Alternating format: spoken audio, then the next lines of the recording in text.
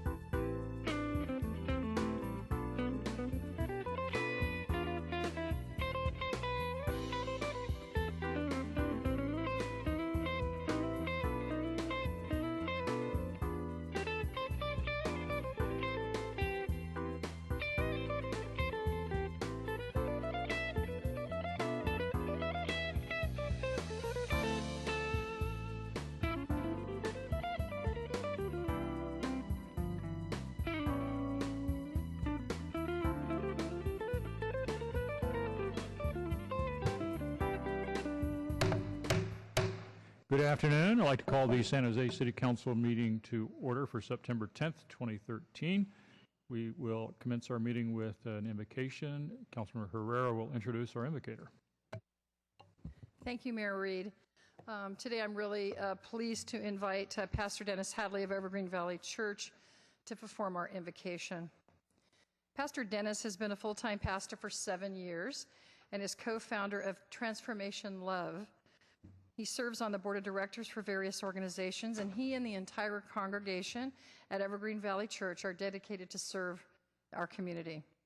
Pastor Dennis serves on the board of directors and is co-founder with his wife of Transformation Love, a nonprofit working with HIV-impacted widows and orphans in the KALRA area of Addis Ababa, Ethiopia, Africa.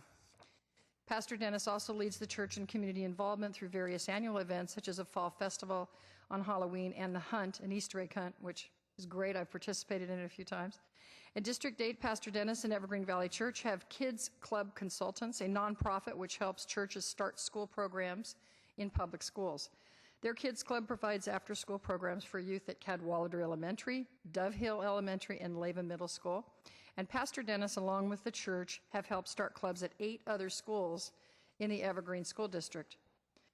Lastly, last year, Pastor Dennis connected with John Talbert, who's the director of Beautiful Day, at our annual Faith Leadership Appreciation Breakfast, and created a partnership. And so now, currently, Dennis serves as the Beautiful Day coordinator for all District 8 projects. This is a day annually, which we try to reclaim and provide hope to the hardest hit areas by blight and gangs in our community, and do wonderful service projects. So we appreciate Pastor Dennis serving there. I thank you, Pastor Dennis, for all of the work in Evergreen and throughout San Jose, and now invite you to perform the invocation. Will you pray with me? Father God, thank you for this wonderful city that you have placed us in. We pray your blessing and your provision on the city of San Jose, that many people would prosper, that many people would just thrive and find life in abundance, God. I pray for this council, for our mayor, for all the leadership of this city, God, that you would allow them to govern wisely, with humility, with respect. Lord, allow the decisions they make even today, Lord, to be led by you, that they would do all the right things, God. I pray for peace on our streets at a time where there's so much crime, Lord. We pray for peace on our streets. We pray for protection around our police officers, our fire department, all the rescue workers, Lord. Anyone that's serving currently in the civil servants, Lord, would you Provide a protection around them, Lord. Encourage them. Encourage all those in this city that are giving their lives to protecting it and to serving it. And Lord, I pray for our schools. I pray, God, that you would lead the teachers of this city to teach wisely, with love. And Lord, we pray for the students, that this next generation that's being raised up in this city, Lord, would come into strong roles as the future leaders, as the future innovators, as a future civil servants, so that this city would continue to be a wonderful city, a pride for those that live here. And Lord, finally, I ask for your protection and your provision over the families that live in this great city, that each one of us would experience great joy being a part of San Jose, and that this nation would look at San Jose as it has for so many years, as an innovative city, as a city of progress. And Lord, I pray that it would also be seen as a city of love and service. I pray this in my name of Jesus Christ. Amen. Thank you. Thank you, Pastor. Next is the Pledge of Allegiance. Please stand. I pledge allegiance to the flag of the United States of America and to the republic for which it stands, one nation, under God, indivisible, with liberty and justice for all.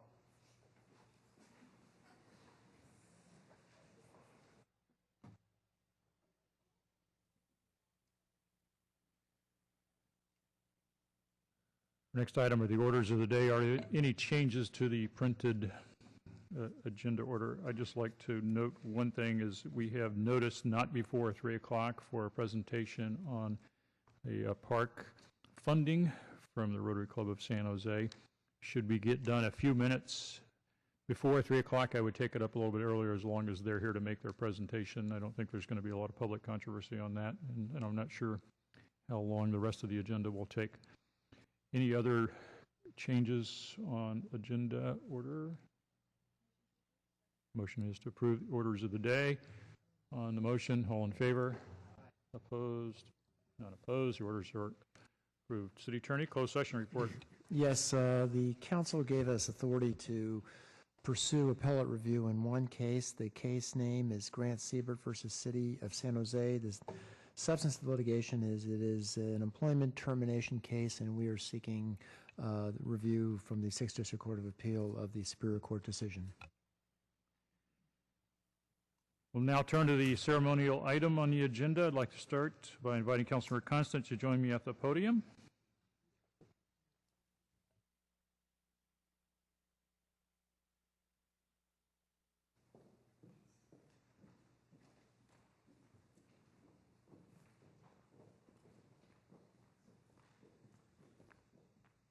And I'm hoping we have a few gymnasts here today to participate as we recognize September 21st as National Gymnastics Day in the city of San Jose. I recognize a few. And if you're not a gymnast and you really like to be, come on down anyway.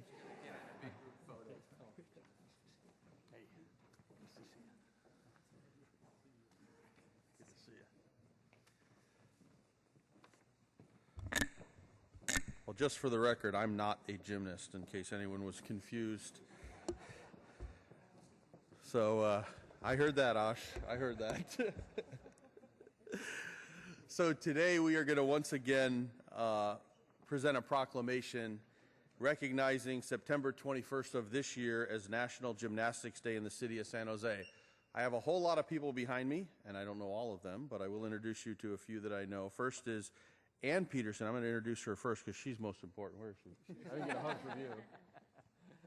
Ann is the lovely wife of Dave Peterson, who is the director of the California Sports Center.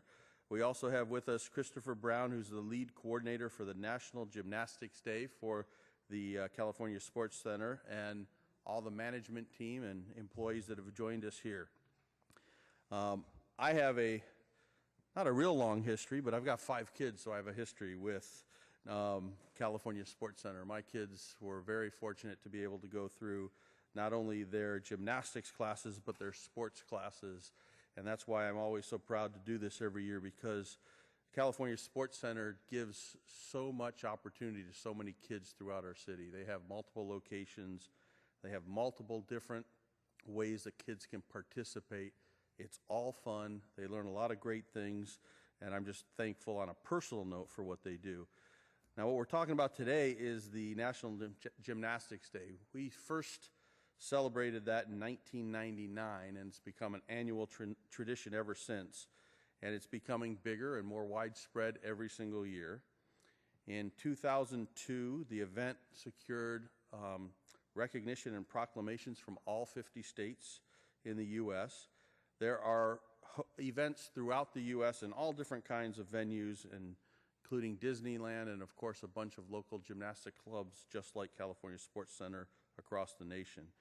They do a lot of things, including fitness challenges and a cartwheel-a-thon, which is very fun to watch, but not something fun for me to do, although I attempted it once and it was not very pretty.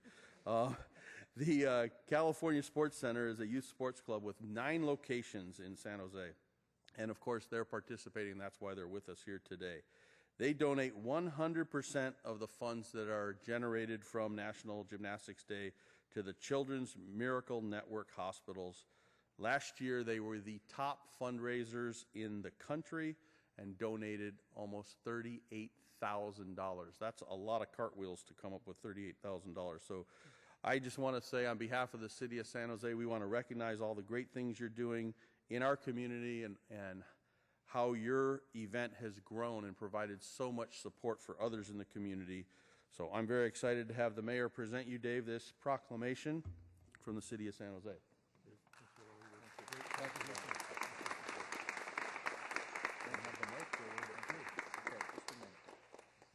Scary to get the mic, right? I want to thank my wonderful wife and, of course, Christopher Brown and the staff, a small part of which are here today. California Sports Center actually employs nearly 180 individuals here in the county, between Morgan Hill, Sunnyvale, Santa Clara, and of course most of our locations in San Jose. And we're really happy to be a part of this. National Gymnastics Day on the 21st of this month is a nice event, mostly internally driven by the membership, which includes over 5,000 kids walking through the door on a weekly basis in the programs that we offer. So this is a small group, a wonderful group of dedicated staff, and I want to thank them personally here and hope that you'll all join us out at National Gymnastics Day on the 21st. Council member KALRA, I know, is going to be out there joining us, cartwheeling again perhaps, along with Council member Constant and Mayor Reed. You're always welcome, of course. So anyone, please join us, and I hope you'll enjoy the day with us and our students. Thank you.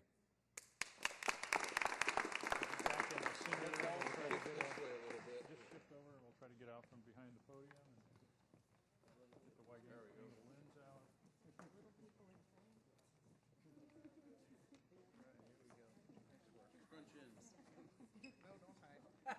No hiding. This is the only fun they're going to have today.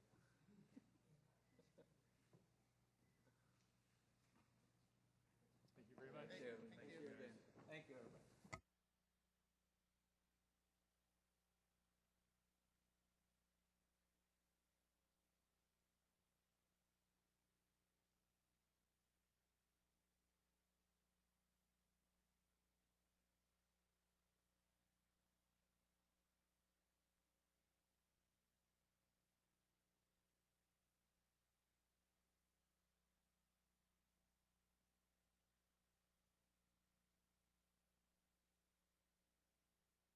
Next item is the consent calendar.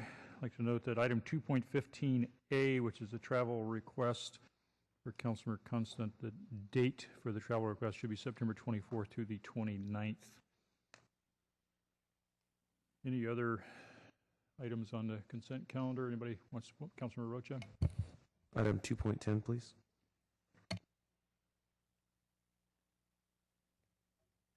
I have no request to speak on the consent calendar. We have a motion to approve the balance, which would be everything except item 2.10. On the motion, Councilmember LICCARDO. Okay. On the motion, all in favor? Opposed? None opposed. That's approved, taking us to 2.10, the agreement with Japantown Associates LLC for plan development at 825 North 10th Street. Councilmember Liccardo? Actually, I'm happy to defer to my colleague, Councilmember Rocha. I think he had the first question, and I'm fine, go ahead. I had one simple question. Why don't you lead off, please? Okay. I guess I decided to piggyback off of the opportunity that Don presented to ask a simple question about what remaining park fee would be paid in addition to the dedicated land. And 1.1, I see hand signals coming, so I'll just, that's a 1.1 million, and we expect that sometime in the next few months? Why don't we let Matt Kano get Okay. all the way down here to the microphone, and he'll know. Thank you. Matt Kano, Deputy Director of Parks, Recreation, and Neighborhood Services. 1.1 is approximately the correct number, and I don't have a timeline for when that money will come in yet, but I can find that out and follow up with your office. Great. Thanks, Matt. It'll be 1.1 million Yes, 1.1 million. dollars U.S. Good. Councilmember Rocha? Thank you, Mayor. My question is more of a process question and asking staff, placing this item on the consent agenda. This is a significant item, and as I'm reading it, good news. But given there's some work here still to be done and some policy issues associated, why the decision for the consent agenda? And I'm not suggesting one or the other, but trying to better understand. Matt, why don't I take that one? Ed Please. Shikata, Assistant City Manager. The decision on how to organize the agenda is typically discussed through interdepartmental agenda review each week, and based upon the agenda, we thought that this was, as far as we could tell, non-controversial, and therefore put on the consent calendar. It is good news, but given there might be some other updates that the rest of the council might be interested in, I know Councilmember Liccardo has been a leader on this issue and would probably know it quite well, but given there's some significance citywide, I guess, in my mind, all development, I understand, has significance citywide, but this one I was looking for a little bit more information, just mainly because I'm not well-versed in it, and I was interested in the item because I think it's a great issue. So thank you, staff. Anything else? Councilmember Liccardo? Mayor, if I could just supplement the record, because I know Councilmember Rocha didn't have the benefit of sitting through a very long hearing I think we had way back in 2007 when this development was being discussed, and the actual delineation of park commitment, as I recall, what would be paid and what would be committed in land was, I believe, decided at that hearing back in 2007. So that's, I think, why it ended up on consent.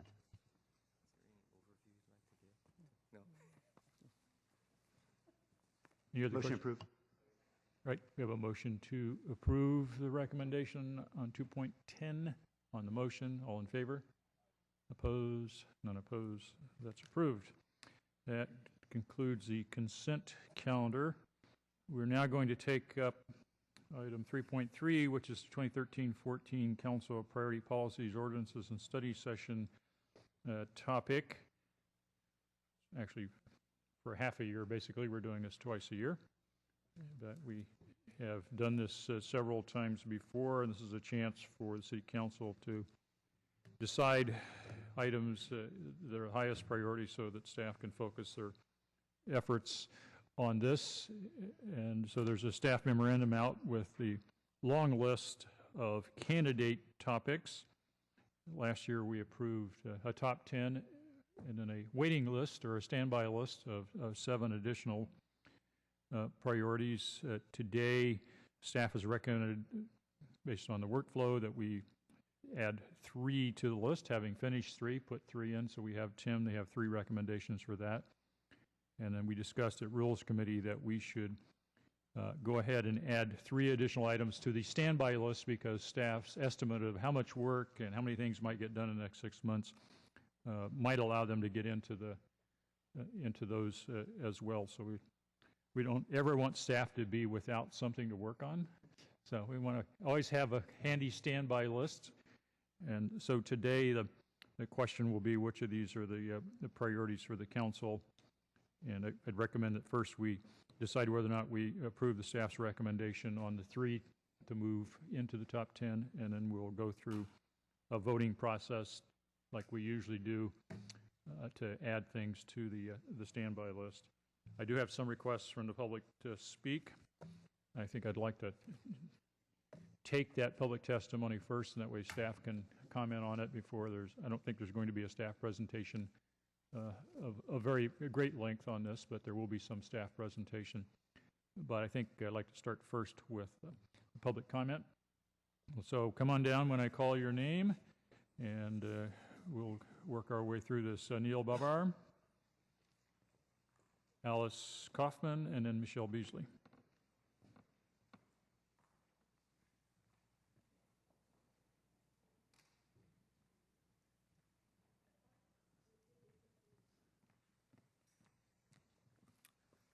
Good afternoon, Council, Mayor.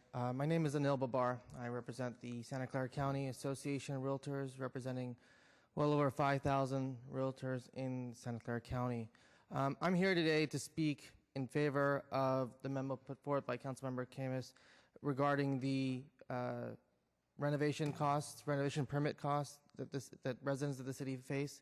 When you're looking at 5% of a total project in just permit fees, it becomes daunting to even want to approach a renovation. But in this market we're in right now, where it is very difficult to move out of your house and buy a new one, where even if you can sell your house, which is the easy part, buying a new one is next to impossible with the inventory shortages we're facing, renovation becomes the next most possible option. And in order to increase that and make San Jose and its homes more livable, we urge you to support this memo and help us reduce permit fees. Thank you.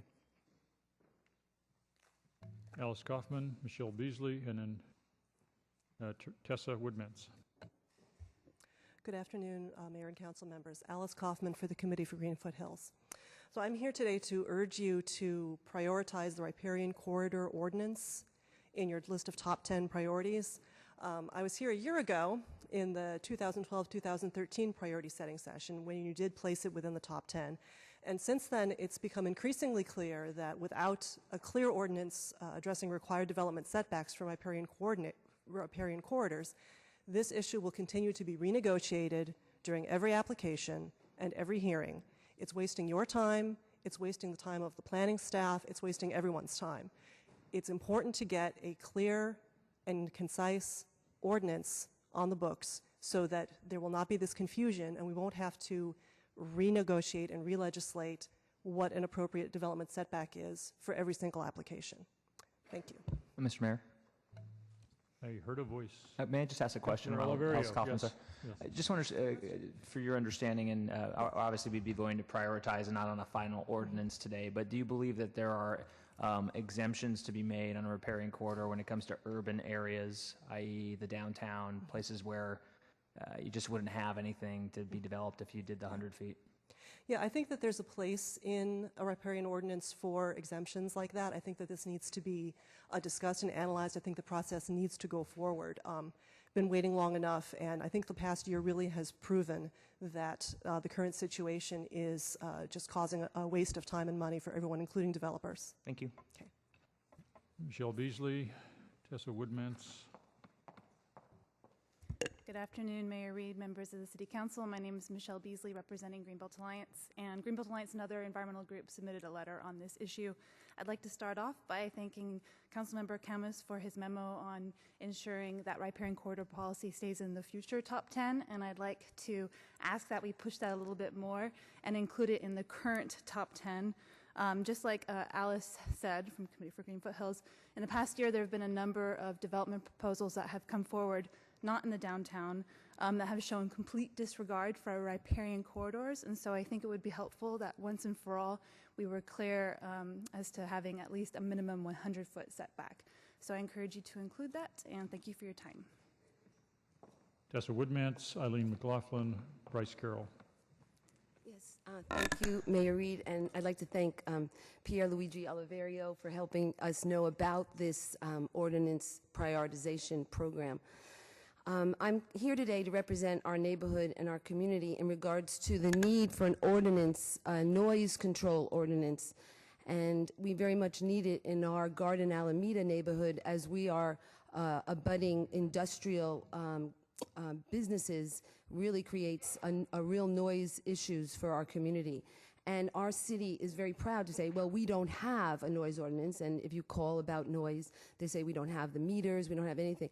But for quality of life, you need, in our 10th largest city, we need noise ordinances to really grow, and especially when we have multiple housing and density, and also with the idea of a the community village where you're intersecting businesses with residential. We really need noise controls. And like Mayor Bloomberg has been working with the city of New York, I mean, they really work on noise controls as quality of life issues. So we're really hoping that we can develop with guidance a good noise control that would be more comprehensive than we have now. And one last thing, besides noise, we also have pollution issues. So I've been working with Breathe California, and our neighborhood, the Garden Alameda, as well as downtown and the East Hills, is very highly impacted with diesel emissions. And we also need an anti-idling so that we can have really walkable, sustainable neighborhoods. Thank you. Eileen McLaughlin, Bryce Carroll, Cindy Carey. Good afternoon, Council. I'm Eileen McLaughlin with the Citizens Committee to Complete the Refuge, and I'm here to speak on behalf of looking at prioritizing the riparian policy as high as possible. I want to thank Councilman CAMPOS for putting attention to this in his memo. The point I want to make here regarding that policy is related to flood reduction, flood protection. The longer we put off establishing a really clear and standardized policy, the longer we put off understanding how our watershed is managed along those creeks and how that 100-foot water buffer zone can also be used for getting in and out to creeks that need to be cleared out in urgent situations that affect both the immediate area and downstream. This is something that is very unclear through the current policy and is not being addressed more consistently throughout the city. And it also is something I believe Envision 2040 meant for the city to address. And the sooner we do it, the better. The weather doesn't wait for us. Thank you. Bryce Carroll, Cindy Carey, Lori Coleman. Good afternoon. I'm Bryce Carroll, and I'm here in support of Councilman CAMPOS's residential permit reform action. I just wanted to stay at the outset, though, that the people are great. It's the system and the fees that are broken. I put a new roof on my house valued at $35,000, and I went in for an express plan check, and when I was done with that, after 1 hour, I was told that'll be $1,400, and you can go over to the cashier and get your building permit. I said, great, $1,400, not too bad. So I went over to the cashier, and she hit me for another $4,000. And I'm going, for what? Well, that was just for your plan check. So I paid somebody 1 hour to meet with one man for $1,400. The rest of it is just taxes and fees, and the inspections that came later.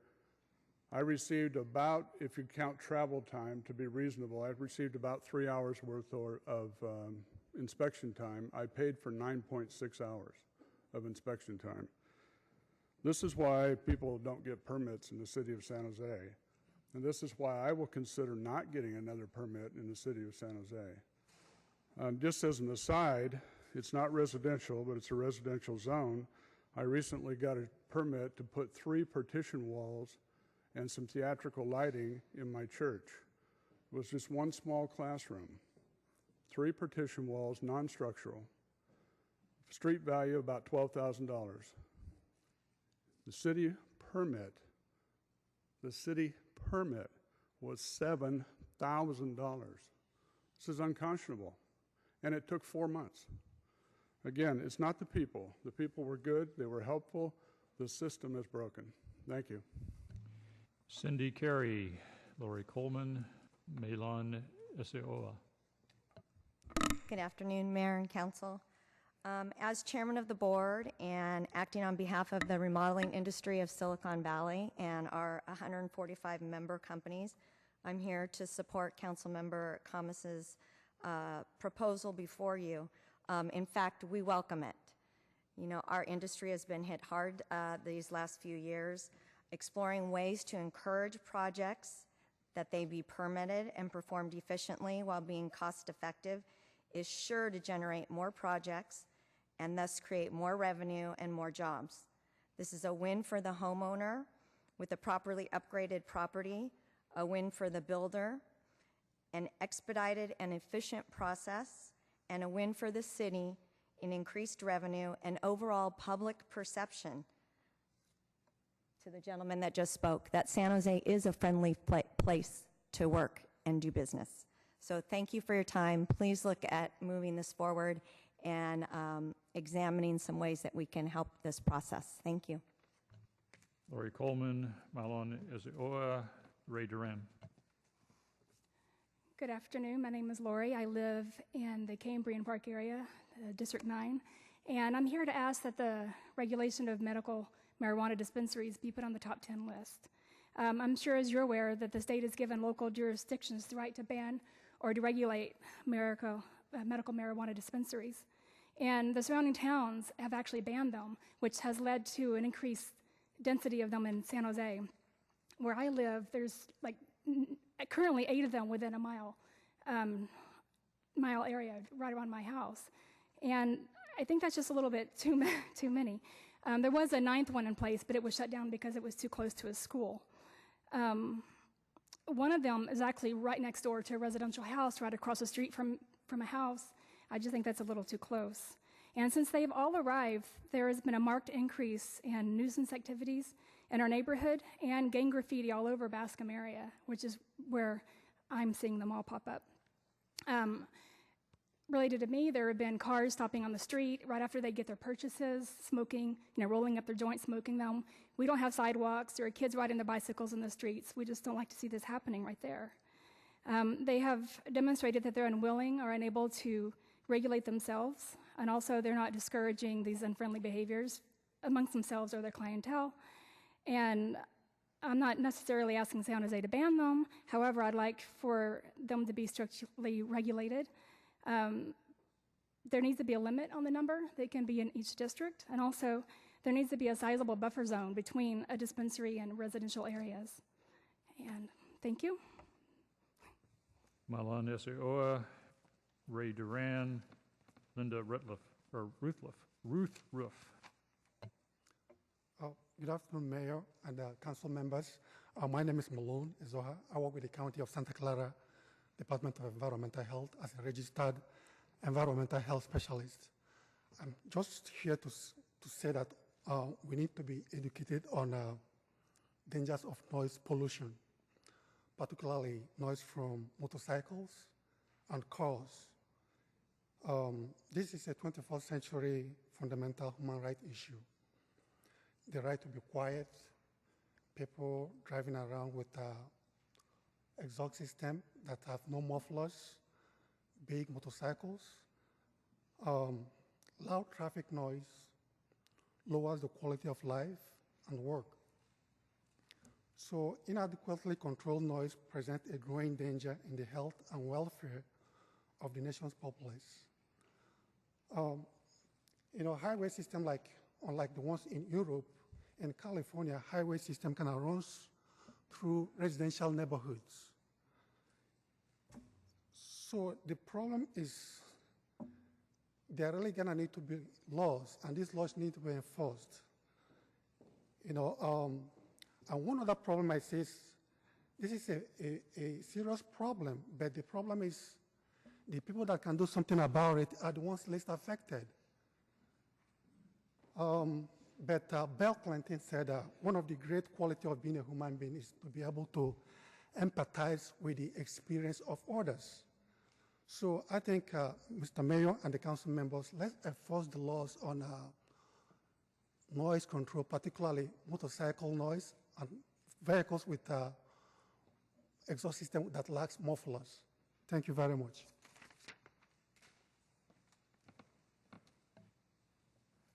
Linda Ruthruff, Ray Duran, Mike Bulia. Anybody else who wishes to speak? Fill out yellow cards so we can make sure we don't forget you. Hello, I'm Linda Ruthruff. I'm here representing the California Native Plant Society, the local chapter. I'm the chair of the Conservation Committee. I'm here to ask you to include the riparian policy in your top 10 priority list. Currently, we have a policy of a 100-foot setback, but there have been numerous exceptions granted over the years. At this point, no one knows what to expect. The developers don't know what to expect. The residents don't know what to expect. And each case is decided on a base-by-base process, and this wastes a lot of time for the planning department and for the council. So I'm asking you to prioritize this so that everyone knows what to expect. We can protect residents from flooding, we can protect the environment, and we can have developers know what to expect when they start making their plans. Thank you. Ray Duran, Mike Belia, Gita Dev. Good afternoon, Mr. Mayor and council staff, council members. My name is Ray Duran, and I'm a small business owner. I have a construction company, and I wanted to ask or see what is the outcome or what is the on subject matter obstruction of sidewalk. I am a concrete contractor who's been doing work primarily for the city of San Jose for about the last 12 years, and I was made aware of this ordinance that is looking to be approved or may have been approved. But as I read it, I too would want to support it, especially when it tells the story about the young boy Colin Montgomery. But as a business owner, I'm asking myself, what it would be the effect to someone like ourselves, myself as a contractor, or any other small business that's out there trying to improve the sidewalks as it is, but now it says that they want to hold us jointly accountable for any trip and fall along with the homeowner. And I don't know if you've already, met maybe silly us as contractors or as constituents that don't follow exactly what's going on, but when I called the folks at Department of Transportation, they didn't even know about this ordinance. I asked them if they were going to be here, and they said that they really couldn't because obviously they work for the city, but they weren't sure really what was going to happen. So I asked that you really consider what the reaction will be to something like this. I mean, we fall victims to, homeowners who, once we land on their job and we repair their sidewalk, then they claim that we damaged their sprinklers and they want new sprinklers put in their park strip. And by the time you go between the city and the contractor and they contact the city attorney's office, we're now putting in new sprinklers. So what have we done as a contractor? We usually have a clause now that before you land on the job, go turn the sprinklers on. Homeowner says, hey, what do you do that for? We want to make sure your sprinklers are working. Oh, that's a good idea. I'm sorry, your time is up. Anyways, I would really like for you to consider and what the outcome would be your on time something is like up. this. Our next speaker is Mike Belia, and then Gita Dev. Thank you. I am here today because I want to strongly support the initiative by Councilmember CAMPOS to reduce the cost of permits in home improvements in San Jose. And I will offer you two reasons that I think are pretty powerful. Number one, the issue of safety. The purpose of permits is to make sure the buildings are safe. If there's an earthquake, the roof is not going to fall off, and that you won't have fires and stuff like that. So if you make it more expensive, what's going to happen? Less and less people will be able to afford it. What you're doing is you're pushing the people with lower incomes, you're pushing them into either not being able to do what they need to do for their families, or you're going to push them to hire people that are not going to do a safe job. So really you're hurting the people that are poor and cannot afford thousands of dollars worth in permitting costs. The second reason is economical. If you lower the cost of permits, it may or may not lead to a decrease in the city income. It may be that more thousands of dollars will be spent for actual building, and that will increase the sales, and hopefully that will result in some increase in taxes that a city can collect by simply selling more stuff through hardware stores and so on, because people can spend more money on actual building and less on permitting. So I think that would be a win-win situation. potentially. Thank you so much, and I really appreciate that you guys are thinking like the rest of us, and and trying to make things more affordable and more safe. Thank you. I'm down on my last card on this ordinance priorities item, so if you want to speak on this, you get your cards in now, please. Gita Dev.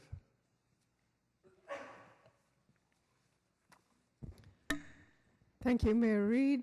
Thank you, council members. My name is Gita Dev, and I'm here to speak on behalf of this local chapter of the Sierra Club, which is the Loma Prieta chapter. You've heard from some of the other environmental groups already about the riparian corridor being really an important priority. I know that we have a lot of priorities, and they're all important, and it's hard to prioritize, and I appreciate this opportunity to speak to all of you on this. Some of them are more time related. The riparian corridor is actually a rather time sensitive item, partly because we're doing the South Bay Salt Pond restorations, and the streams and the creeks all feed down into them. So what we do now in San Jose affects what's happening down at the bayside. It also affects flooding. I want to raise the issue. We've just had an experience of creek policy in Redwood City, between San Carlos and Redwood City. A similar issue where the developer believes one thing, the staff believes another thing, the city council doesn't know what to believe, and the residents have a very clear idea of what they would like. It has taken that community so many hours, so many wasted dollars, 2 lawsuits. And the community has prevailed in both the lawsuits. And the city council members that we talked to say, Geeta, we don't know what to think because the policy seems to be different in different parts of the creek. What we need is clear policies. The streams and creeks belong to all of us. They're an important part of our towns. They're a very difficult part. It's really important for developers, and it's really important for environmentalists, and it's really important for the neighbors. Sorry, your time is up. Thank you. The last card I have is Robert Allard. Anybody else wanting to speak? Need a card? 2-minute warning. Thank you, Mr. Mayor. Thank you for the opportunity to speak here today in City Council. I come here as an attorney and a father. I represent Colin Montgomery, who at the age of 12 was on the city sidewalk in Willow Glen, which was completely blocked by a fencing that was put up there by contractors. He was forced out into the roadway as a result of this blockage, and as a result was involved in a head-on collision. He is permanently brain damaged, will forever require hospital care. He's permanently using a feeding tube and a trach to enable him to breathe. He has a twin sister who will never have her brother back again, and 2 parents who will never have their son back again healthy. I am also a father of 4 young children. They attend St. Christopher School in San Jose. I can tell you firsthand that sidewalks are frequently blocked by contractors without any access for primarily children to pass around it. It is urgent that this city implement a law which requires that if sidewalks are blocked by contractors, safe means of access are provided for pedestrians and bicyclists. If Colin Montgomery is the end result of what happens if sidewalks are blocked, we don't want that happening in this town. It's an ordinance I strongly support and the Montgomery family strongly supports. Thank you very much for your consideration. Gene Dresden. Thank you. My name is Jean Dresden. I'm here today because you'll be setting priorities. You have the option of going to those on the waiting list and reprioritizing them. I urge you to leave riparian as a key priority. We know that the water districts expressed interest in that, and they'll probably be talking about that at the November 8th joint meeting with you. There are members in the community that are ready to help in the process of developing a full-fledged policy so that you folks don't have to spend hours and hours in land use hearings arguing over 22 feet versus 24 feet versus 30 feet versus 100 in setbacks. We We know many, many hours have been wasted on that kind of stuff. We need a clear policy. Let's save time for everybody and get to it right away. Thank you. That was the last card I have. Staff have any additional cards for speaker requests? Right, that concludes the public testimony. Mayor, I think this gentleman is the one in the blue shirt. I'm not making myself clear, perhaps. If you want to speak, now is the time. Bring down a card or just come on down. Come on down. This is about the ordinances, on the ordinances priorities. If you want to speak, come on. This will be it.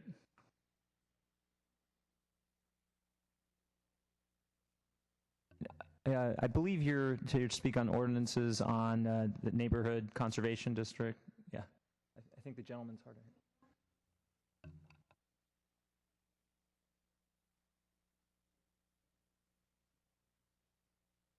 Apparently not. Okay. I think it's safe to ask the staff if they want to add any comments. Thank you, Mr. Mayor, members of the council. Ed Shikata, Assistant City Manager. I think it would be helpful if I could just take a moment to provide a little bit of context for what might feel like a disparate range of issues that had just been brought forward. Let's see. This is difficult to read, but nonetheless, perhaps just to kick off, let me, if I might, say something you don't hear too often, perhaps, which is to start off with a thank you. Thank you on behalf of staff to the council for the exercise of going through and setting priorities periodically. As the mayor mentioned, we've done this a number of times. In fact, this is the 5th time that the council over the last couple of years, since 2011, has spent some time sorting through and setting priorities that are then very valuable to staff to set focus and the work plans that various departments that are involved, whether they be planning, building, code enforcement, the city attorney's office, city manager's office, and a number of operating departments in implementing both a policy analysis as well as ultimately putting together programs that can be turned into services for the community. Especially given the constrained resources that have been available to the city for services, particularly over the last few years, these discussions and the resulting priorities have been very valuable for setting that focus for our organization. Again, apologize for this being a bit difficult to read, but it is really intended simply to reflect the variety of issues and the volume of issues that have come through both the priority setting exercise as well as resulting actions. Just to perhaps cherry pick a few items here, everything ranging from healthy foods and identifying opportunities for access to healthy foods, to contractor employee benefits, to some initial actions relating to medical marijuana collectives and remedies for non-payment of city fees or taxes, payday lending, businesses and locations within the city, a number of items related to sign codes, and the other items related to new developments, including transportation innovations to support high density. Perhaps to take a moment, reference was given to the top 10. We're actually down to 7 of the top 10 in terms of pending ordinances for council action. Won't read through these, but again, key being that where a few months ago we had 10 that were in the works, we're now down to 7 with the other 3 moving past council action into implementation.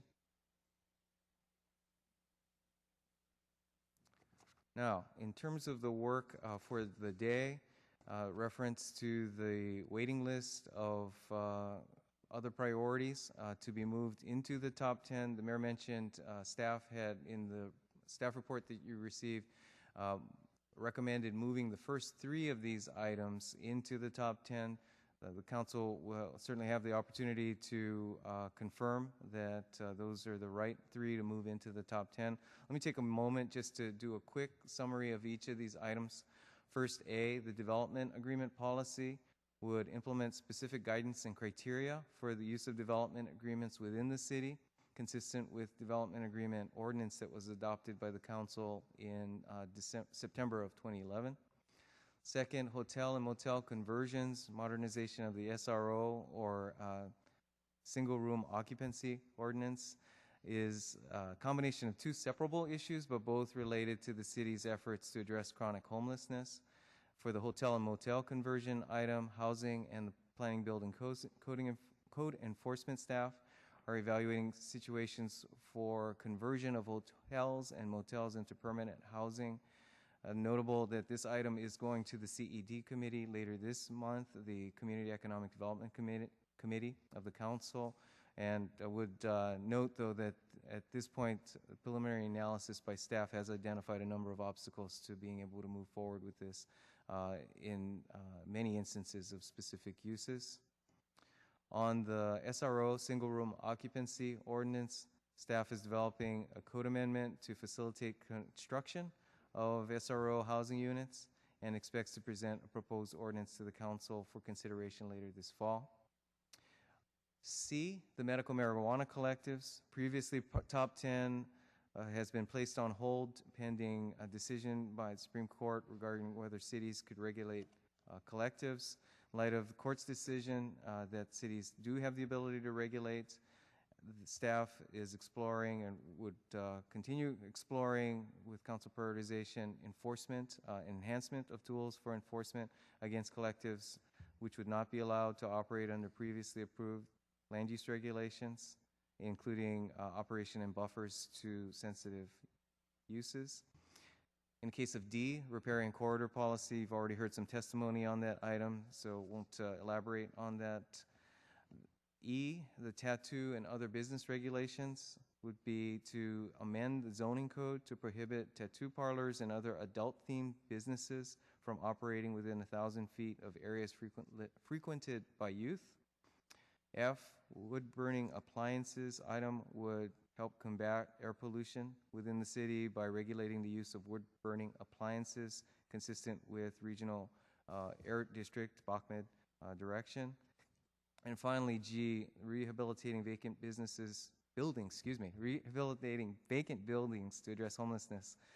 Housing and PBCE staff would continue exploring feasibility of this concept and provide a report for council consideration. So let's see, with that, and as noted, the first three were previously identified as recommended for moving into the top 10. Let me just do a quick eye chart, even worse, on the remaining 32 issues that are listed and grouped within areas of particular focus ranging from neighborhood quality of life to environment, economic development, administrative issues, historic preservation, and other additional policy initiative, most recently adding the University Corridor land use overlay along Story Road, brought forward by Councilmember Campos through rules last week. So with that, Mr. Mayor, members of the council, thank you for your patience, and staff is available to expand on any discussion as might be useful. Thank you. If the medicinal marijuana issue wasn't as complicated enough, City Attorney wants to add some information. As Deputy City Manager Shikata mentioned, the California Supreme Court's latest decision sort of reaffirmed the plenary authority of the city to regulate the land from a land use standpoint. The argument was that we were preempted, and the court rejected that. And so the court decision really applies both to land use prohibition as well as any regulation. That being said, the legislature in a midnight gut and amend bill that was just proposed by I think it's an Amiano bill, but it has the support of the Senate Pro Tem Chair Steinberg, is moving through the state Senate at this point, and it would set up a whole group of rules. One thing it talks about that localities have the ability to reasonably set land use regulations, so that it sort of throws the word reasonable in, and that in my mind would open it up to litigation as well as impose reasonable taxes. Anytime you throw that word into the mix, it's open to interpretation. So the legislature is trying to do something. In the past, we've said we welcome the legislature because we're looking for greater definition, but when it's a midnight bill, it's always a potential problem. And I would add that the League of California Cities has come out today against the bill in opposition. And then I'm here to answer any questions to the extent council members have questions on any other priorities. Anything else, Ed? Okay. That's it for staff. Thank you. Thank you. I want to thank the staff for all of the work they've done. I didn't add up all the ones that have gone through the priority process that have been implemented, but there's a lot that represents a great body of work by our staff. In addition to all the other things they do on a day-to-day basis is to manage and run the city. These are add-ons, and we have a long list of things we like to add on, as you've seen, but we do make progress on it, so that's a result of good staff work. Vice Mayor Nguyen. Thank you, Mayor. First of all, I wanted to thank all the speakers who came down here to share your concerns with us about priorities that are important to you. And then, of course, echo the Mayor's comments about staff work and really commend staff for doing a lot of work in regards to all the various priorities. As the Mayor stated earlier, at the Rules Committee, we agree that we're hoping that this would be a two-step process where we're able to confirm staff recommendations in regards to the 7 existing priorities as well as the 3 new priorities that staff stated on page 3 of their memo, which is on August 30th. And then once I'm going to make a motion shortly, but once the motion is approved or passed, we have an opportunity to suggest some of the other priorities that we can actually move into the top 3 list, because the other 3 got moved into the top 10 now, and seems like almost all the council members actually issue memos with their priority, except for Councilmember Don Rocha, who's just asking for recommendations in regards to staff analysis and how to move this into the priorities. So anyways, I wanted to, at this time, to make a motion to approve staff recommendation in regards to the top 10 priorities that are listed on page 3 of the staff memo, and that included the 3 new ones: the development agreement policy, the hotel and motel conversions, modernized SRO ordinance, and the medical marijuana collectives. All right, we have a motion to approve the staff recommendation of the 3 to move off the standby list to the top 10 list. Councilmember KALRA. I mean, I just have a question as to how we're doing it this time around. I know every time it depends on how many have been completed versus how many haven't. And I understand and agree with the suggestion the Vice Mayor's made on behalf on the staff recommendation to shift those other 3 above. Now, that being said, Ed had gone over the 7 that were kind of in the waiting in the queue. And my assumption was that everything kind of just shifts up and then maybe we just add to the queue. Now, if there's something that, other than that, that's happening, I think that takes away from some of the credibility and the process that's occurred so far, because we voted last year. So I don't know what your intention is, Mayor, if that's your thought is a kind of, unless there's some reason why something should be removed, everything moves up. And I bring it up because I know that the Vice Mayor put a memo regarding the vacant buildings and addressing homelessness. I know that Councilor KHAMIS put forward a memo regarding the riparian corridor. Some of these issues I thought we've already voted on last year and got the required 6+ votes and were made priorities. And I would really, I think it would be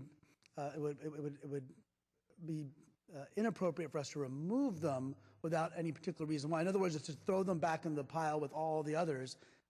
And so I don't know if that is what you're contemplating, because the wood burning appliances one, which I worked very hard to get on the list and was approved by the majority of the colleagues, and the Air District has helped in bringing forward information, made it on that list. And I would hate to see that or the riparian corridor policy, which I've advocated for a number of years. Since Javier and I were on the Planning Commission, we know that we had to do something to update that policy.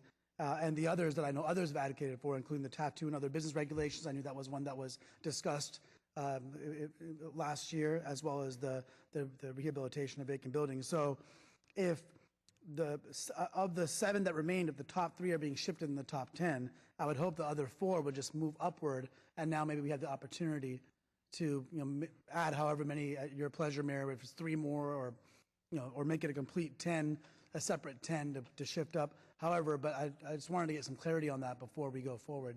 In this proposed two-step process, the first would be to, as the motion contemplates, approve the staff's recommendation for the 3 to move into the top 10. And that leaves 4 of the remaining priorities that have previously been prioritized by the council, got the 6 votes. So we could stop there because we have 4, but the recommendation of the Rules Committee is that we go to the rest of the list and pick 3 to bring up to be part of that then 7 on the standby list. Good. Not to take anything off the standby list. Okay. Although we could. That's not Yeah, my we always recommendation. have the power to do that if we so chose. But if Right. that's what you're contemplating, that I agree 100%, that makes complete sense. Everything just shifts, and now basically we have 3 empty slots to put right behind those. Right, and only 32 candidates for the 3 empty slots. Got it. Okay, well, while I have the mic, I'm very appreciative that I'm very appreciative that that's the way we're going about it, because I certainly want to ensure that the wood burning appliances continues to make its way up there, as I know that that's something that's very important for public health. I want to thank Councilman CAMPOS for putting forward the repairing corridor, to restating that as a priority. I absolutely agree. I think that we really need to put a strong policy in place, and something that everyone can rely on, be it developers, be it the environmental advocates. Everyone will then have some clear set of guidelines. And the only, as for now, and I'm waiting to hear from my colleagues on some of the other items, and I know there's some of the items, and I think this may be important to note, already have some work on them, so I think there's some relevance to that as we consider which ones to put forward. But I certainly put a plug in for the memo that was prepared by Councilman CAMPOS that I signed on to, which is taking the opportunity now to, I think, take advantage of our economy turning around, let people start to reinvest in their homes, and reducing the cost of them to do that from the city side, I think will be a great thing in terms of increasing property values, as well as people beautifying the neighborhoods, because we know that blight and over the years through the recession, we've seen some of the homes go into disrepair. This, I think, is a great opportunity for us to kind of start to freshen up our neighborhoods as we come out of the recession. Okay, well, everybody wants to speak. The question is, do you want to speak about the motion on the floor or the other items? Because we have a motion to move 3 out of the 7 up into the top 10, and then we're going to come back and go through 32 of them, if you wish, to talk about. So to this motion, anybody who wants to speak to this motion, everybody will end up wanting to speak one time or another. On this motion, Councilmember LICCARDO. Just a question for clarification. The 3 that got moved up, that was based on their vote total in the last go-around. Is that right, Ed? No, I don't think, unfortunately, anything quite so scientific. It was basically staff's assessment of the ability to make progress on these items, and so I wouldn't call it so much of a intentional move, so much as one of fault. Okay. So I appreciate knowing that. I think this really sheds light really on Councilmember Rocha's memo, I think, which is a very good suggestion, which is we probably should really make explicit where the recommendations are coming from staff, and really on all these items. And so that way we have a good, clear sense of how staff feels. Because I was actually under the impression that these 3 got in there because these were our top vote getters. You know, these 3 are certainly very good, but it'd be helpful for all of us to be clear about that. Well, I think everything on that 7 list got 6 votes, or thereabouts. So it's highly likely they all got about the same number of votes, because we were down at the kind of the bottom, and there weren't many things that got 6 votes. Well, everything that got 6 votes made it onto the list. That's how we ended up with 7. All right, anybody else on this motion? Councilmember Campos. Just maybe this is a 32, one of the 32, but maybe we can reduce 32 to 31 if, and I don't know how easy it is or hard it is to collapse my memo into the existing urban village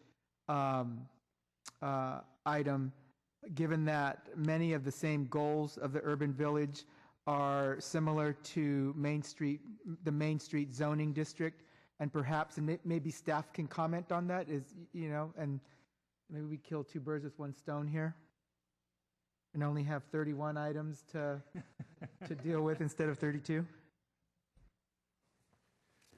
Thank you. Joe Harwell, Director of Planning, Building, Code Enforcement. I think there's a little bit of overlap of the request you have, Councilmember Campos, in that it is adjacent to one of our villages, so when we do move out to that part of town, that is, we'll look at the boundary to make sure we have the right boundary, and including that would be one of the things we could do. That's probably a couple of years out. The other, there is an item that is on the list of director-initiated rezonings, and that is one of the ones that if staff was to pick 5, that would be one of the ones I would put into my list because it deals with these kinds of issues, some of the work we may need to do in other parts of town. Okay. Anybody else on the motion? Councilmember LICCARDO? I just, since Councilmember Campos suggested the idea of consolidating, actually, if we just focus on these 7 items for a moment, and be happy to take any opinions offered by Vice Mayor Nguyen or by Leslie Corsilia. I'm wondering, given the fact that we're working on an SRO ordinance and hotel and motel conversions, is there sufficient similarity in what we're trying to accomplish with that in the vacant building ordinance that those items could essentially be merged in effort? Thank you. Leslie Corsilia, Director of Housing. I actually think the hotel motel conversions and vacant buildings are more similar because they are they're essentially using non-residential structures for residential use. Right. But I also, if I could take this moment just to clarify the Vice Mayor's memo as well, because when I first read it, I was reading it as just vacant buildings only, and then as I read it through again, I remembered it's much broader than that. And so I do think it's looking at the issue of homelessness because it goes into employment programs and other things like that. And so the wording that we have there is very specific, and I think that would be very similar to hotels, motels. But I think as I read your memo again, I think you were looking at it broader than that. I just want to clarify that. That is correct. I wanted to have staff look at the opportunity of looking at other CBOs that provide employment opportunities for some of these homeless individuals. But I'm more than happy to modify that and actually just focus on the possibility of staff actually looking at vacant buildings so that it can fall in lines with Councilmember Ricardo's memo in regards to the hotel motel conversions. I think the issues are very similar, Yeah. so I think that there is. I think we can streamline that. That would go a long way. Okay. So. If that would be all right with the maker of the motion, Yeah. I'd make that suggestion. Thank you. And if I could, the SRO ordinance itself, as the Assistant City Manager said, is coming. That piece of that is coming along. And on hotels, motels, and then vacant buildings, we are going to be addressing CED on the hotel, motel. We'll just expand that to vacant buildings, if that works. So those are both really moving along quickly. Great. Thank you very much, Leslie. Well, let me clarify then. I think by friendly amendment, the motion would contemplate that the rehabilitating vacant building to address homelessness item would be narrowed in scope to fit within the work being done for hotel and motel conversion modernized SRO ordinance item. Is That is correct, Mayor. So that would be combining 2 and leaving 3, and so we could pick 4 to go up onto the list based on the workload. We've got this based on the staff estimated the workload over the next 6 months. So we can put as many as we want on that list, but they're just not going to get to them. So that would be the motion, I think, Vice Mayor. Yes. Okay, Councilmember Ricardo. And final question. I know that staff has identified as one of our top 10 priorities the quarterly modifications to the zoning ordinance. And I know Joe's going to hate me for asking this question, but it feels like we kind of got pushed out on this one. That I understand, obviously, there are ongoing issues that we have to routinely modify zoning ordinances to catch up to everything that's happening in the world. But it seems as though we get one less choice. And I was hoping that Joe perhaps could articulate, is this really an item that consumes sufficient staff time that it essentially crowds out our ability to prioritize something else? It definitely does take a substantial amount of time as we bring those quarterly changes through. So it is a finite resource that there is a senior planner who does ordinances. There's a senior city attorney who does ordinances. So whether they're doing priority ordinance or quarterly or development projects, it's the same people. So that's really the question. Are the choices that we're wanting to do more importantly than for maybe us to suspend for a quarter or two some of those code changes and let's focus on one of the other topics, we're happy to do that. But we do recognize it is a finite universe.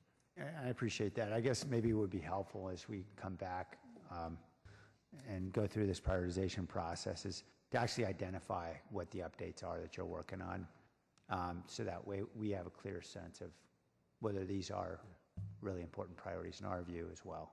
Yeah, and one of the pieces, a lot of the things that we do with the quarterly changes and why we do them quarterly and not annually is that it's things that we're coming across in our permit center. So we have customers that are coming in, they're trying to do something. We're trying to go through and help them achieve that. And so it is pretty immediate that we're coming across stuff and then within a month or two we're scheduling it in through Planning Commission, you know, getting it into that next cycle. So it's very fluid. But you know, I think if you look at what comes through council and those code changes, they are very dense of the types of things that are in there. There's a lot of items that are packed into each one of those code changes. So we try to be efficient. If I could add to that, Councilmember, on next week's council agenda, item 11.4 is exactly one of those items. And in our agenda review discussion, again, it somewhat defies the ability to articulate in agenda language the volume of items that are being brought forward. So next week, the council will have a good example of the range and sheer volume of issues that are packed into that action. Okay, I guess one reason why this is a concern of mine is, you know, one of the items of the 32 is legal nonconforming status issues with older buildings. And I know this is really only an issue in a couple districts like mine that have a lot of older buildings and commercial owners are having a challenge. And you know, I would say, hey, why isn't that part of the quarterly modification? But it's pushed into the prioritization, and it's just not clear to me where the line's drawn and why. So I'll give a really kind of like 30-second answer on it.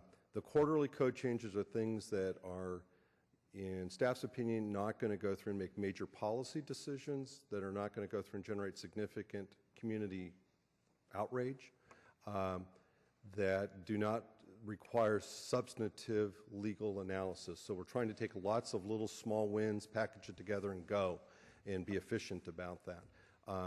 The legal nonconforming is one of my other fives that I would say it's time to go through and deal with that.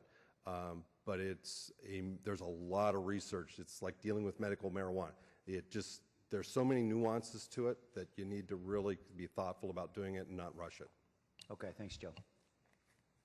All right, anything else on this motion, Councilor KALRA? Mayor, since it's... I'm sorry. Oh.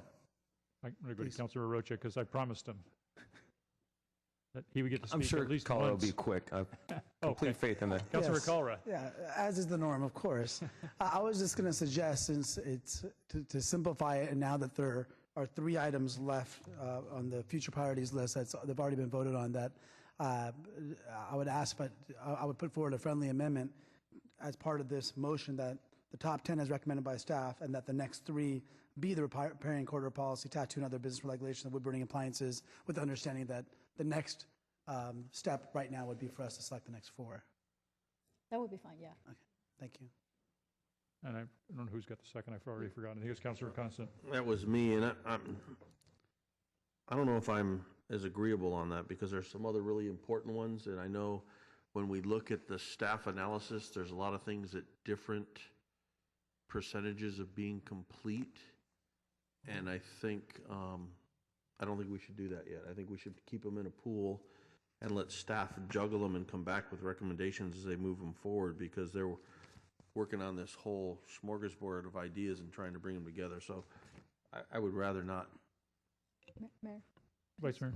Yeah, I accepted the friendly amendment because simply we went through this previously, and all of these 3 priorities or policies actually received 6 or more votes. And so I think, and just in terms of being fair and respecting the process, we should keep these 3s and then choose another 3 or 4 out of the 31s that we have.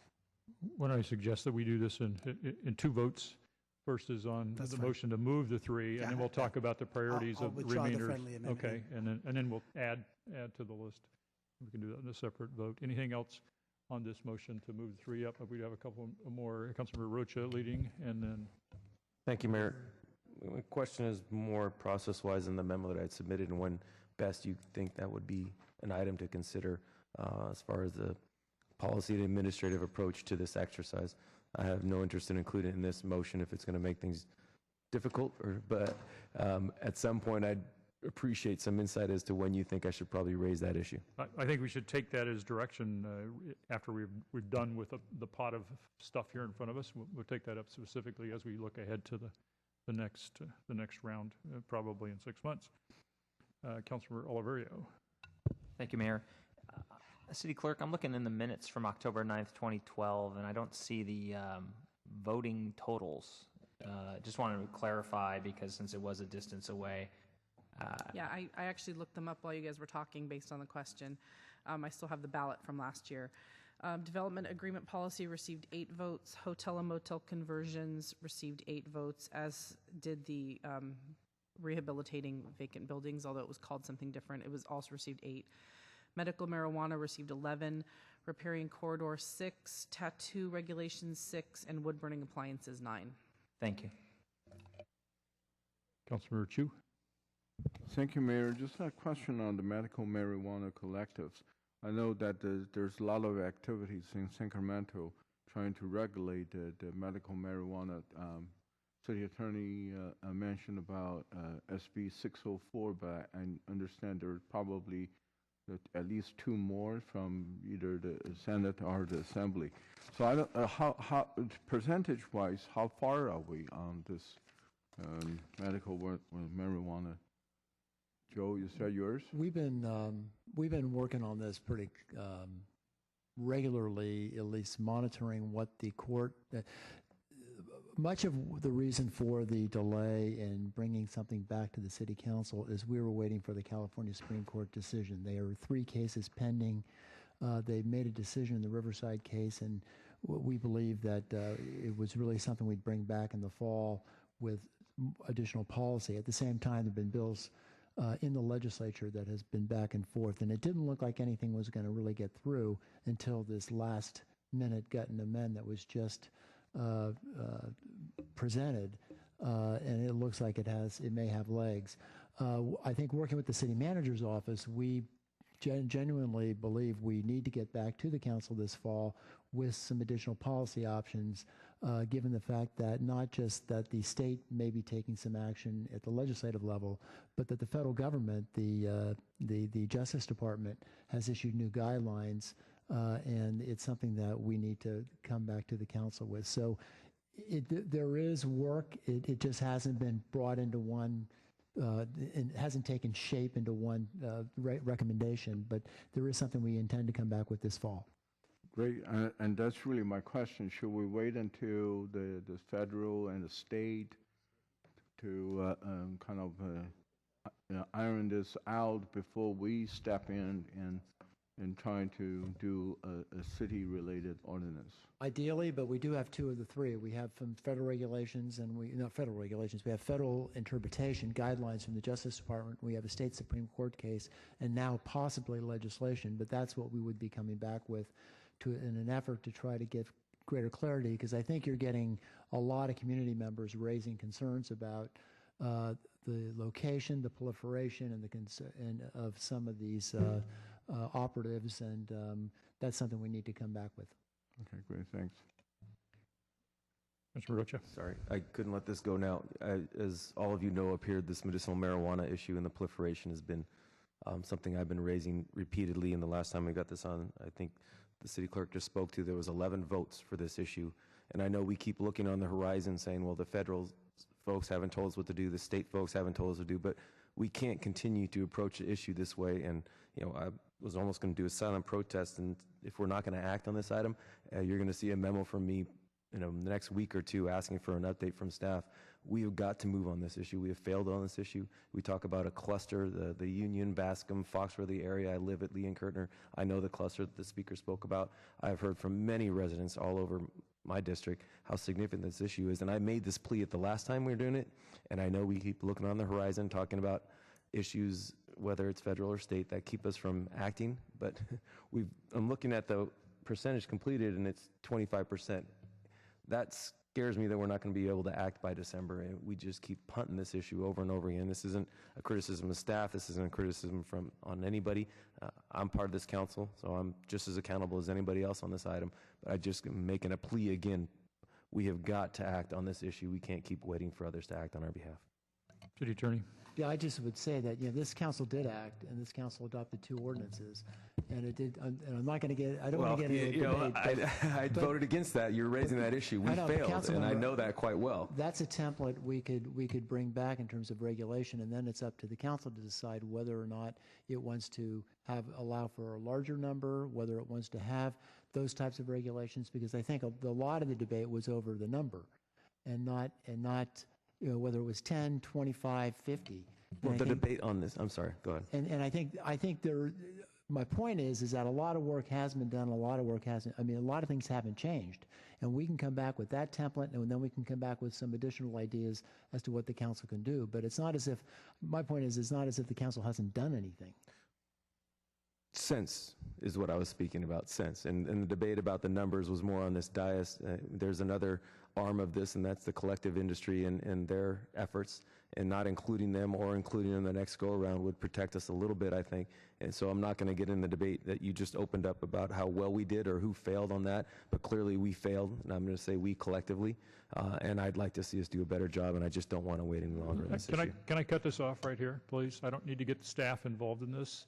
The motion is to put medical marijuana collectives in the top 10. That's included in the motion. So the motion is to approve the staff recommendation for the 3 items to move into the top 10, which is development agreements, hotel motel conversion, medical marijuana collectives, and to reduce the scope of rehabilitating vacant buildings so it can be included with the hotel and motel conversions. So it's essentially moving 4 items in the top 10 by shrinking them to 4. So it's on the top 10, and then to Councilor Rocha's point, it's on the top 10, but we still need to move on these items. Just because they get on the top 10 doesn't necessarily mean they'll move. And, I share his concern. I think all the councilors share the concern about needing to move on medical marijuana. So the motion is to include it in the top 10. Unless staff wants to reignite this debate here, which I don't recommend, I'm going to just ask that we vote on the motion so we can talk about the 32 other items. Councilor Oliverio. Thank you, Mayor. Joe, I see conservation area and neighborhoods of distinction on the list here, but we took budget action to allocate money to this in the last budget, $45,000, and something that you've already sort of been moving on. So I'm curious, is that a mistake that it's on here? It is still on the list, and I would say that through the budget action with the $45,000 being budgeted, we will be off and running this fiscal year on the conservation areas. Whether it gets the full breadth of everything, it'll be of how far those $45,000 go. But as far as I'm concerned, we're moving forward with it regardless of the prioritization vote. Okay, so I just want to confirm then that's really shouldn't be here. It should be on your already assigned, at least phase 1, if you want to call it. Phase 1 would occur absent any votes. You don't need to vote for phase 1 to happen. Got it. So then, should this be properly, for the next time we come do this, that there's a phase 2 of this, much like you have different phases for land use work of zoning, whether it's quarterly or urban villages or different things? That probably would be clearer. Okay. So is that clear if city management? That's not part of the motion. I know, but before we vote, I just want to clarify that. We are off and running on phase 1 of the conservation area. So that is really already a priority based on the budget action. And then this fiscal year, you'll be doing the necessary ordinance work or outreach work for that ordinance. Correct. It may be light, but it's something. Okay. Thank you. Okay, I'd like to vote on the motion in front of us so we could come back and talk about these other 32 items. Although some of you have been cheating ahead of time, but that's okay. Just laying the ground for your arguments. I understand that.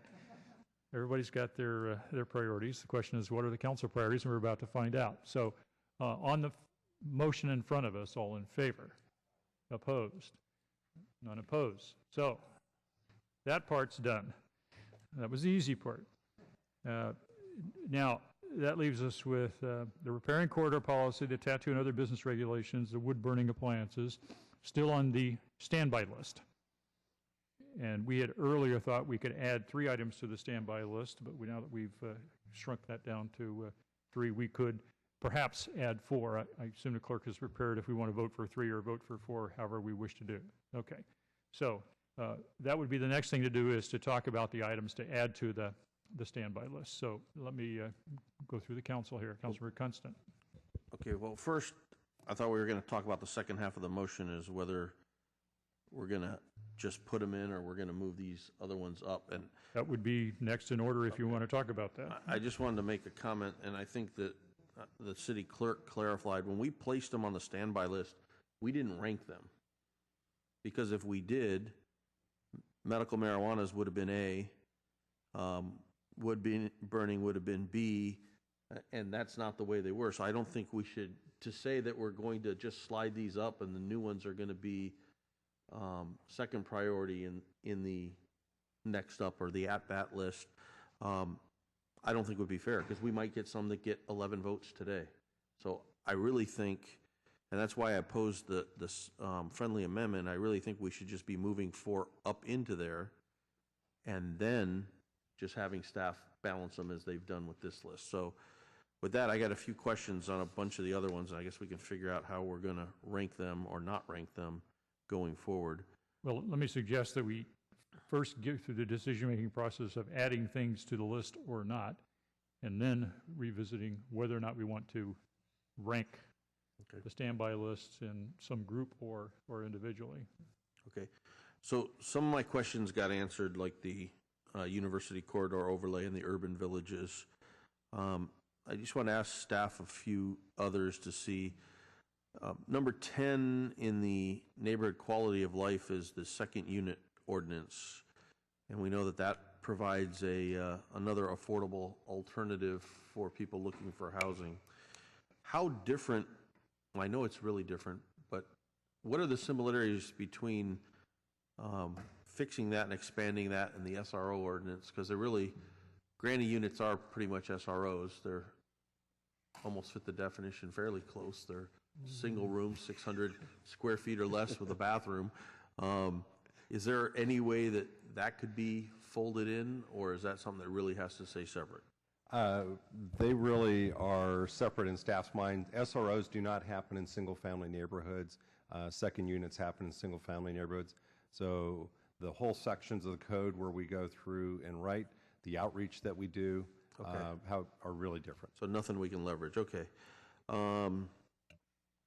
On the going down to the sign code issues, we've made a lot of progress on the sign code, but I know we've got a lot to go forward. Are 21 and 22 so different that they have to be separate, or can they be folded into one item? I think there are foundational issues that are common, which is the free speech, commercial message controls. Why we split 21 and 22 apart is 21 does deal with the public right-of-way, so there are significant policy issues about when and where we allow other entities to put messaging in our public right-of-way versus 22 is, do we want billboards kind of anywhere, public or private? Okay, so you think that, so other than the council discussion to set the policy direction, staff work-wise on doing the ordinance? There is a fair amount of overlap that does exist in it. It's just recognizing that it brings a lot of other departments in that if 22 was the priority, they would not have to get involved in it. If 21 is the priority, then we bring in DOT and other departments like that. Okay, I just asked because virtually the entire time I've been on the council, we've been working on the sign code, and I really like to see the sign code get wrapped up. So I'd prefer to put them together and just make the policy decision, spend an afternoon council session and argue on the policy decision, and then let you charge forward on the sign code. So that's something I'll ask my colleagues to consider as they're thinking about how we might do this. Number 23 on the same list, extend the 2-year construction tax incentive program.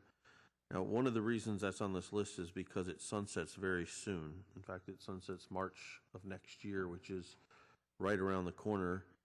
That's what, 6 months or so from now. Oh, can you elaborate on what the impact of that sunsetting is going to be? Is that something that would be best for you to answer, or would there be someone else? Oh, come on down, Nancy.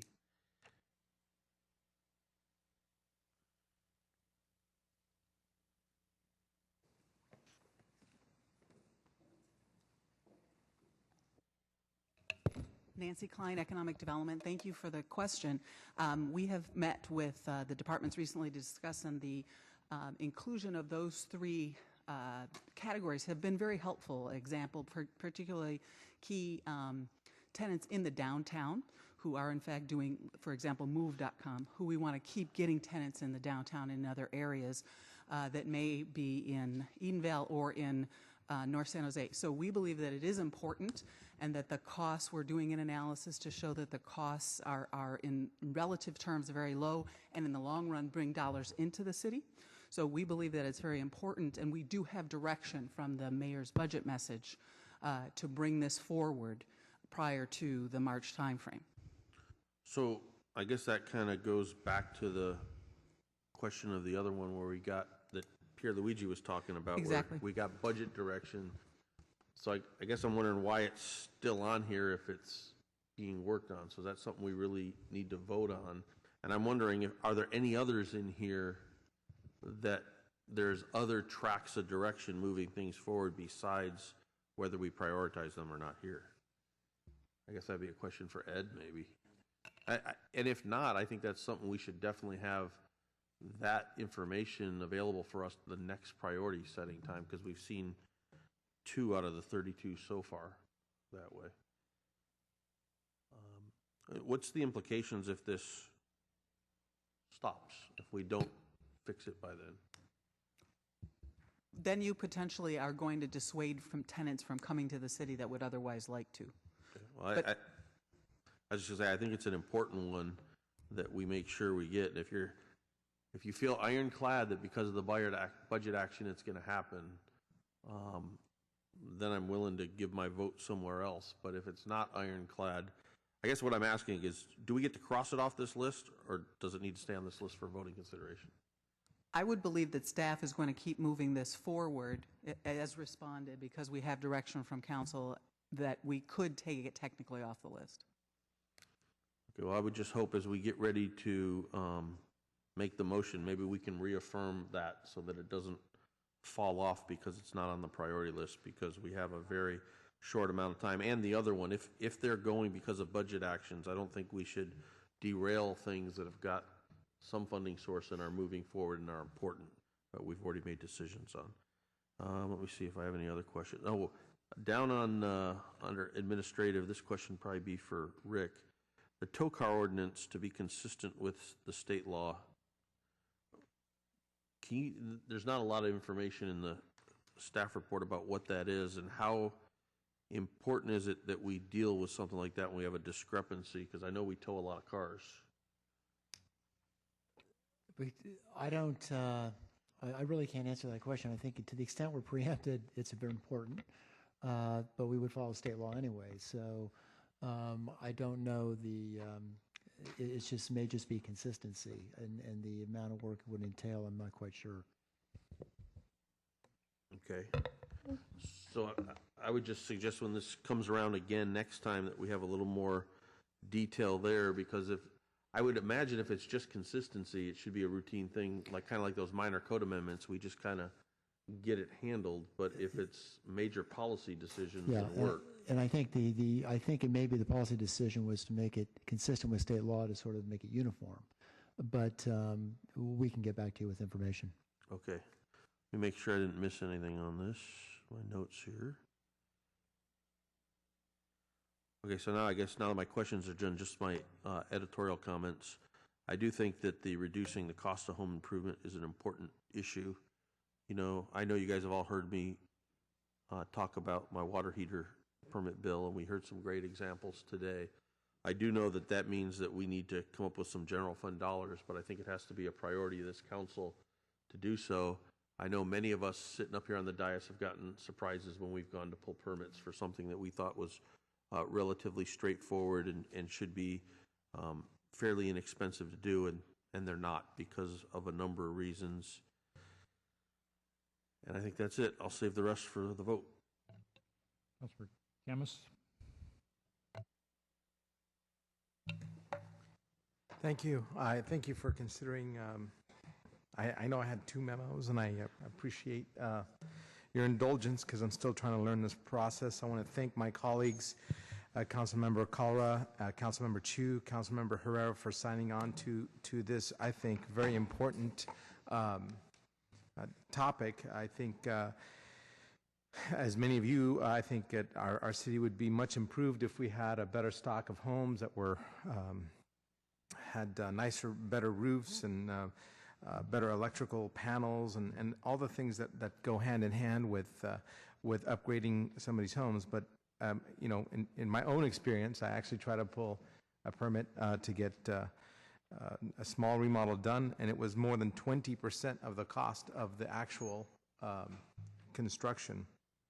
So I think reducing the permitting cost can actually encourage a lot of the people who are considering doing the things that are necessary to take our 50-year-old infrastructure and turn it and modernize it here. Just one note, you know, when we want to get things to move, you know, I've heard a lot of things where we're going to get the money from. If we want to get things moving, I think I heard it from this council when we were talking about the Samsung deal. We reduced their costs quite a bit. And the argument there was 50% of something is better than 100% of nothing, and that's what I'm talking about. If we don't increase, if we keep getting hung up in making sure that we try to recover every single dollar that was spent by the entire department, plus the management, plus the overhead for this structure, I think we can miss the point. The point of the matter is, I think the city's missing out on a lot of potential revenues when it comes to permitting. A lot of people are not doing these projects or are not doing it legally. In fact, there are many good ideas that I hope to be considered as part of the how to recover the fees. And one of them, I don't know if it's been considered in the past, is when we remodel a home, the end product is that it gets reevaluated by the tax assessor, and those improvements are assessed at a higher rate, and therefore we are actually getting a larger revenue, ongoing revenue stream from the same project that may or may, I don't know if it was calculated into the original thinking of cost recovery, but that's something that needs to be had. The cost of the materials that they buy, that home remodelers buy from Home Depot or lumber companies or whatever, those the people paying taxes for those, we get taxes for those. I don't think those were calculated into the revenue streams. And again, I think those should be thought of when we're determining the cost. And then we're looking at in this research that I did before I wrote this memo, we actually looked at other cities and how they do things. And one city came to mind as Phoenix. Phoenix, Arizona, actually has a small project desk, and contractors actually are trained to self-certify their projects. And they often have to prove with pictures or video of the project that is on completion. And then that way, even the inspectors don't have to come out for a routine water heater or a roof or an electrical panel being replaced or some other small projects, and it'll cut the cost of the city on the planning department. So I think other alternative ways of streamlining, minimizing cost can also help reduce the cost and the fees for the public in general. And I'd love to consider those. And again, those are just a couple of ideas that we learned in our discovery phase here. So I also want to let you know that there are, in writing this memo, I received lots of emails and support, and lots of people have supported labor organizations, small contractors, homeowners, local suppliers, retailers, I have received over 50 letters in favor and only 2 letters against, and we believe those 2 came from the city of San Jose. No, I'm also very excited because I think Joe did mention that he is willing to look at it, and I really appreciate his leadership on this. So I'm hoping that I think that this is a win-win-win for the city, for the citizens, and for the infrastructure and safety. In fact, when we get contractors doing things the right way, it improves a lot, and it'll improve the relationship that the citizens have with their government as well. That being said, I'm hoping that my colleagues will find it to actually vote in favor of this, and also my other memo. I know it's going to be moved up, and I'm very happy that it will be. It also, I mean, besides the environmental fact, I think, just to give you one example, in my district, there was a gentleman who bought a parcel of property thinking he could develop 2 homes. And then at one point where the riparian setback was 25 feet, and then a few years later when he drew up the plans, he submitted them, and then the setback was moved, and then he had to redo the plans again. Long story short, he wasn't able to develop the house, the two houses. He was only able to do 1 house, and it cost him a lot of money. And again, that goes to the credibility of the city and how easy it is to build a good relationship with developers and homeowners and things like that. Again, I actually find that my 2 memos are very similar, and again, I thank you for prioritizing them in the past, and I'm hoping to get the support from my council members. Thank you. Councilmember Rocha. Thank you, Mayor. My light was based upon the last go-around of discussion, so I'm happy to pass it on to Councilmember KALRA. Who will be brief again? Councilmember KALRA. Thank you, Mayor. First, as you had mentioned when I was just talking earlier about the friendly amendment, and then you suggested that we come back to that after we're done with the primary motion. So I would like to put now a motion for those next 3 items before we discuss what the next 4 are.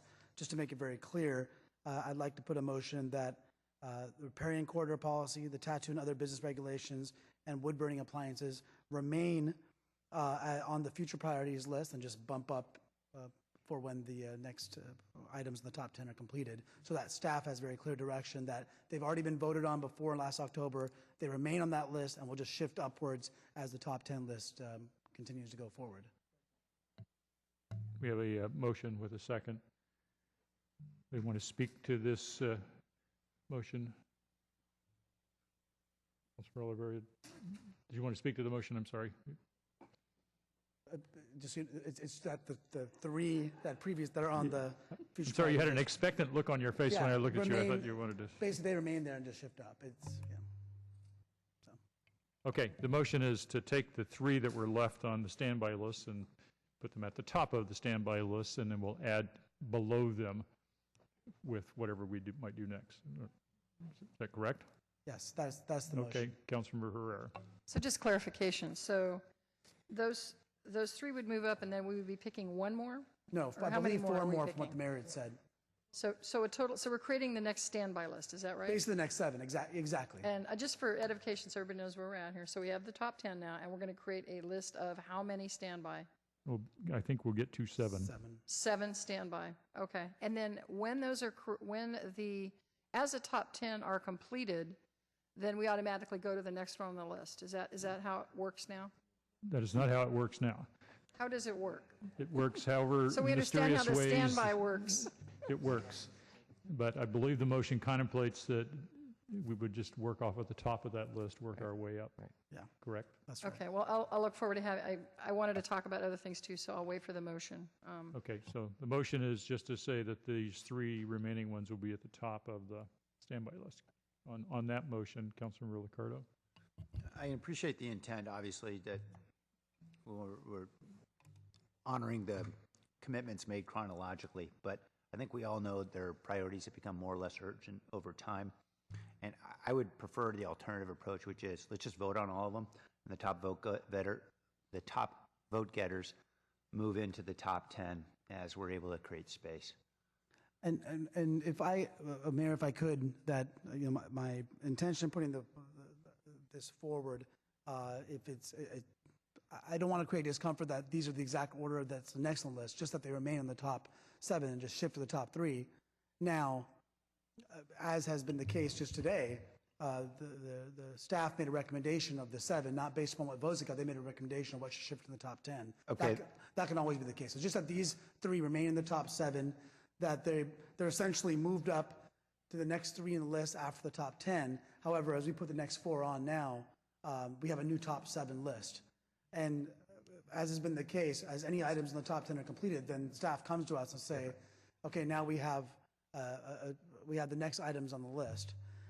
In other words, I'm not trying to, I don't want to rank repairing quarter 1, tattoo 2, wood burning 3. I just want to make sure that they remain on the top 7 list, with the understanding that they've already been voted in and have been on the list for a year now, and that we take that into account, and that staff takes that into account as they decide what they recommend as the next items to move up. Okay, if I understand the motion now is to, these 3 that are there are going to stay on the top 7 of the standby list. Yes, because right now that's not the case. Right now we're just discussing what the top 7 are going to be. What I'm saying is let's keep those 3 on the top 7 priority list, and now we'll vote on 4 more. Okay, so the motion is to keep these 3 on the standby list. That's right. Okay. Without having a further vote on them because they were voted in last year. Okay. Okay. On Mayor, that motion. Mayor, if I could just, Councilor LICCARDO. okay, I just want to make it feels a little bit like a moving target. If that's the motion, I'm fine with it, as long as we're not pre-ranking them. That's fine. Yeah. Councilor Kansen. Well, that's what I was going to say, because we're back to the original motion that I had seconded, and that is to just move 4 up into that list. And if that's it, then I'm fine, because this list was not ranked. You can tell by the vote count. So if we're just going to have a list of 7 and they're a list of 7, then I'm fine. If we're ranking it, then I have some comments on perhaps how we could rank it, but that's not the motion, so we'll just go forward. Let's vote before anyone changes their mind. Okay, we have a motion for 3 members of the Magnificent 7. And then we'll talk about the other 4. On that motion, all in favor? Opposed? None opposed. Those 3 are confirmed. They'll stay on there so everybody can stop worrying that we might take them off. Now, back to the discussion of the rest of the Magnificent 7. Councilor LICCARDO, you were next. Did you already? Thank you, Mayor. Just a question about the home improvement permits initiative, and I commend Councilmember CAMPOS for acknowledging or really shedding light on what I think we have all heard for many years, which is these are incredibly expensive. Nobody's getting the permits, or many people are not getting the permits because it's just completely onerous in terms of the process and the cost and everything. And Joe, as we discussed this in past years, I'd always understood that the permit costs under Prop 218 and 26 reflect exactly the cost of the city of the staff time to process the permits on average over that whole class of permits. Is that fair? They reflect state law that allows cities to put full cost recovery to our staff cost. Right. Some cities charge only for staff time. We are total 100% cost recovery. So we charge for staff time plus overhead. Yeah. Okay. So it's what I think Councilmember CAMPOS is looking at is probably about 3 different layers. Right. To go and see, one, are we using the best processes possible to reduce the total hours? Are we looking at the cost of those kind of staff hours and programs to tighten? Are they the tightest? And then do we have to go through and charge at the same rate for all projects across our program? Meaning, does a water heater and a high-rise building get the same share of my cost? Right. And so I very much appreciate the intent and want to support this. But essentially, if all we're going to talk about, if we're just narrowly focused on the fees and we're just setting a lower fee schedule for one set of permits, that money has to come from somewhere. And where does that come from, Joe? Well, that's why the first piece is, can we go through and squeeze some more efficiencies? I understand we're going there, but I'm just, very focused question is, where does the money come from if all we're doing is reducing the fee? So other than two options, if I respread the dollars I have, is other customers go through and get a heavier portion of cost, and that would have to still fit to 218. Right, so that's not allowable under Well, state law. I think if there is we're- some that's allowable. If everybody's paying full freight, right, and you're making some customers pay more than full freight, now you've got a 218 problem. Right. Well, I think where we have a little bit of room is going back to the high rise is I spend a lot more time on the high rise than I do on the water heater. Well, then if that's the case, then under 218, you ought to be charging the high rise. That's the cost recovery, yeah. Right. Right. Well, but it's as a part of how we go through budget across the organization. You can spend $1,000 to move $1, and thus far we've never done that. And that's the question: do we want to look at that? The other piece is there are costs that are in the program that I think arguably are part of our responsibility. Other cities that have a lot of money, they go through and they just pay for it out of the general fund. Rent on the building, for example. But it's those kinds of dilemmas. I mean, that's really where I was going with this, was the general fund. I mean, if all we're going to do is create a separate tier of fees, we're ultimately saying it's going to come from the general fund, and I think we ought to be just explicit Very about open about that. Now, Councilmember CAMPOS raised from the dais, I think, a very important issue, which is, look, there's a way in which we can have our cake and eat it too, which is how can we make this process more streamlined with less staff time invested, utilizing technology, leveraging opportunities to go online, whatever else it may be. And, I'm absolutely supportive of that. I would be very supportive of this direction and adding it as a priority if we could say we're going to keep the general fund whole, because I know when it comes to budget time, we're all going to be talking about police, we're going to be talking about libraries, we're talking about lots of things. And I'm pretty sure that, a home repair job is not going to be in the top 5 of anyone's priorities when we're talking about how we're going to deal with deficits, or maybe a small surplus in June. Although I think we all admit these are important problems for our homeowners. I'm the first to admit this is a broken process as long as we've got hundreds of people out there who are just not getting permits because it's too costly, too onerous. But I guess I would ask if Councilmember CAMPOS would be open to the notion that we'd really narrow the focus, not on creating a separate fee structure, but in creating a process that enables us to reduce fees on those home improvements. Well, I don't know that I would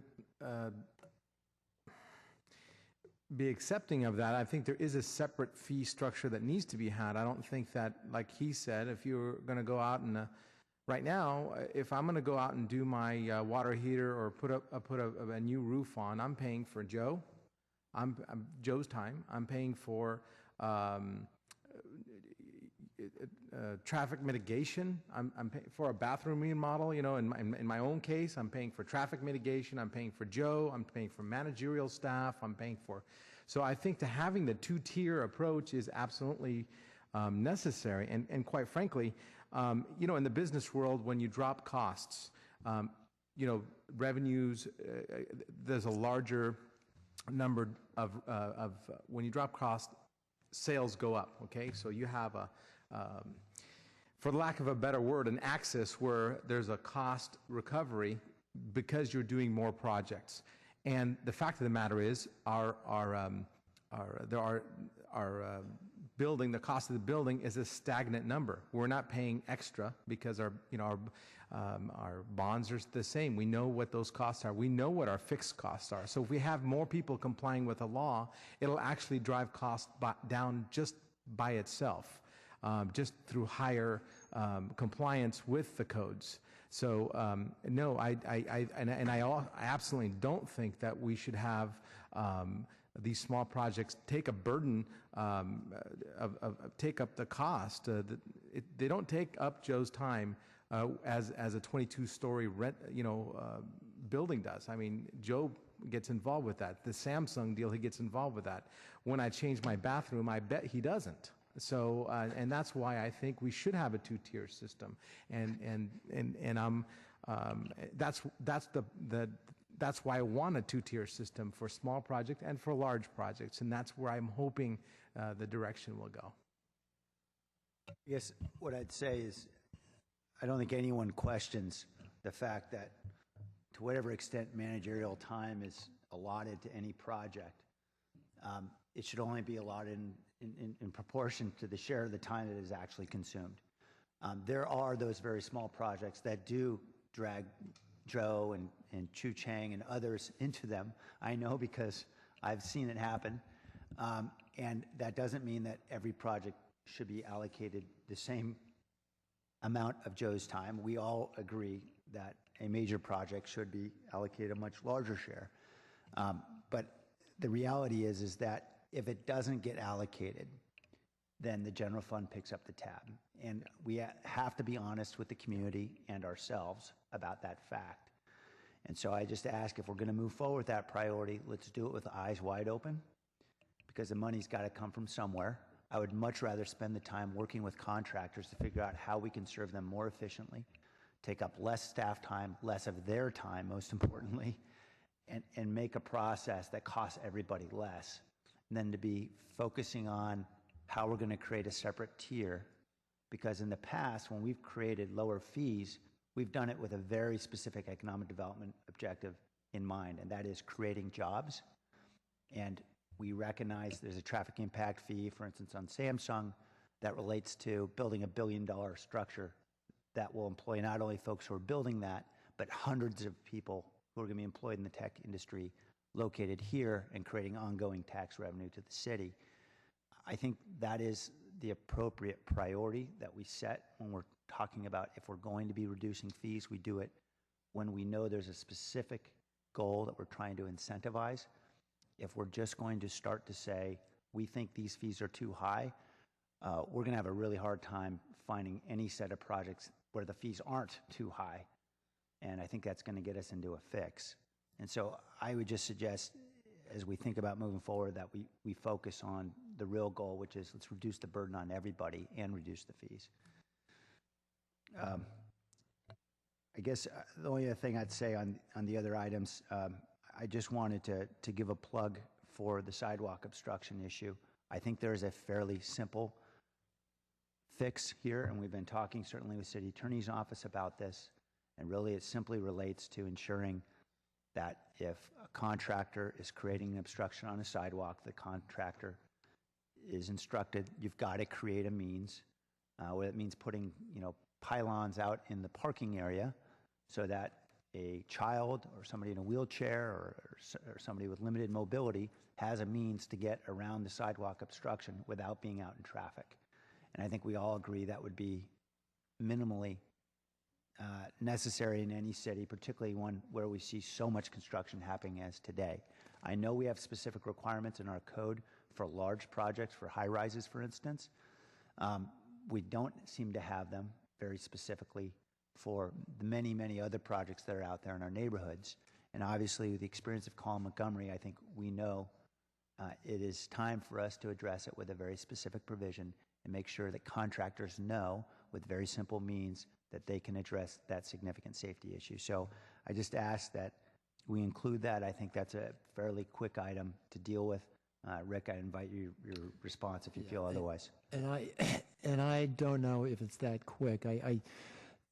You're right about the large projects or projects. Anytime a contractor has to work in the right of way, they have to get encroachment permits from the city, and those restrictions are put on in the encroachment permit. And I mean, I'm thinking of the project down here on Santa Clara and Market, and I know the sidewalk is completely closed because they are working in the right of way, and it requires that. The issue is, and I just saw this draft, and it's not really an ordinance; it's just sort of bullet points. But yeah, and that's not what I'm proposing we adopt. Yeah, but I'm just commenting on that because that was attached to the memo, and we can't. It wasn't attached to the memo, Rick. Okay. Well, that's not what I'm proposing. All right. Well, in any event, I don't disagree with the concept of looking at a possible ordinance that deals with obstructions in the sidewalks. It already is a You can't park on the sidewalk, you can't obstruct a sidewalk under the California Vehicle Code. A contractor is negligent if he or she or it leaves debris in the right of way as a result of their project. This would set a statutory basis. It would sort of give a higher standard, which is called negligence per se, which would help any potential case. Anytime we get these types of things, we want to look at that. And the other concern is there's two issues. One, I think, as indicated from the individual who came up here, it would require some outreach with the contracting community, because I think that clearly there's concern on their part. The other thing is the city is the frequent player in working in the public right of way on sidewalks. And so it's either us or our contractors out there doing work. And that I'm always concerned about getting additional liability to the city, because as you know, when we have notice, and we're deemed to have constructive notice if we're out in the area of any obstruction, then that triggers potential liability to the city. So my point is not to dismiss this, is to say that it may not be a simple fix, and it may be something we need to at least look at a little in more depth. Well, Rick, I'd say this. First of all, right now, the homeowner is the only one responsible under the ordinance, right? The adjacent property owner. And I think we all agree that adjacent property owners are the ones who are probably the least knowledgeable about what exactly a contractor is doing or not doing. And right now, we don't have any ordinance that says to the contractor, this is what you need to do. It does create a per se negligence rule. That is the point. The point is, let's put everybody on notice what they need to do. Because you said, for instance, there's negligence under California law if the contractor leaves debris there. Well, actually, that's not in any city ordinance. That's something you have to fight out in court and hope you get a judge to determine that it's negligent. And if you prevail, you get it. If you don't, why have all the problem with the litigation? Let's make it clear that if you're building in that area, let's create some obligation and make everyone's expectations clear. And I know you indicated the city is often the one doing it. Well, then we ought to be leading by example. We shouldn't be making unsafe conditions out there on our sidewalks, particularly as our population ages, and we know we're entering a period where we're going to have more limited challenges with limited mobility for many of our residents. If anything, I think this would reduce the liability for the city, because you'd be creating an additional path for folks who are looking at recovery, rather than suing the city, which is the logical first option, right? We're the deepest pocket, to say, hey, wait a minute, the contractor was on notice, they shouldn't be doing this. Let's look at the contractor rather than going after the city. Well, and I think the issue there with the city, again, is one of notice, and is it the city or the city's contractor doing the work, and how does that trigger liability, and what are alternative means in terms of ingress and egress? We've had questions about whether or not we should allow bicyclists to be on the sidewalk. The Senior Commission has raised concern that the safety of that, and I think the Council, or at least the Rules Committee, has looked at addressing that issue and prohibiting people from riding over the age of 13. Well, okay, and those are issues that... In a very restricted part of the city. And those are issues that haven't come to the priority setting session, but it is something that has been raised by a commission. There are issues that, my whole point, council member, is that it raises potential liability issues, and it's not an easy just, let's adopt an ordinance so that we can have a standard that makes it negligent per se, and everybody's on notice. I think we need to look at this, and I would fathom to guess that there probably aren't a lot of cities in the state of California that have this type of ordinance. And yeah, we'd be happy to forward you those ordinances, Rick, so you can look at them. There are two. But our survey, there aren't a lot of cities that have this type of thing, and I think for a reason. So let us, if the council wants to look at this as a priority, what I'm saying is that it may take a little more work, and we would want to come back probably through the committee process to have it reviewed, because I don't think it's a simple, you just establish a duty on the part of contractors. Councilmember Campos.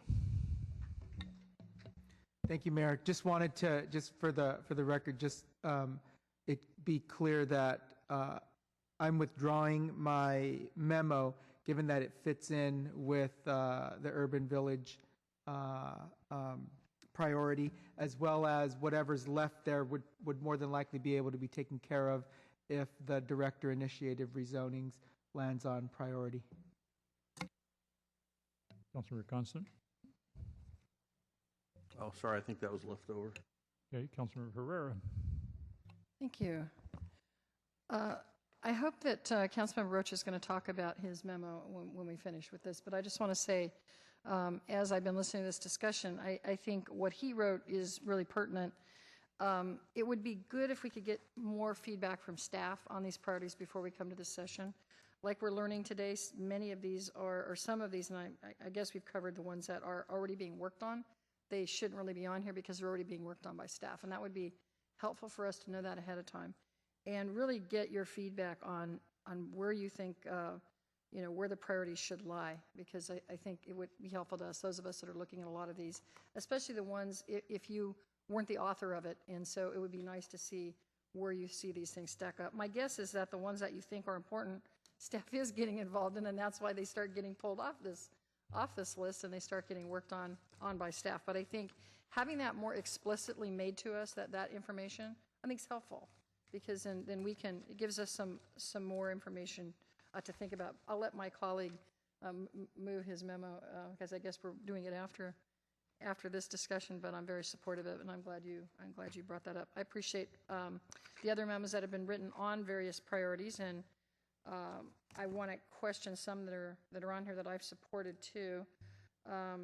In terms of the 2-year construction tax, now that is being supported by staff, and that's being moved forward. I just want to, again, have that stated, Joe. Number 23. Nancy said that we are working on that. It's part of the mayor's budget message, and so would be bringing that forward to the council for consideration prior to the March deadline ending. And what areas of the city? Oh, go ahead. Well, is that the other piece that Nancy noted is we're doing the analysis of the cost and benefit of that that incentive, just so that the council has that to consider, because there is cost. And where is that? Where can that be utilized now? Because I'm thinking of all the different, there's RDA areas and there's other areas, and where would that? I'm going to let Nancy answer that one. Could we use that in areas that are not in RDA areas?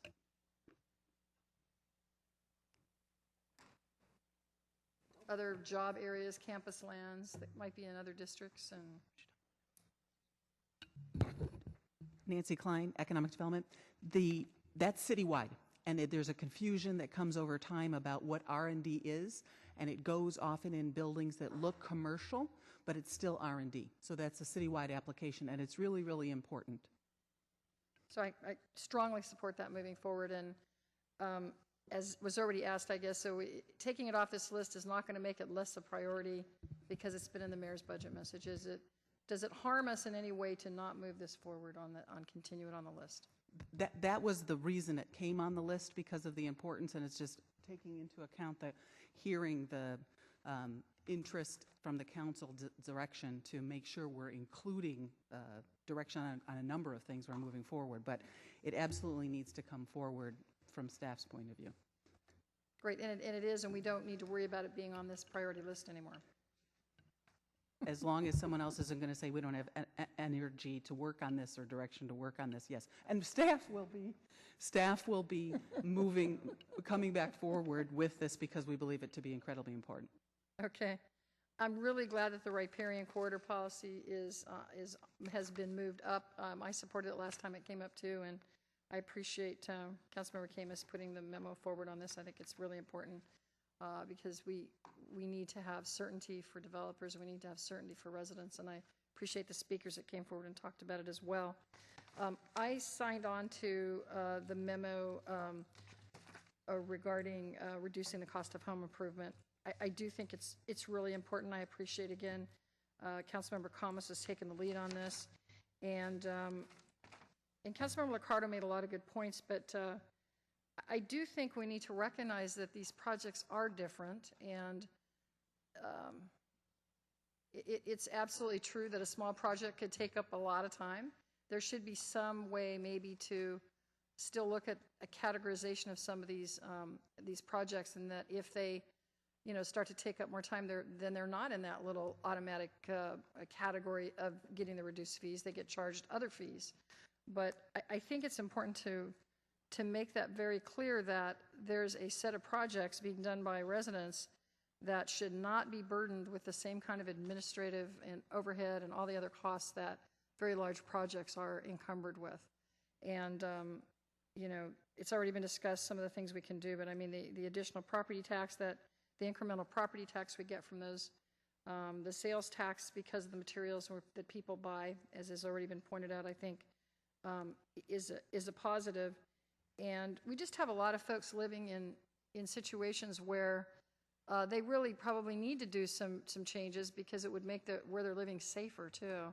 And it would be much better, as was pointed out by one of the speakers that came up here, they're not doing it with a licensed contractor, then they run the risk of not having a safe project.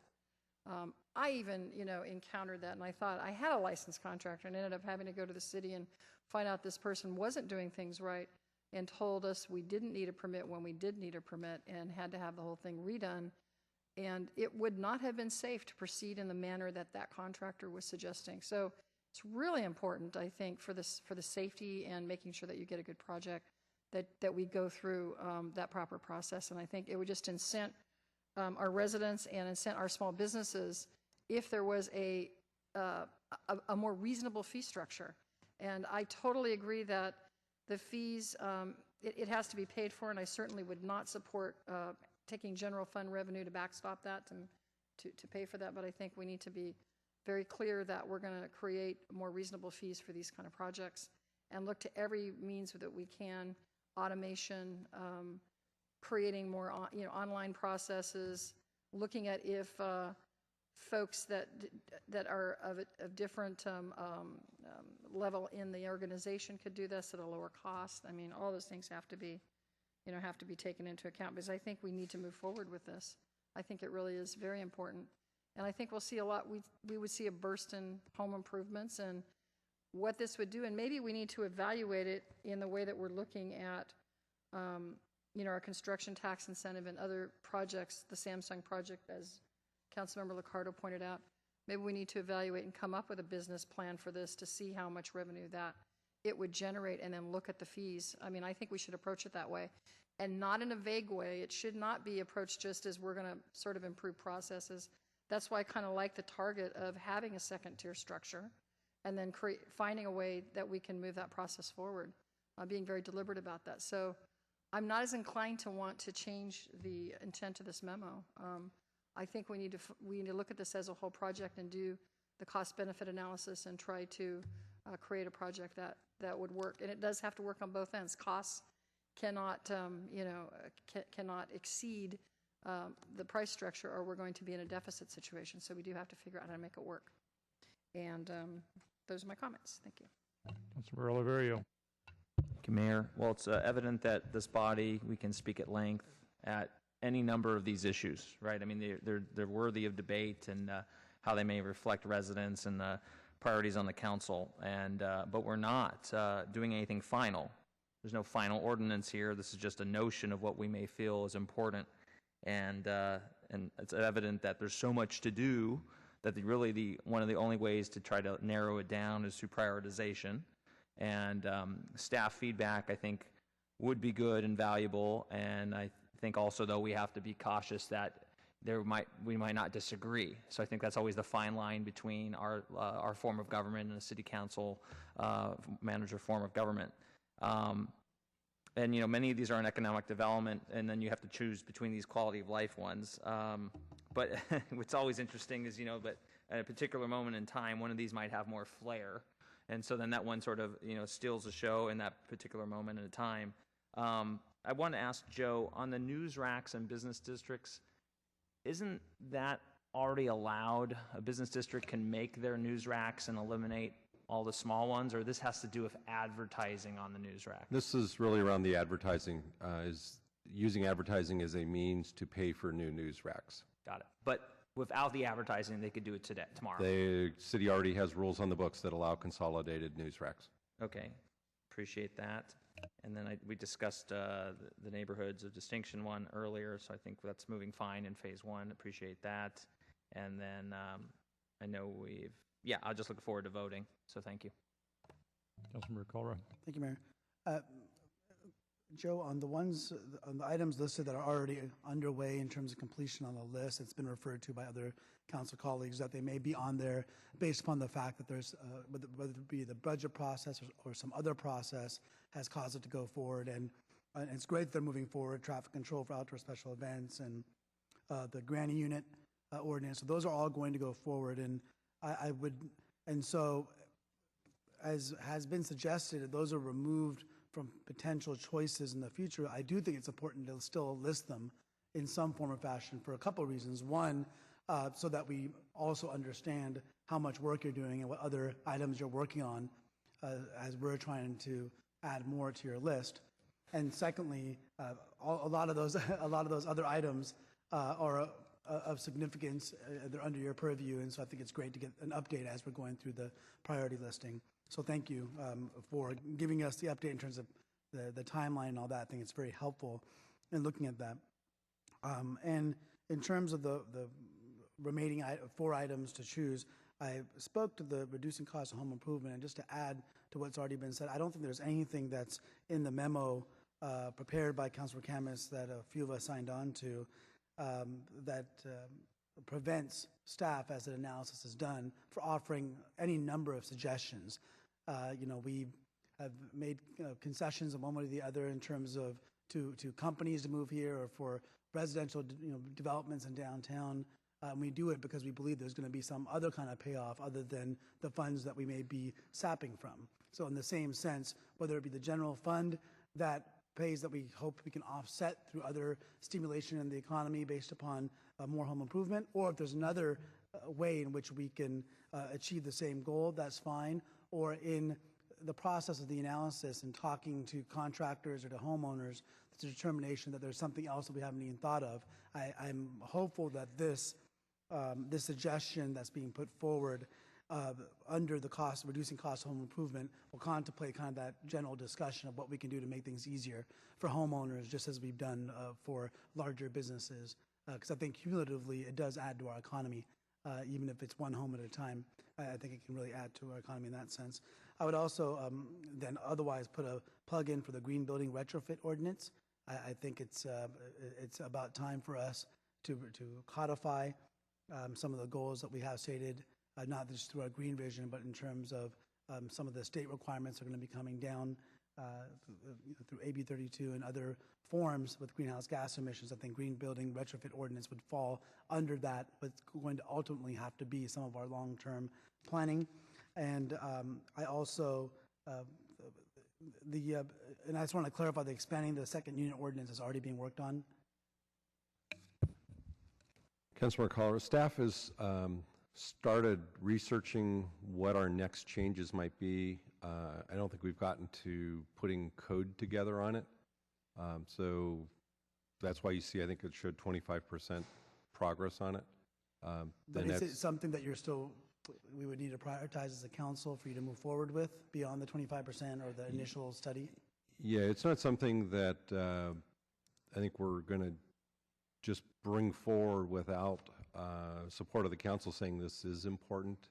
There's some pieces of it under the housing element we've been working on. We chip away at, but to really go do all the things that should be done with it, there is a lot of work with it, and I would say, it needs to be a priority for us to go do it. Then I would also agree. I think that's one that does need to be a priority. I think it's important given our housing stock, and I know that a lot of homeowners would like to have greater flexibility than the city currently allows for in order to build granny units on their property. And so certainly expanding the second unit ordinance, reducing cost of home improvement, and green building retrofit ordinance are some of the ones that I would prioritize. Thank you. Councilor KHAMIS. Yeah, I have a procedural question, and I don't know where to go. If I want my motion, if I want to support my memo, do I make a motion to support this memo, or No, in just a few minutes, I hope, we're actually going to vote. Everybody have a ballot, pick 4. I see. And then hopefully some of those will get more than 6 votes, and we'll add them to the list. Okay, great. Thank you. And I actually have one last plea, because and one thing that other people may not understand about how remodels are happening right now is people are paying these contractors under the table. So there's another tax revenue that we're not talking about. These contractors who are hired to do these small jobs are not claiming their income because it's not, these are not, these typical projects. If we bring these people in-house and start getting, if we reduce the cost, not only will we have people paying permit fees, but we'll have higher tax revenues from income taxes from the contractors that are receiving these jobs. So again, another benefit that I don't know was considered when we came up with the cost of the permitting system. Again, thank you guys for all your support. I really appreciate all your comments, and thank you again. I think we're about ready to vote. I think Councilor Rocha had something else to add. I'm not sure about that. Councilmember Herrera? Joe, sign code, I just wanted to make sure sign code's always on there, right? Isn't it? You still haven't wrapped up with the other pieces of sign code yet, right? Right, so we've been chipping away. We go through and work on the new priorities. So there's the big, tough ones like billboards, and then there's the stuff we're doing like at Westgate West and other for supporting development. So And village signage is still coming too, right? So I don't have to worry about that. Okay, thank you. Councilmember Rocha? Thank you, Mayor. Follow-up question on the second-tier residential item, and I think Councilman LICCARDO raised a great point, but we've got two components here. One is the policy, and then the potential fiscal impact. So hypothetically, whatever happens to this item, at some point, it'd be, I think, a good question to ask is, what's that fiscal impact, and is that an easy accounting for you to pull up the fees that you generate? These are single-family residential projects, or these aren't?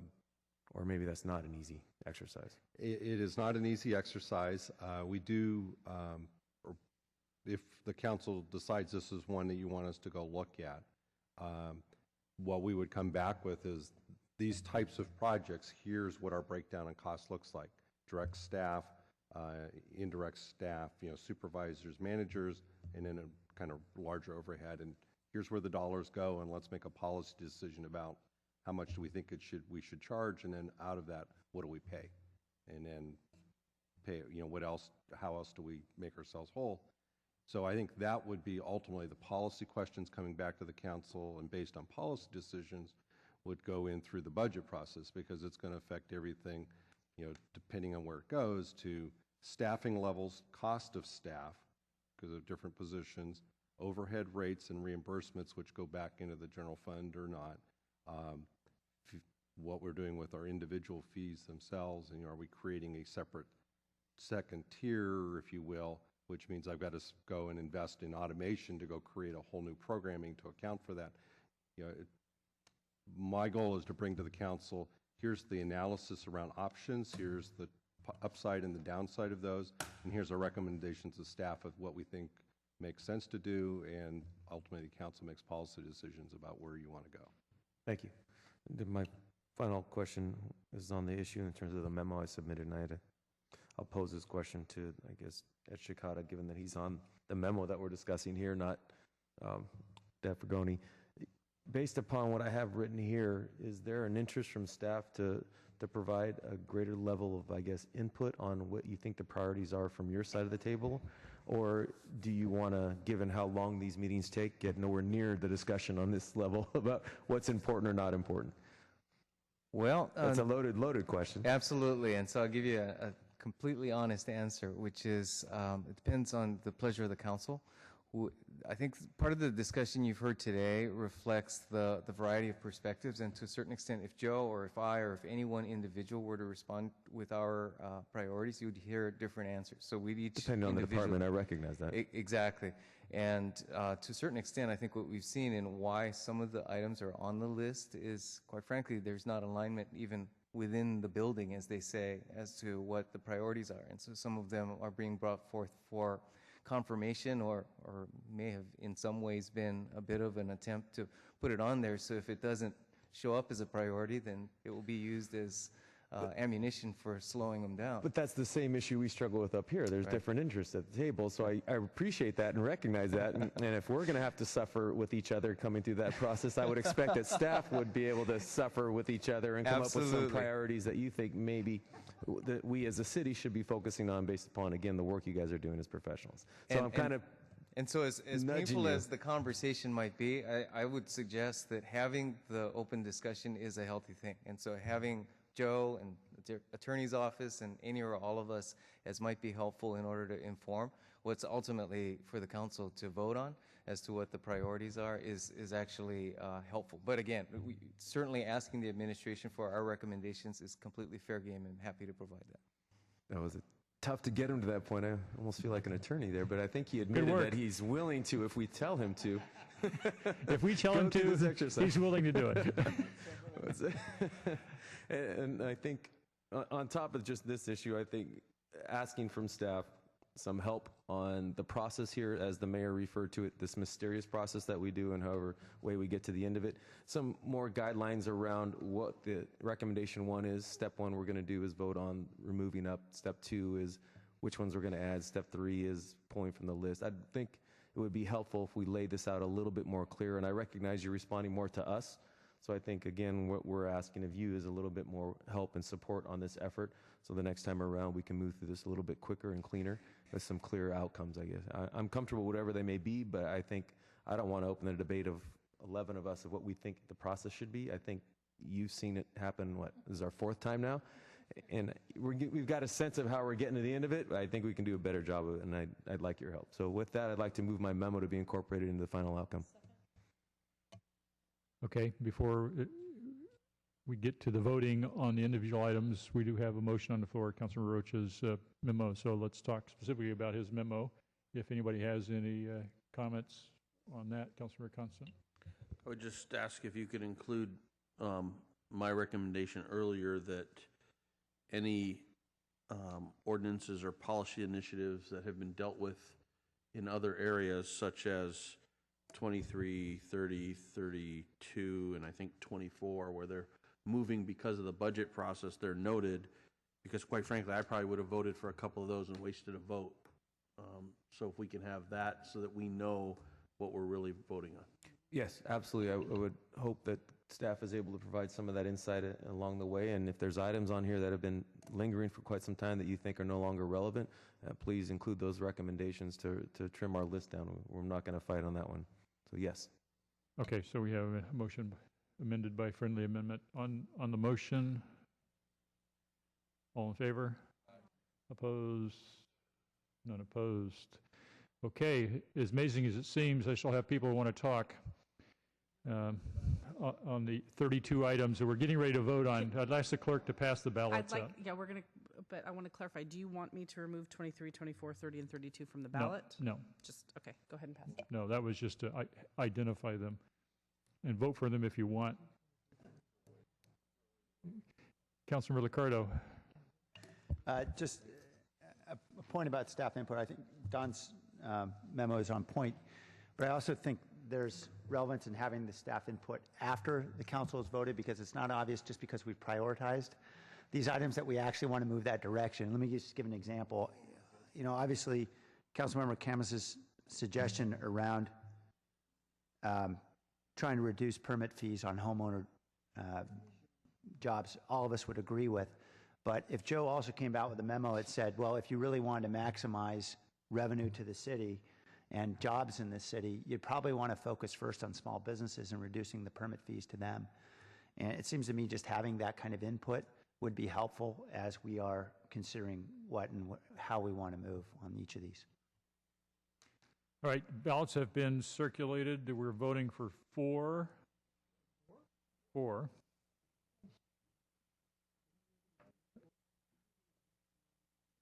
We started out thinking we were going to vote for 3, but we managed to streamline the work by combining 2 of them, so that leaves four spots on the magnificent 7.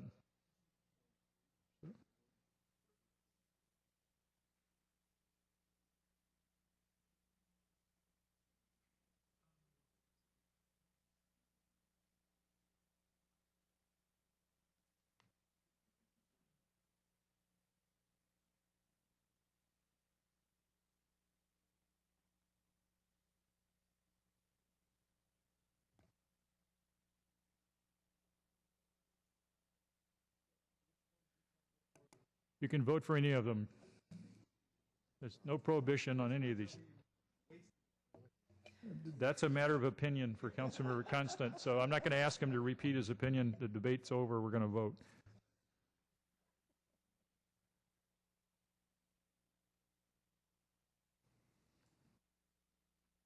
You don't have to vote for 4. You can vote for up to 4. So. That is correct. You vote for up to 4.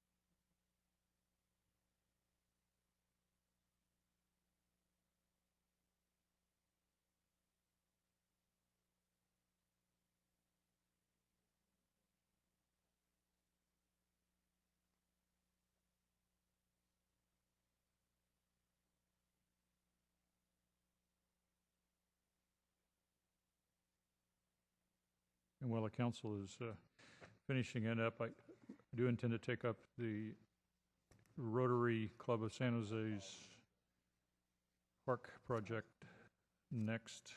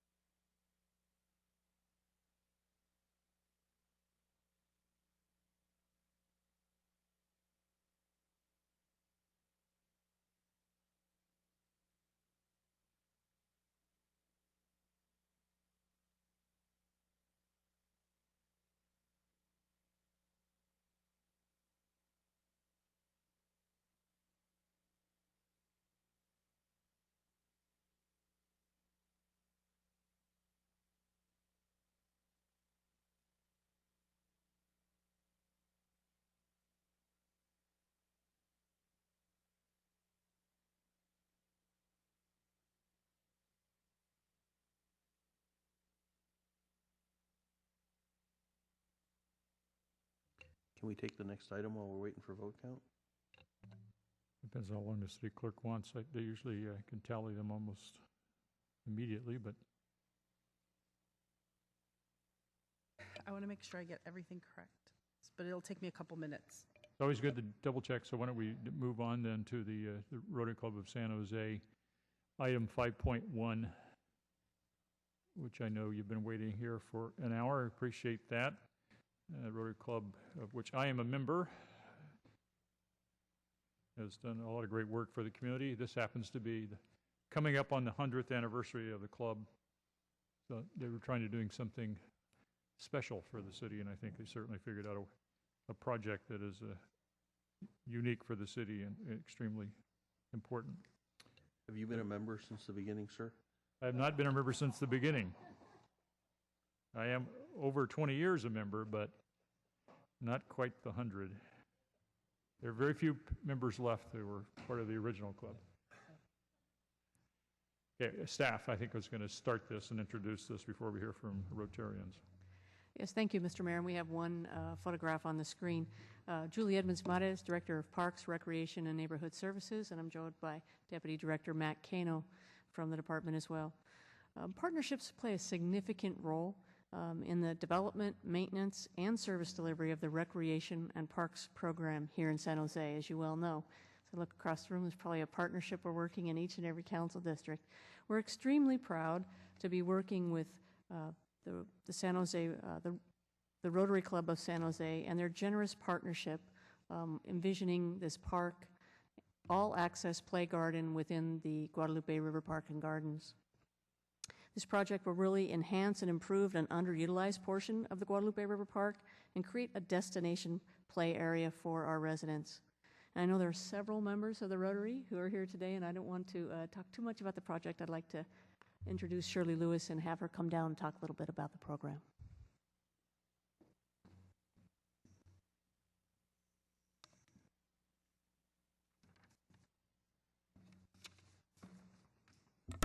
Good afternoon. I'm sure glad I'm not on the council anymore.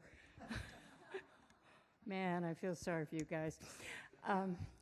I really don't want to make any long presentation. I think most of you know that our club is about to celebrate its 100th anniversary of March 14th of next year. And we will be doing that with the Grand Gala on the 15th at our newly renovated convention center. So we're really excited about that. But this, to us, is what we're all about. It's giving to the community. And we decided that for our 100th anniversary, we wanted to make a major gift to our community. And it is the development of this very important play garden. It is a garden that will allow play for all children, both able-bodied and those with disabilities, where they can play side by side. And it will be fully accessible. It also will enhance our Guadalupe River Park. And all I want to say is thank you to the City of San Jose and to the Guadalupe Conservancy for joining in with us in this partnership to make this a reality. And I think Julie Matsushima, who was the real inspiration for our club of this vision, would just like to say a brief thing, if that would be all right. It would certainly be fine. As past president Shirley Lewis introduces past president Julie Matsushima. Yes. Thank you, Julie. I also want to say our present president, Carl Salas, was here, but had to leave a little early because he didn't know how long council meetings go. Good afternoon. I just want to say a little bit about families of children with special needs. They face great challenges, both financially and emotionally. Having a public space where they can enjoy being together with their family, friends, and peers is immensely important to these families for the children's growth and development. Children with disabilities rarely get to enjoy an experience at a park or playground. And they don't really have the benefit of outdoor play because traditional playgrounds are physically inaccessible to them. The Rotary Play Garden will serve all children in our community, those with disabilities and those that are able-bodied, where they could learn from each other and play together side by side. Children with disabilities will experience the joy of the playground alongside their able-bodied friends and will learn awareness, compassion, and acceptance of each other. Our community needs a play garden to serve the thousands of children and adults with disabilities. With your approval, the Rotary Club of San Jose will help the City of San Jose to achieve this much-needed goal in our community. Thank you. And I want to mention that Julie not only is past president of our Rotary, but served on your Parks Commission for many years and has been an advocate for our disabled community for a long time. I also just want to thank the many people in our Rotary Club who have helped to make this agreement possible. Several of them are here today. I especially want to thank Jay Ross, who provided all of his legal services free. And I want to thank your staff, Matt Kane and Mary Beth, and the many that came before him, because we had several changes in staff as we went along, and the attorney's office for making this all possible. Thank you. Thank you. If you Anything have else? any questions, we're available. All right. Anything else, Julie, from the staff? I believe this is in the Council District number 3. Councilmember LICCARDO, Central Park, San Jose, Guadalupe River Park. And we're thrilled to have it. Thank you, Mayor. I just wanted to join in the thanks and the praise, certainly to the indomitable duo of Shirley and Julie. Thank you for your leadership in making this a reality. We're getting there because of your very hard pushing to make what is a very challenging project, and this is very complex. We've got all kinds of issues with airports and FAA, and I know a lot of folks have been putting a lot of time in this, and I appreciate your perseverance. I also want to thank the many members of Rotary, many of whom are here, of course. I see Jay Ross and Tim Starbird and Mel Matsushima, of course, Julie's husband, Susan Fitz, Kathy Mueller, I think, was here just a few minutes ago. Mike Block and Dave Sandretto, I know, have been playing a big role here, as well as Jody Starbird and Leslie Hamilton from our River Park Conservancy. I also just wanted to thank, in addition to Matt, who I know has put a lot of time into this, Julie Evans-Morris. Thank you, Julie, for all your hard work. Mary Beth Harras, Rick Doyle, and John Caligari. I know the attorneys have spent much more time than they wish on this project because of all of the challenges in dealing with federal regulations and how and what we can do around airports. So with that, I'd just like to make a motion to approve with great appreciation. Thank you. Rotary Club of San Jose, thank you, President Shirley and President Julie. As a member of the club, I'm very proud of the work that the club has done. And this is a special 100th year. It doesn't happen very often, and this is a pretty big project. And I did note that it was... To see it happen once. Once will be it for us. I did note, we haven't mentioned, this is in excess of $4.5 million coming from the Rotary Club of San Jose. This is not a small gift. This is a very large one. And so we're very appreciative of that. I would like to just remind everybody that the redevelopment agency of the city of San Jose put over $90 million into the Guadalupe River Park. Not this project, but in the Guadalupe River Park. We've been working on it for a generation, and we're going to work on this park for generations to come, I think. It's a very big project, but a huge asset for the city, and this is a real plus for it. Councilmember Constant. Thank you, Mayor. First, I want to say that I'm a proud member of Rotary and even more proud to be a downtown, San Jose downtown Rotarian, and I'm thrilled to see this project come forward, and the impact of this park is going to be tremendous. It's going to be a huge statement, not only for Rotary, but for the members of our disabled community. And I know that Shirley mentioned that Julie was on the Parks and Rec Commission, but she was also a member of our Strategic Plan Advisory Board, and she was very helpful when we started the Disability Awareness Day that we have out front in our plaza every year coming up next month. And the commitment that you have made, Julie, to our parks, and particularly all of the disabled issues that we've dealt with over the years together. Thank you very much.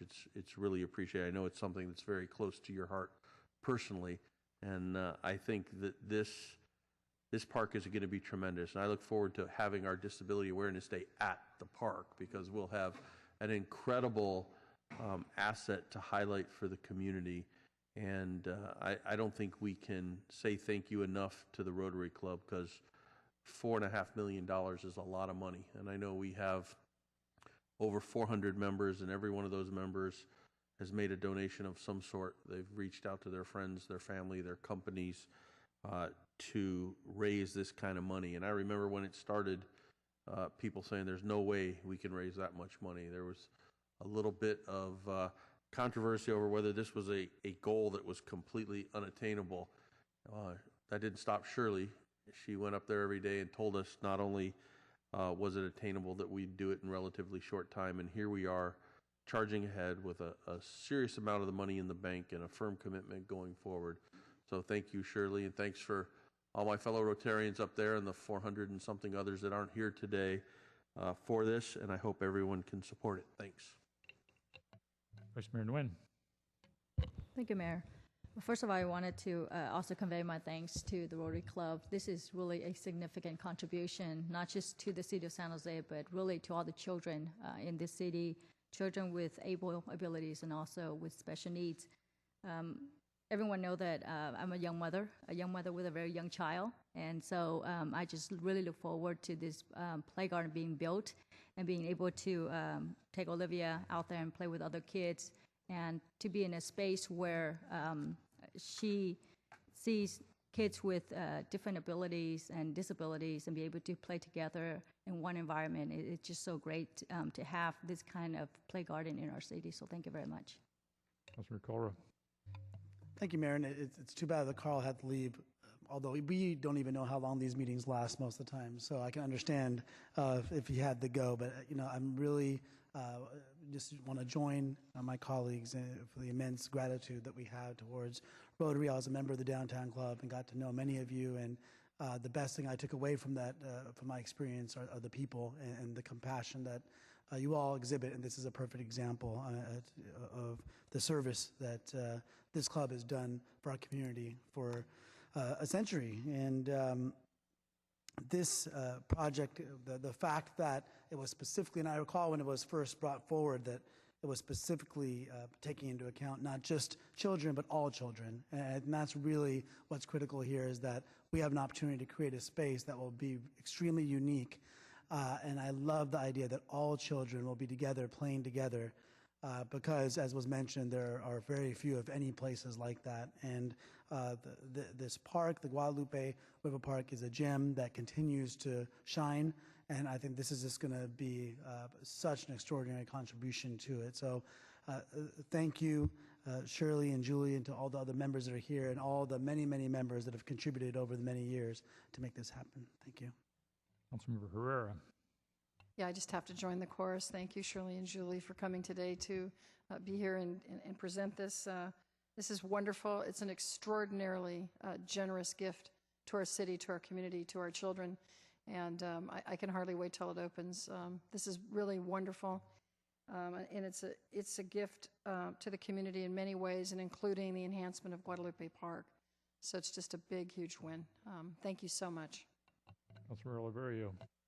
Thank you, Mayor. I as well wanted to thank Rotary for this extremely generous gift, certainly the most newsworthy item on our council agenda today that everyone should recognize, and also recognize all the past support of the civic organization, whether it's art in the Guadalupe River Park or in front of the Center for Performing Arts, whether it's the Rose Garden Fountain, whether it's the restoration of the Peralta Adobe, whether it's Alum Rock Park, whether it's Ryland Pool. A tremendous legacy, and everyone should be so proud of what Rotary's done in the city. Thank you. Councilmember Chu. Thank you, Mayor. I just wanted to publicly and formally thank you, Julie, for the all-accessible swing set in this El Viso. So thank you very much. Councilmember CAMPOS. I also want to thank Rotary for their service to our community. I only wish the Kiwanians were better at fundraising, so we could do something with that, would affect that many people. Anyway, thank you very much. We have a motion to approve the gifts and the process and the project, and I don't know what the timeline is, but we're all anxious to get out there and go see our kids play. So thank you all very much. On the motion, all in favor? Aye. Opposed? None opposed. Amazing. Unanimous. Thank you very much, Rotary Club. All right, let's turn back to the ordinance priorities work and see if the clerk has a tally. Only one item received 6 or more votes. Number 20, reducing cost of home improvement, received 9. We do have a few items that received 3 to 4. Item numbers 7, prohibit obstruction of sidewalks, and 10, expand the second unit ordinance. Both received 4 votes. And then number 3, land use regulations for school developments. Number 8, public review of new retail reuse, received 3. And green building retrofit ordinance number 26 also received 3. So if you wanted to reballot, no, we don't. Okay. We'll do this fine. again in 6 months. Okay. Councilmember Oliverio. I just support your notion. Thank you. Okay.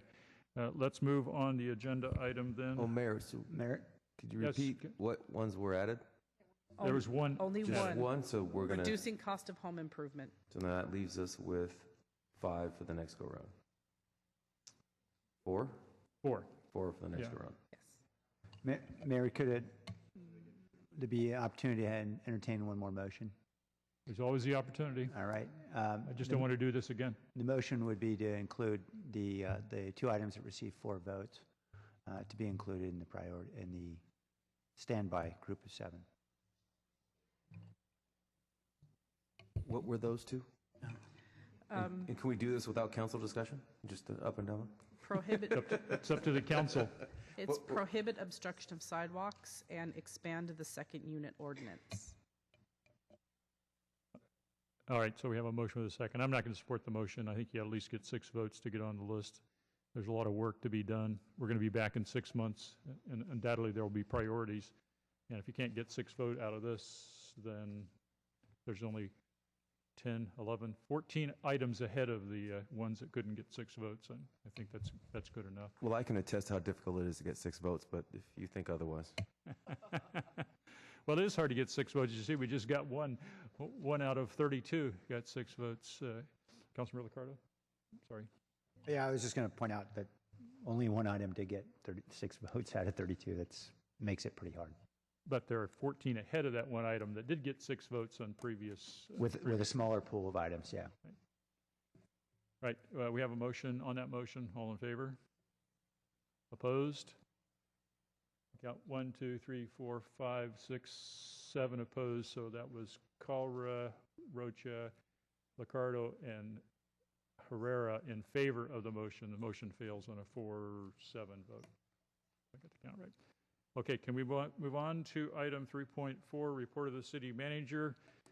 Not news at this point, since I know the word is out that the city manager, after 44 years of service, has decided to retire at the end of the year.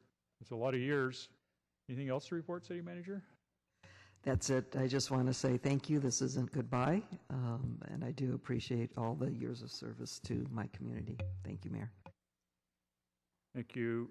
Item 3.5 and 3.6 I want to take together. That's the audit of consultants agreement and the audit of regional wastewater facility master agreements. These audits have been to the Public Safety, Finance and Strategic Support Committee and to the Rules Committee and back. So here we are at the council with our city auditor, Sherry Erickson, taking the lead here.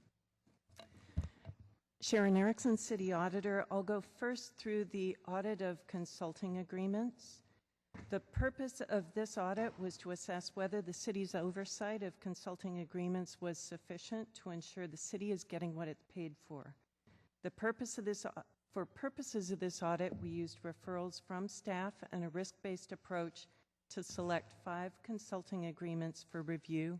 Those agreements are listed on page 8 of our report. This audit is one of a series of contract audits conducted by the City Auditor's Office. Let me start by saying competition and transparency are basic tenets of government procurement to ensure that taxpayer dollars are well spent. Our first issue was that the city should enforce competitive procurement rules and limit exceptions to those rules.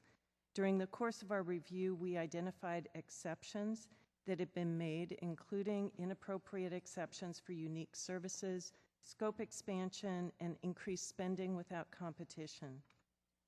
In some cases, staff exceeded limits on contract authority, executed contracts after the fact, and in the absence of open competition, grew increasingly reliant on selected consultants. We believe the city can streamline processes and should provide more information to employees so that they can avoid confusion about what processes are required. The second issue was that monitoring of consulting agreements can be improved. In some cases, city staff had not abided by contract terms or had not ensured that contractors abided by contract terms.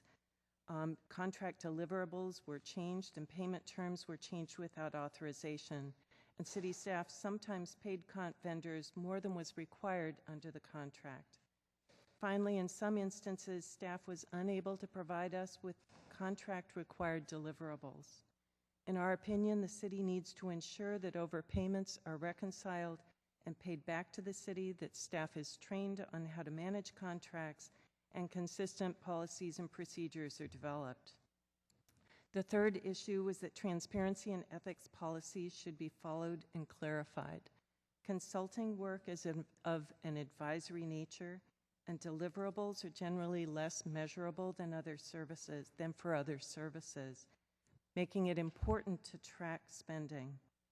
We included in our report recommendations to improve Form 700 disclosures, ethics training, and the transparency of information about consulting agreements. Our report includes 15 recommendations to improve the procurement, monitoring, and transparency of the city's consulting agreement processes. We wanted to thank the City Manager's Office, the City Attorney's Office, City Clerk's Office, the Office of Economic Development, and the Departments of Finance, Police, Planning, Building, and Code Enforcement, and Parks, Recreation, and Neighborhood Services for their time and assistance during the audit process. I'd also like to thank Gitanjali Mandrakar and Brenna Silbori from my office who did the audit. The administration's response to the audit is attached on the yellow pages of our report, and I'd like to turn it over to Norberto Duenas from the City Manager's Office to explain, to the City Manager to explain the response. Actually, Norberto will explain our response, and then actually Ed will follow with assisting in any additional clarifications. Let me just say that I think hopefully the council knows by now that the administration really values the work of our auditor, and in the spirit of what we all want, I think what we all want is to ensure that our employees, the management, and beginning with myself, are accountable, that we follow the rules, and we all ensure that the taxpayers' dollars are being used wisely. That said, I do think it's important to acknowledge, as we've said many times, that our workforce has gone through a lot in the last few years. I'm not saying that as an excuse, but I think it's important to acknowledge that the turmoil that we've been through does require us all to get back to basics. And so I think as Norberto recaps for you what we have said we would like to do in the spirit of continuous improvement and applying the auditor's recommendations, that will mean ensuring that our people are equipped to be able to follow the city's rules and to not perhaps find themselves unaware of what it does take or having to take shortcuts because their staff workload is very, very heavy. So again, I would like Norberto to recap what we have said in the audit as our response to the audit, and I would like the administration to be given a chance to follow through with those items and to be able to report our progress to council as we move forward. Norberto? Thank you, Deb. I just want to note that the fact that there's two chairs between Sharon and myself doesn't mean anything, really. It just happened that way on this particular audit. But as always, the administration values and appreciates the city auditor's examination of the issues and the recommendations in her audit.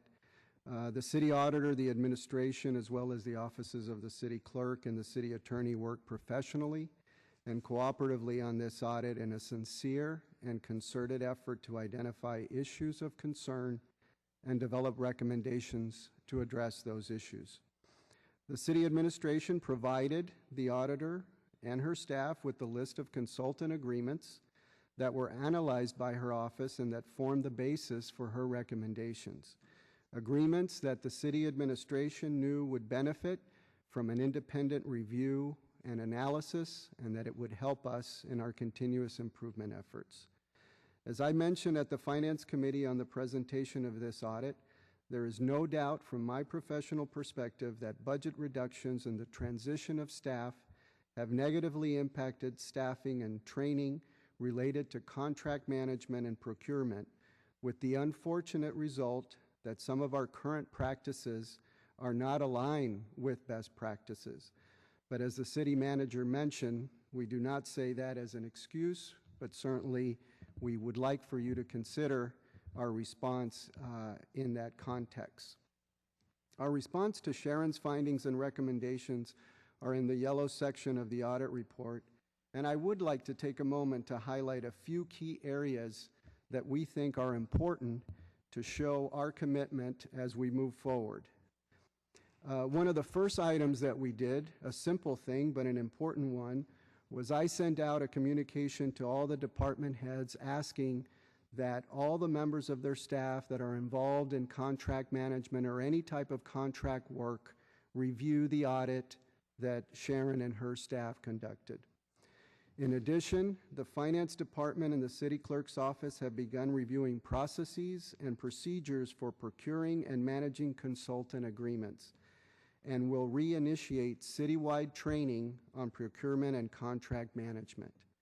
We cannot overestimate how important training is moving forward. It is critical due to the staffing transitions, and it is important to institutionalize best practices in the area of contract management. On the issue of unique services, the city manager's office will be asking the departments for expanded write-ups and explanations for these types of contracts in a unique services justification document that will be included in the documentation of the contract agreements and submitted to the city clerk's office for filing and uploading in the internal database. We have already started to do that. In an effort to strengthen fiscal controls, prior to authorizing an encumbrance or a payment to a consultant, the finance department will also check the agreement's not to exceed amount included in the database. This is extremely important to make sure that the contract stays within the allocated amount. And on the staffing front, which is extremely important, the finance department will evaluate its current level of resources and involvement in the procurement process and whether they are adequate or not to meet the needs of the organization.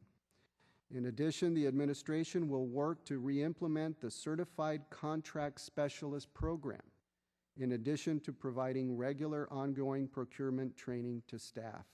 This program was extremely important in making sure that staff would stay on top of new rules, regulations, and procedures. The Finance Department and the Workforce Training and Development Division in Human Resources will coordinate the development and implementation of a citywide training on procurement and contract management, and the City Manager's Office will assemble a team led by the Finance Department, the City Attorney's Office, to review the existing contract administration and management guidelines and update those guidelines to align with best practices for contract monitoring and management. We have a number of other items that are included in our recommendations. I will not go through all of them, but those are just some of the highlights that I thought was important to note. Again, I want to thank Sharon and her team for working with us on this audit. We have members of the different departments here to answer any specific questions on any of the specific consultant contracts that Sharon reviewed. Thank you. And Mayor, maybe this is more to the next audit, but I would just like Ed to comment briefly on what I think you can expect to see more of as we go forward. And that is, we will continue to require consultants, especially for very complex work. And so I think being clearer perhaps at the time of the award of the contract, just how those complex contracts will be managed might also increase the sense of confidence of the staff's game plan as we move forward. So Ed, any comments there? Sure. Thank you, City Manager. Simply like to add that it won't take long for the council to have another opportunity to discuss consulting agreements and in more detail understand how the city and city administration is approaching the management of the consultant work, integration, and the complementary work being provided by staff. Since next week, we'll have a major contract associated with the Environmental Services Department and the regional wastewater facility. capital improvement program. And in fact, that discussion will proceed with the Treatment Plant Advisory Committee later this week. So again, it won't take long. And in addition to that specific contract, as Norberto pointed out, we've got a number of follow-up actions that are already in process related to training, as well as looking at our systems, recognizing that how we approach these going forward will be equally important, as well as dealing with the specifics. But we do want to have an opportunity to come back to you with the specifics. Yes, go ahead, Sharon. If I could, would you like me to go ahead with a presentation on the second report as well? Yes, because if there's public testimony, I want to take them both together. Okay. And the council discussion is likely to be kind of merged, so yes. Yeah, and we did make sure that they were on the same agenda, since they did touch on some of the same subjects. So the second audit report was the audit of the regional wastewater facility master agreements. And here again, we recommended new procedures and better contract management needed, some of which the assistant city manager and deputy city manager have already discussed. Just by way of background on this report, again, this was another one in a series of audits of contracts that we've been doing over the last several years. In 2008, the Environmental Services Department entered into 5 master agreements with engineering consultants to assist staff in addressing and delivering capital improvement projects at the regional wastewater facility, or what I fondly call the plant.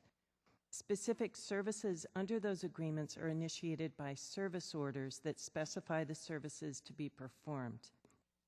Using these master agreements for consultants allows ESD to have qualified consultants on hand, therefore expediting the procurement of services for capital projects. The total not to exceed amount across those 5 agreements was $18 million. The value of the service orders issued to date as of the time we did the review was $7.6 million. The details of that are shown in Appendix A of that report. There were 3 issues in this report. They paralleled the first report. The first was the city should update its records retention schedule.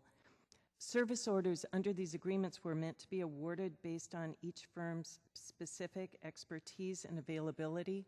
Unfortunately, the statements of qualifications and other information from the original procurements had not been retained. So we could not determine how those statements of qualifications were used in awarding the agreements.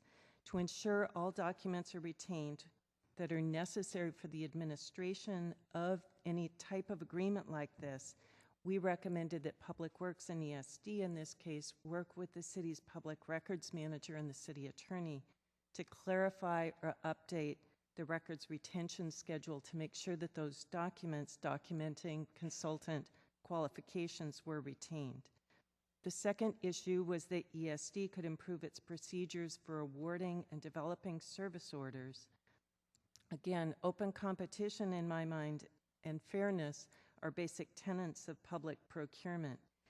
We found that individually under these master agreements, the service orders were not being competitively procured to ensure the most qualified firm was awarded the work, and each firm didn't have the ability to bid for the work or to make a pitch for the work.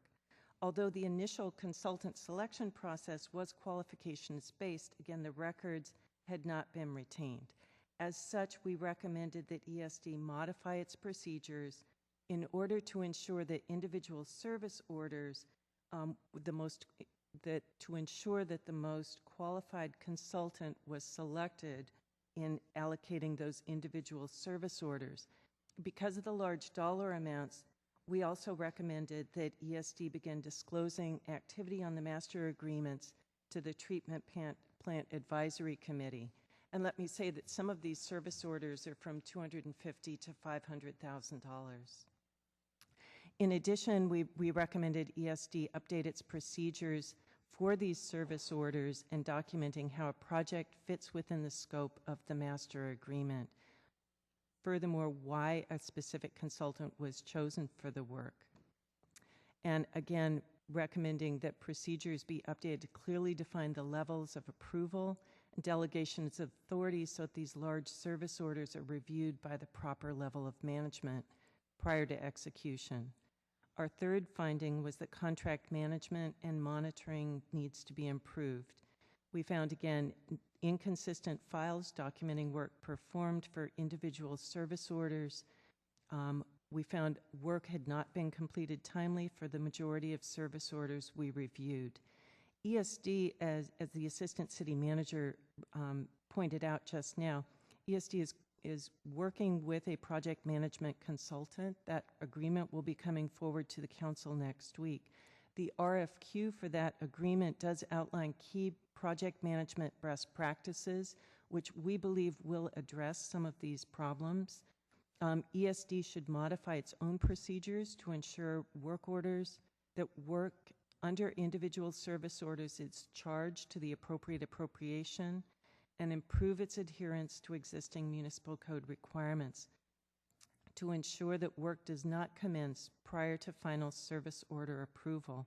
And finally, on this report, I also wanted to thank the Department of Environmental Services, Public Works Department for their insight during the audit process, and Joe Royce and Erica Garafo from my office who worked on this project.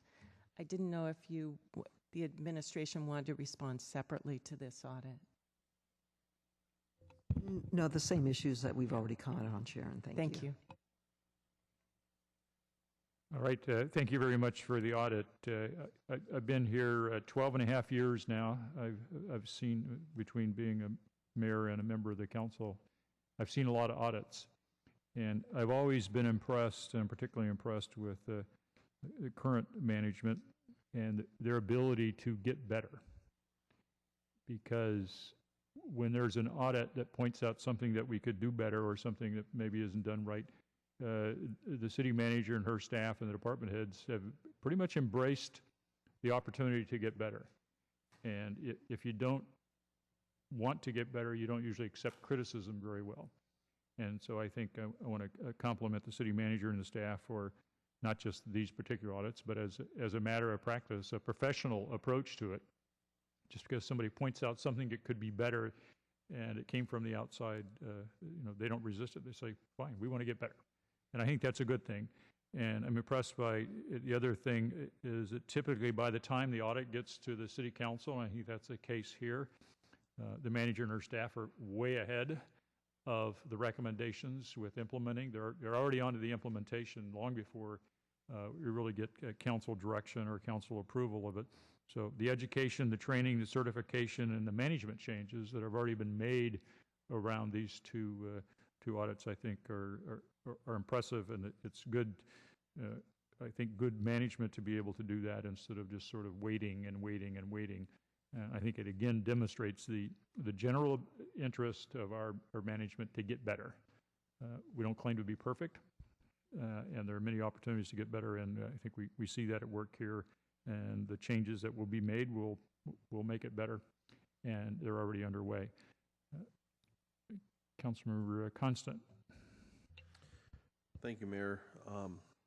As chair of the Public Safety, Finance, and Strategic Support Committee, we were able to hear both of these audits already at committee and had an opportunity to have our questions answered and make our comments there. I just want to reiterate my comments about the administration really taking these issues seriously. As you see in the administration's response in both, they pretty much agree with everything there, and as the mayor mentioned, have already started making steps to put policies and procedures in place to correct these deficiencies.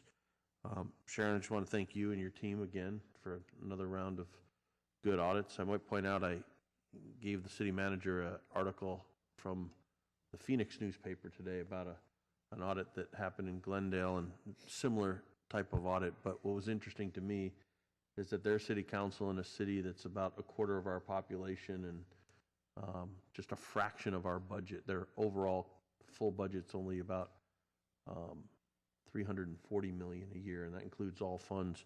They paid $500,000 to have the virtual exact same audit done.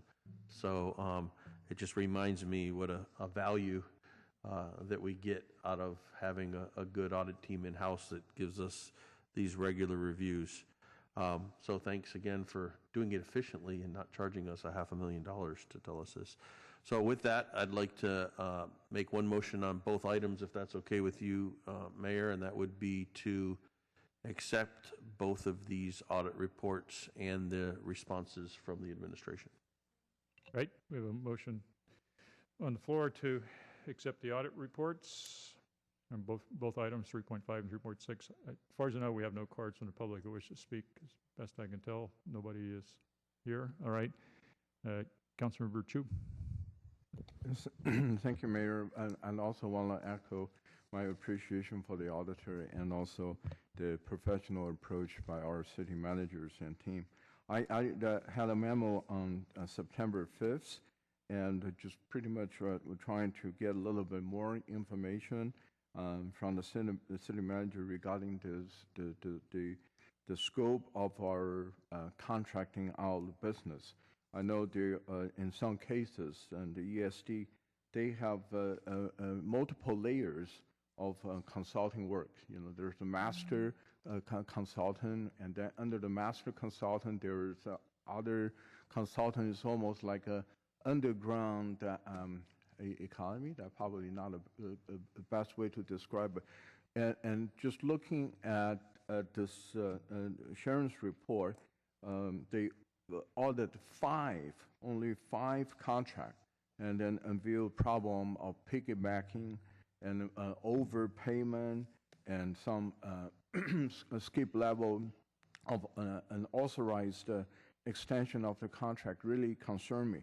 That's why I had a memo trying to find out in the city of San Jose, excuse me, how many contract total consulting agreement that we executed in the last year. I mean, is there anybody can answer that question?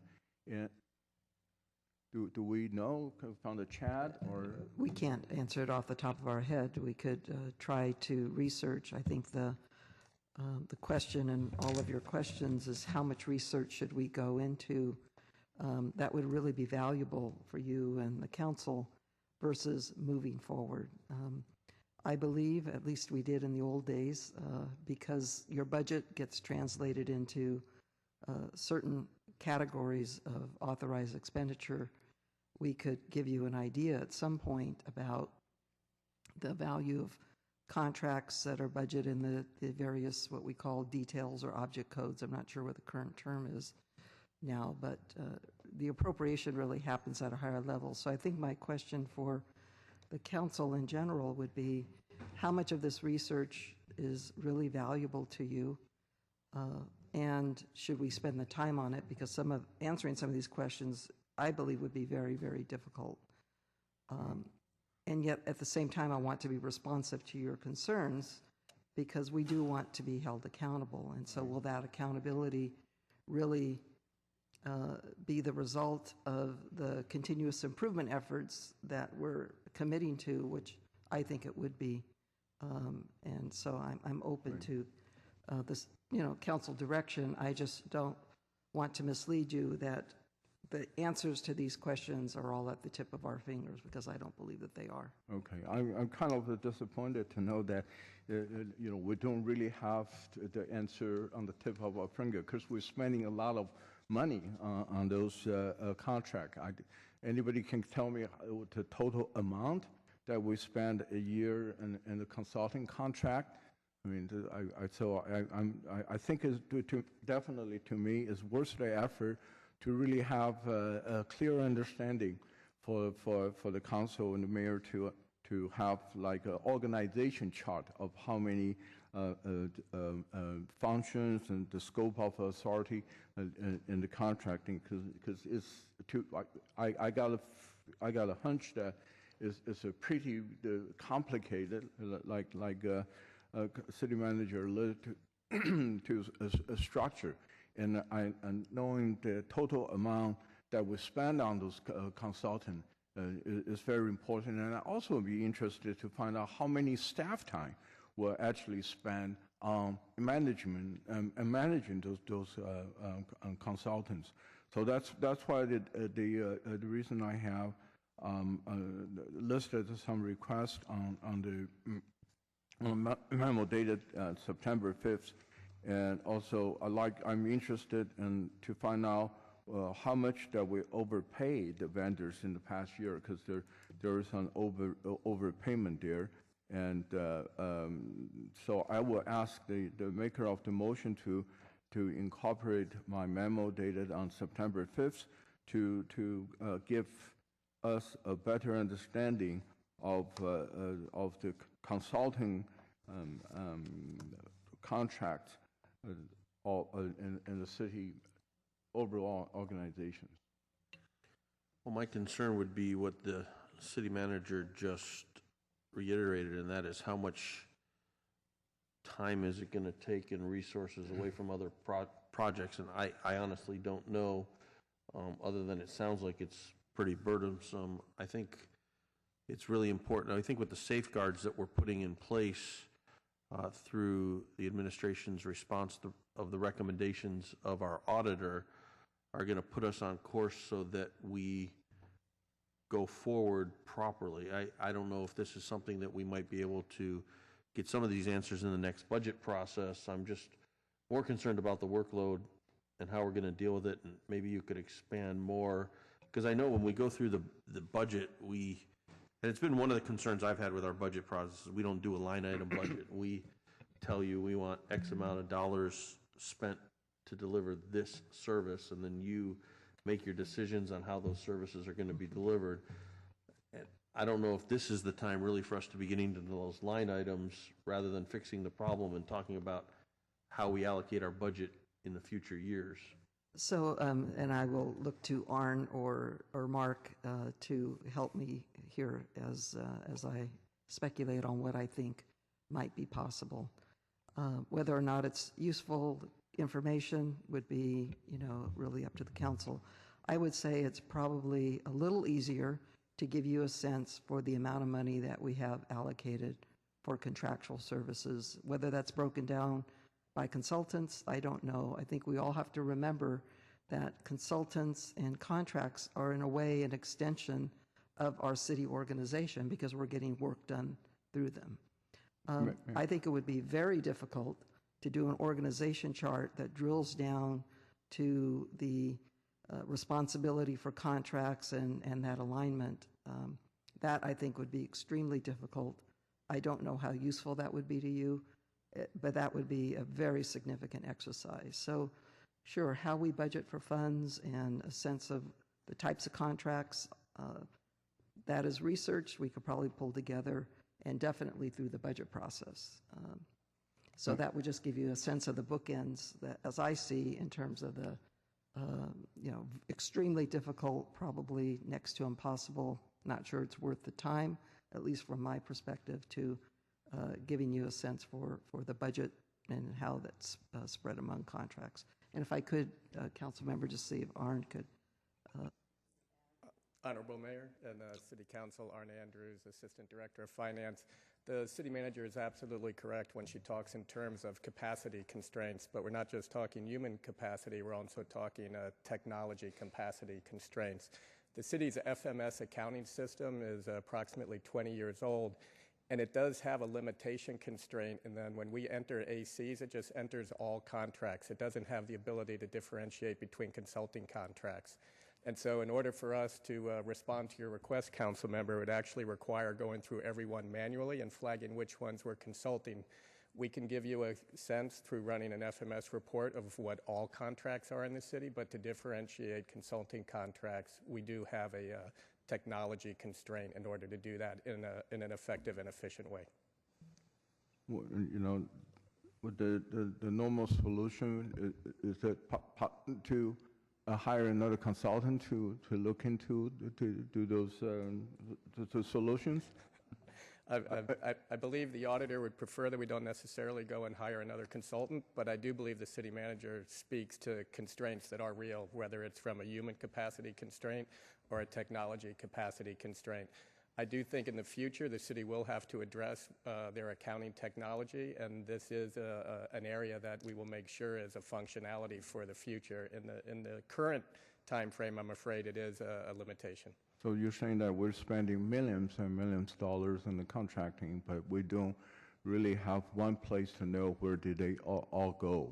We have one place to go where we know all contracts are entered into FMS, and we can tell you in a very broad perspective the dollar value of contracts. If you want to start drilling down, that does start to become more limited. Okay, I guess I would like to just simplify my ask to know how much we spent on the consultants for the last year, and also how many consultant agreements total within the last years. Because that would really give me a scope of how severe this problem is. Is that doable? I think, Councilmember, what Arne is saying is that we can definitely, almost definitely, give you the amount spent on contractual services. I think it is far more difficult, if I'm understanding you, Arne, to discern between consultants as a contract versus, let's say, a maintenance agreement. That is correct. My understanding is the limitations of our accounting system would make it very hard to start to differentiate between contracted services, whether it be a consulted contract or something else. Okay. And as far as the request, I really think that it's going to be difficult, and I know, quite frankly, if all that data were available, Sharon would have had it in her report, would you not? That's correct. Yeah. So what Arne is saying is exactly what we found when we went in and asked this same question, because you can imagine that's where we started our audit. We do have recommendations in our report to, number one, come up with a consistent definition of a consulting agreement. So are all legal agreements consulting agreements? Are engineering services agreement consulting agreements? So the city needs a consistent definition, so that's one of our recommendations. You also asked about staffing for oversight of those consulting agreements.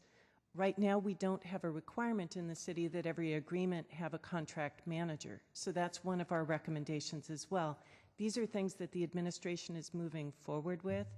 Every 6 months, we come back with an audit recommendation status report, and in the course of those reports, we can tell you, then if not some other time, how the city is progressing against those. The other recommendation we made was to make these contracts more transparent by eventually posting them on the city's website and posting payments to consultants on the city's website. That will come forward, I believe, as the clerk's office is able to put CHAD online eventually when it's replaced. So those kinds of things, I think you will see the answers to these questions, but it's going to develop over time. There are significant technology issues involved here. So how about the overpayment? Do we need a consultant to find out how much the overpayment that for the last year, so we'll be able to at least put in some effort to get them back? Without addressing the specific issues, because the contracts that were mentioned in the report, several of them, are outside of the purview of the finance department. I mean, I couldn't speak to how we would do it. I do know in the response from the administration, we said that we would review those contracts and determine if there were overpayments, and if there were overpayments, we would take appropriate council action to make sure that either the contract comes in line or we take some other action. How do we get this information back to, is that in the budget time? We'll be able to expect a line item, see those overpayment, and then how do we follow up with this? I don't want to speak for the budget office, but I don't believe that's something that would occur the way you just described. That would not be during the budget process, but I think in this periodic reporting to the Public Safety Finance Strategic Support, as Arne just said, we would report back on our progress in terms of evaluating the overpayment and the reimbursement process that we're going to use to seek reimbursement if that's the appropriate action. If I could add also, in the back here, just to be clear, I believe it's also part of our going forward plan as far as training for staff that are currently managing contracts to ensure that they know what to look for, and that includes existing open contracts as well as contracts that start in the future. Can I at least ask the council to consider that you report back to us in 6 months about the total amount of overpayment and the status of them? Would that be something that you would accept as a friendly amendment? Well, I think the administration's response contemplates that, and I can pull it out real quick, but Deb, maybe you could, I just don't want to keep adding stuff on top of what you've already said you're going to do. I think what I'm at a loss for is what I feel is probably Councilmember Chu's request, which sounds to me like an audit of every contract payment and to discern whether or not there were overpayments.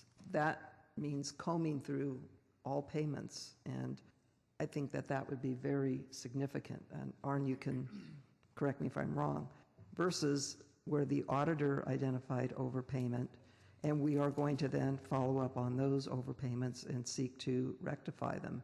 And hopefully through that process of reviewing, find out more clearly why that happened and fix the system moving forward. So if the council wants a full audit of every payment made to discern if there were overpayments, I think that's a significant workload unless I'm missing something, Arn. I mean, I don't think we can just press a button and have that That's come correct. forward. I believe the administration's approach was going to be the incremental approach, where the auditor flagged areas of concern and was able to point us to specific contracts. And with those specific contracts, there will definitely be a review that takes place. In addition, the city auditor was able to identify areas for continued improvement, and those are the areas that the administration responded in the positive, that we would take an affirmative action to move forward, and that by tightening existing procedures and developing new procedures, we will make sure that an overpayment occurrence of the specific nature the city auditor found wouldn't be able to happen again. But to do a holistic, backdated review of every contract in the 10th largest city would definitely be a significant undertaking, and not one that I think I could respond right now to that we would be able to do without going back and researching with staff and other departments to see what it would entail in order to take on an undertaking like that. So what I might suggest then, from what I'm hearing, is I understand that the administration, on those that are identified, you're going to go look at them, you're going to verify them, you're going to take collection efforts, and you're going to see what led to those lapses. And then perhaps when you find that, maybe it's going to be one thing that helps you identify others, and I'm sure you'll do that. So perhaps you can just, at one of the check-ins at the Public Safety Committee, after you've done that, just let us know how that's going. And I don't think that part would add that much work to you, just letting us know. No, absolutely not. I mean, we should have flags or a mechanism in our accounting system that doesn't allow overpayment. And so I think the deficiency here may be a system issue, it may be a training issue. I think that's where we need to dig more deeply so that we can have the safeguards in place, because Councilmember Chu's concern is right on. We don't want to find ourselves in an overpayment status, and so And I believe specifically to that, when Roberto spoke of making sure that in the future contracts are checked and not exceed amounts are checked, these are all the incremental steps that'll make sure that an event like that does not happen in the future or happens on a very limited basis. So I'm fine with that being part of our action, since it seems like that's what you're going to be doing anyway. And that's not to say, I assume the Vice Mayor agrees. That's a friendly amendment to that, with the seconders okay with the seconder, so we have friendly amendment. And that's not to say that that all of these questions are not good questions, because I think they are very good questions, and I think that they're unfortunately questions that will cost us more to find out than we'll discover in the process. And what I really want to make sure we do is button this down and make sure the go forward, we're doing everything correctly, we got the flags in place, and ultimately what we need is a new FMS system, and that's a whole nother discussion that we're going to have because we all know it falls short in a whole host of areas. And you got to allocate $20 million. Okay, not knowing how many contracts that we have for the last year, but just looking at the 5 that the IPA audit doesn't give me a clear picture of how severe this problem is, and I do have a different assumption than you are regarding to was it worth the money to really do the investigation or not? You felt that if we spend some effort into digging into the underground structure of the city's contracting process may not yield that much return for the city, but not knowing how many contractors that we have over the last year, and just looking at this 5 audit report just doesn't give me that comfort level. So. Right, so we have a motion that's been amended by friendly amendment. Councilmember Rocha. Thank you, Mayor. I share a number of the same questions that Councilmember Chu raised, and I appreciate him putting out this memo. I very much appreciate it. I think some of the items for me in terms of some of the words used, I guess, discover and the severity of it, not knowing, I know you did a select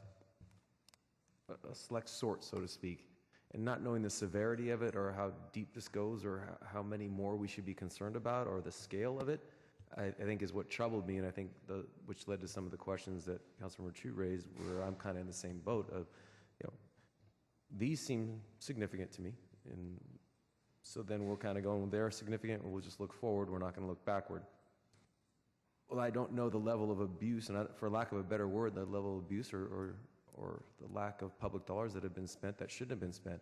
That I feel I should be asking those questions, and I'm getting the impression that we're not concerned with those questions or answers. And so, and this isn't about the city auditor or about the city manager, but I think those unknowns might want to be asked, and if we're not going to ask them, then we're just going to assume these are the only ones we should be concerned about, and this is all going to be fixed going forward.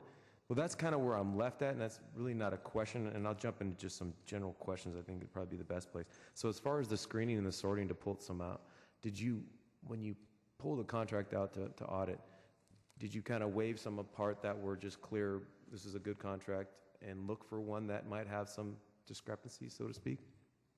And I did read the report one time through, so forgive me if that's clearly stated in there. We used a variety of methods, so at least one contract was suggested by staff. Okay. So we looked at that one. Staff knew it was a problem agreement, and we selected that one. Another one we picked because a department had been flagged for us as a good department, but then we found problems with that agreement. What we do is we always are looking at a select kind of sample anytime we're doing an audit. In this case, we had the 5. We sat down with the staff from those departments, and we said, is this a fluke? Is this a one-time occurrence, or are we going to find this if we look at more agreements? And basically, I think I can say the consensus around the room, now people have the right to change their mind now, but staff basically said, no, these are not flukes. We need processes in place to be able to manage these contracts. So we got agreement on the recommendations on a go-forward basis. And I guess my attitude was there wasn't that much in overpayments that we identified. I think the total in the report was $45,000 on these agreements. There was another agreement that had never been approved by council, so we had some questions. But my concern was going forward, we've got when you're in a boat with some leaks in it, the main thing you want to do is start plugging the leaks. So when you pointed out it was a small amount, and again, we're looking at a small universe of selection, and I think that goes to the point of item 2A, what is the total number of consultant agreements executed in the last year? And then 2E, how are the consultant agreements over the past year distributed across city service areas? I mean, these are good questions to ask that I would have expected to see in the audit, and I'm getting a sense that for a number of reasons we're not able to do that. But to make that statement that this is a small amount of money, well, how do we know this is where it ends? We don't know that, and that's kind of what I see my role is, to ask that question and find out that answer. I can't just say, well, that's all right, we'll just look forward. That doesn't feel like the right response to me, and that's where I'm struggling with the audit and the response to it. So I'm left with, it seems that there's a lack of interest from the maker of the motion and also the administration to answer some of these questions, at least on the larger scale. So what left is there? Suggest another audit, I guess, that goes a little bit deeper and answers some of these questions. I don't have any interest in making that recommendation right now, but walking away from this meeting, I can promise you I'll be thinking about going forward, what should we be doing outside of just the items that the administration has agreed to. What about these other questions that are a little bit unknown? And if I may ask, as far as the responses on recommendation 1A through 1C, where the administration disagrees with some of the recommendations that you made or the findings, do you have any discomfort with those? Again, I'm going to point to the fact that I think this is a significant issue, and if we're having some disagreement on how to deal with some of these issues, should I think about something else walking away from this and following up on those items?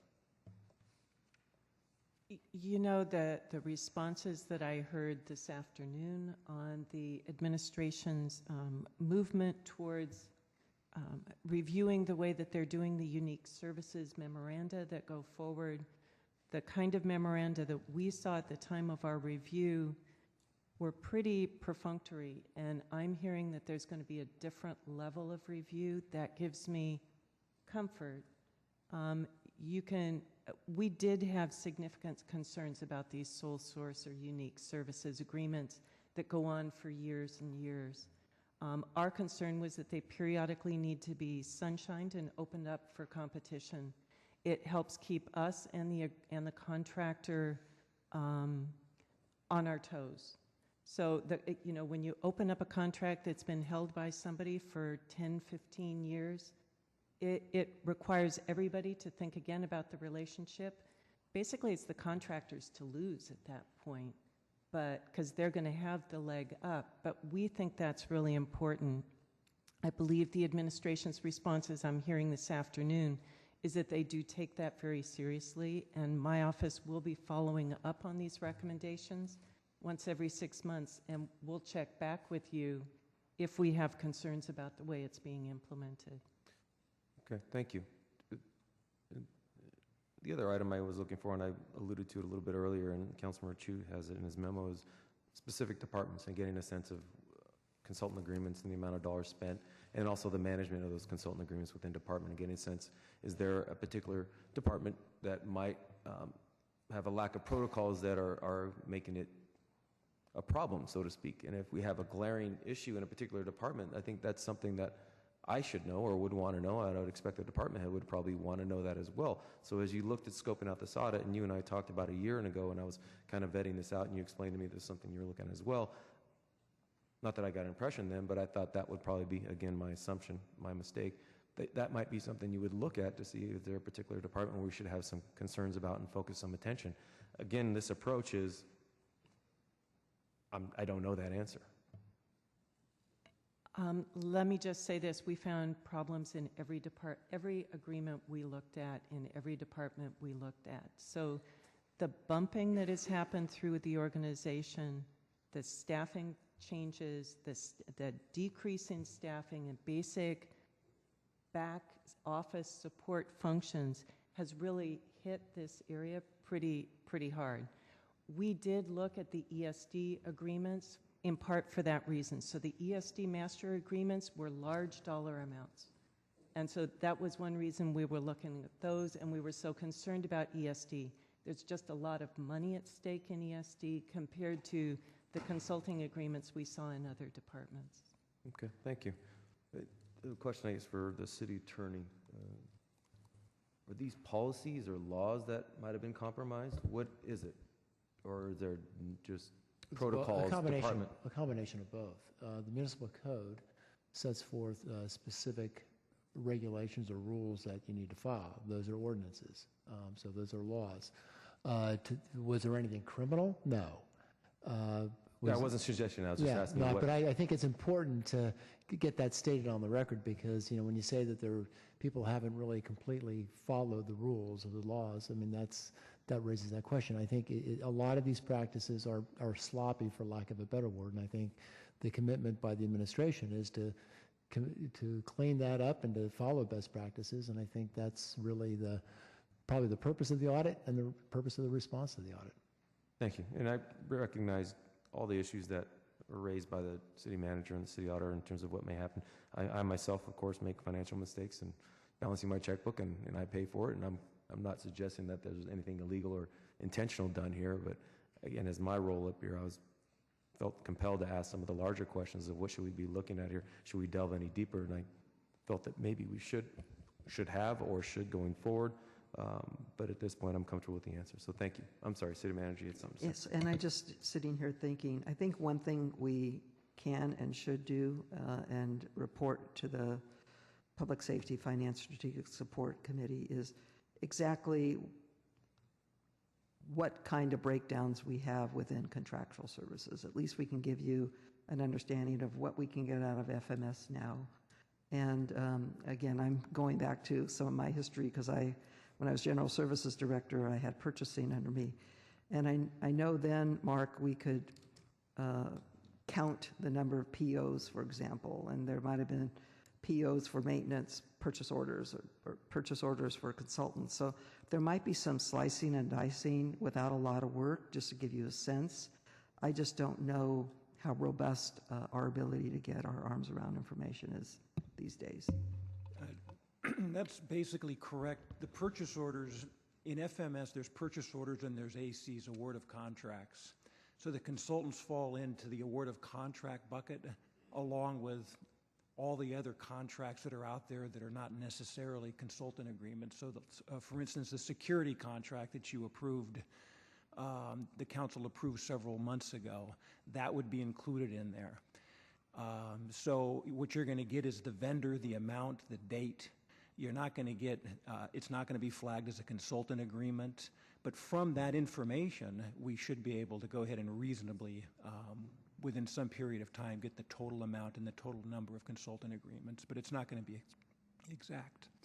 So we will work on it and then see what we come up with by the time we come back to the committee. Thank you. Did you have something else? Councilmember Camus?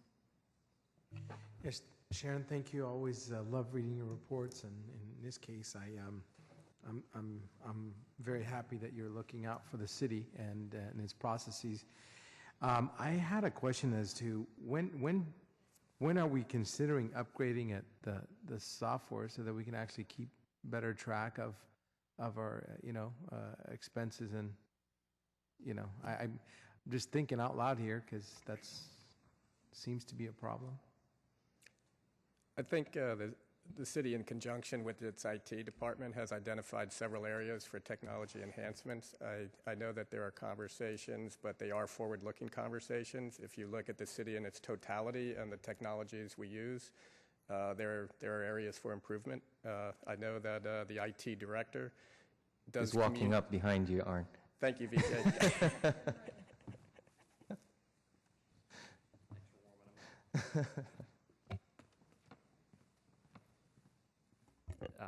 Thank you, Councilmember. Vijay Sameta, Chief Information Officer. Items like the FMS upgrade are actually on the IT department's deferred infrastructure maintenance backlog. So we've identified it.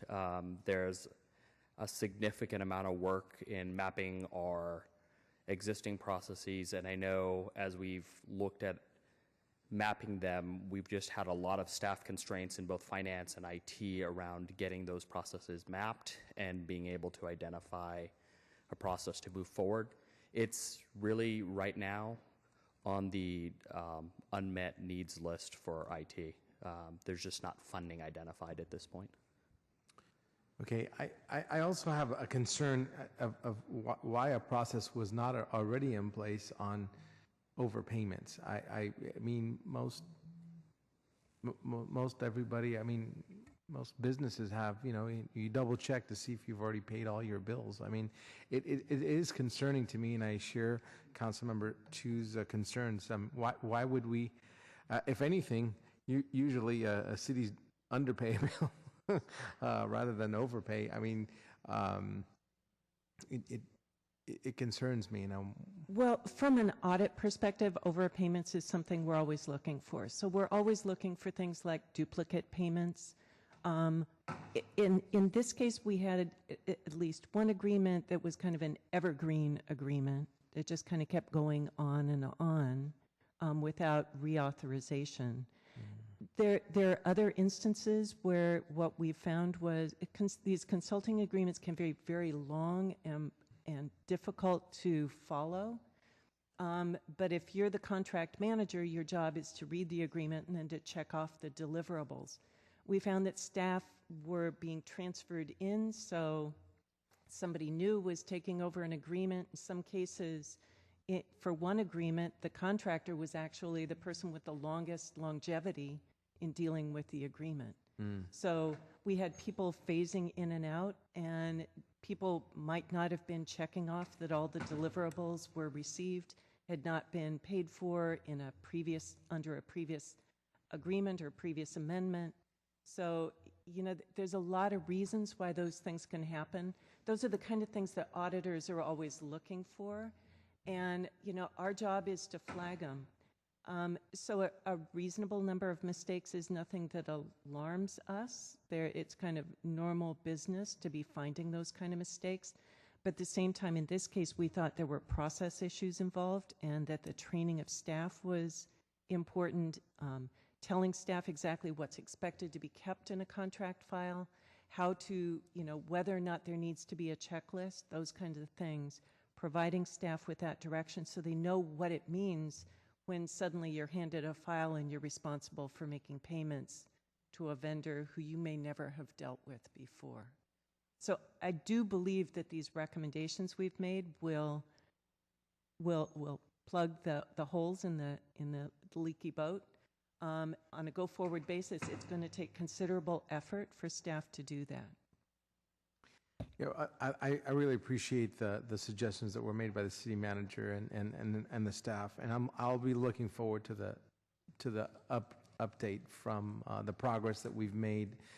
Again, I think we have to make sure that we're committed to our taxpayers as well to spend their money wisely and as efficiently as possible. So I really look forward to seeing how we plug those holes. Thank you. Council member, may I clarify overpayment? And Sharon, correct me if I'm wrong. I want to make sure we're using overpayment in the right context. I believe the audit revealed that we may have been paying against milestones, making payments against milestones, and those milestones were not completed per the contract, versus overpayment where we paid beyond the value of the agreement. And were there any instances where we actually paid beyond the value of the agreement? I just wanted to make the distinction. Well, my staff is coming down to also help answer any detailed question. The one that comes to mind was where the agreement stated how many pennies per transaction should be paid, and we were paying a penny more than that per transaction. So those are the kinds of things where at some point, I think somebody made a decision. That decision wasn't documented, it wasn't reflected in the agreement, so we considered that kind of thing an overpayment. If I might add, I'm sorry, it's Shikata, and not to preempt, but just to read out of the audit, because I think it is helpful to talk about the specifics in this case. So there was a issue related to how incidents in the police CAD system were being processed, and that in one case, on the issue of overpayments, that since 2007, staff had been approving, specifically in 2005, city agreed to pay 12 cents per CAD incident processed by the vendor software. However, since 2007, staff had been approving payments at 13 cents per incident. So we're talking about the difference between 12 cents per incident and 13 cents per incident. And cumulatively over the period of time since 2007, that 1 cent difference cost the city an estimated $30,000. So again, 1 cent cumulatively adding up to a significant number, but again, I think it's important to put it in context as to what we're talking about when we're saying overpayments. So it's not somebody sending in an extra invoice, hey, let's see if they'll pay me another $100,000 for this project, and well, somebody else says yes. I'll give you another example again, just for the sake of context here. That in another case, department paid about $279 more than allowed for reimbursable expenses. So expenses reports contractor used, including markup. So again, a number of items which, again, in the context of the agreement may or may not have been significant depending on your perspective. Again, I appreciate it, and I have full confidence that these, these processes will, I hope, be fixed, and I'm looking forward to getting the report in 6 months. I also would hope that we could look at ways that when we do competitive bidding, analyze whether these contractors have the capability, better have the capability of fulfilling their contract, because I know one case that keeps popping its head up during the closed session that I could think of, that we should have never gotten a second chance at bidding for a contract, and I'm hoping that we can find solutions around those kinds of situations as well.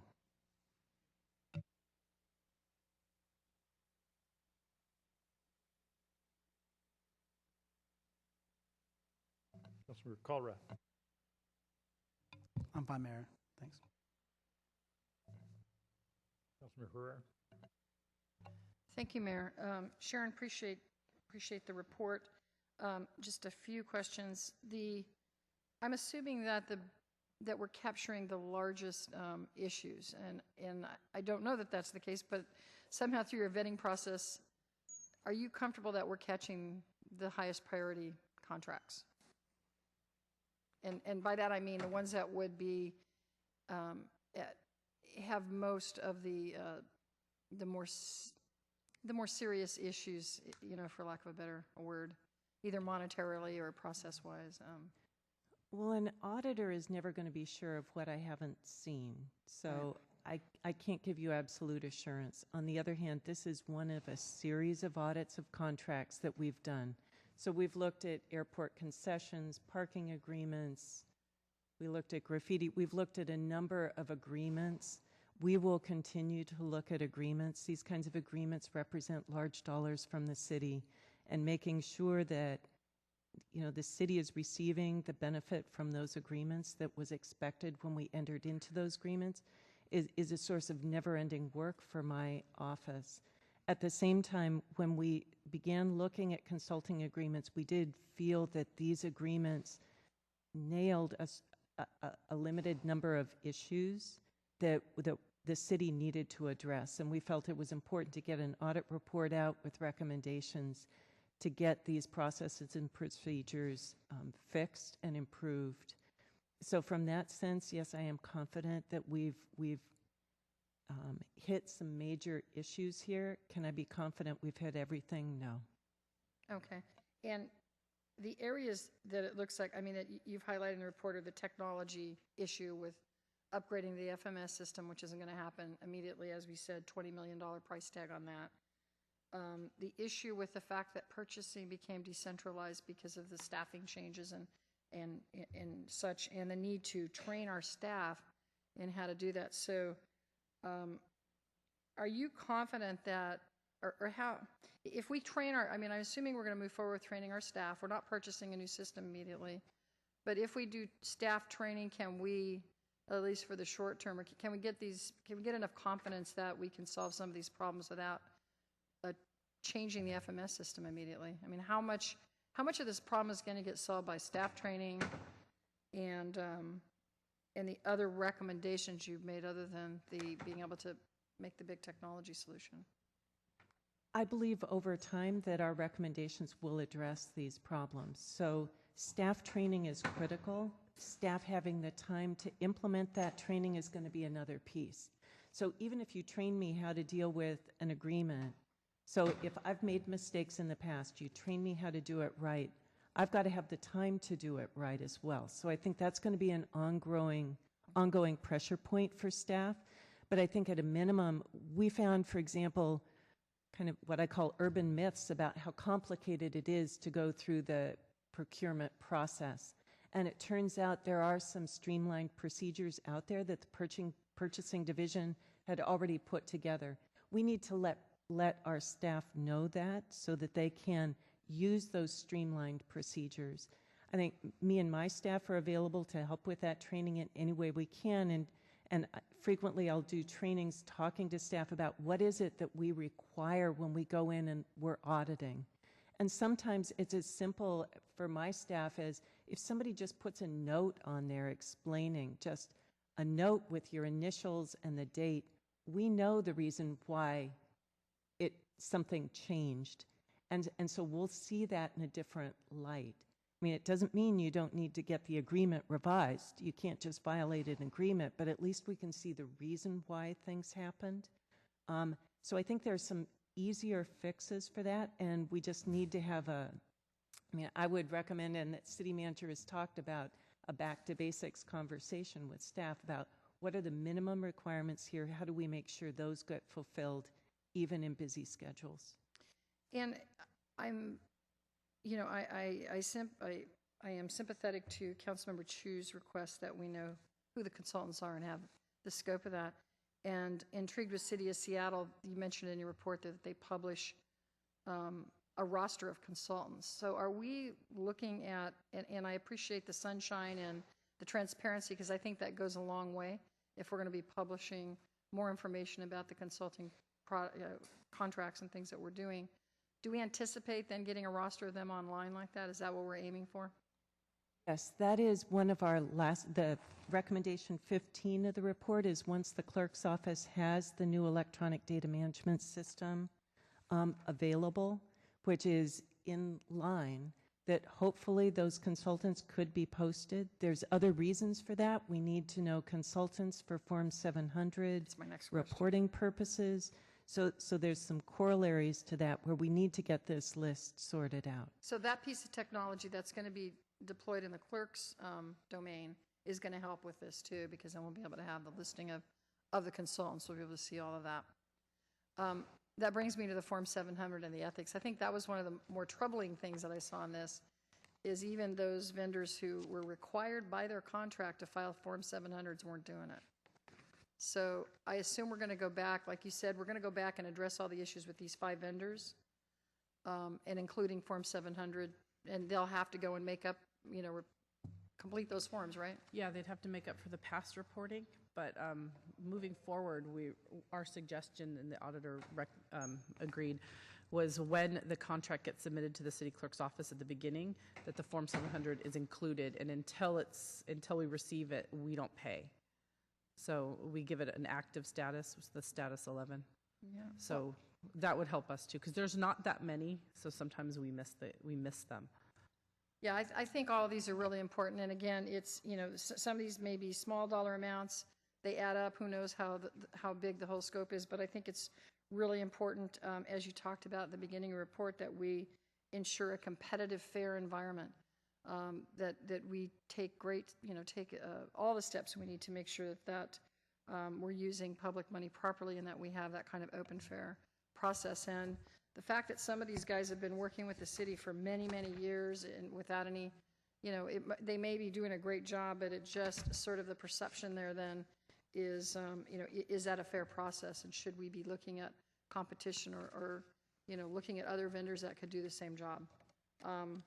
I had one very specific question, and I guess you guys can get back to me on it, but it's in terms of the gang prevention consultant.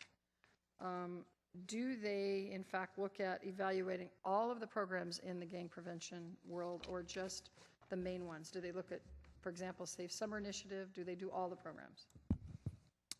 Norberto Dueñas, Deputy City Manager. Councilmember Herrera, they do review all of the contracts, all of the gang intervention contracts that are funded through San Jose Best or Safe Summer Initiative are evaluated. Okay, thank you.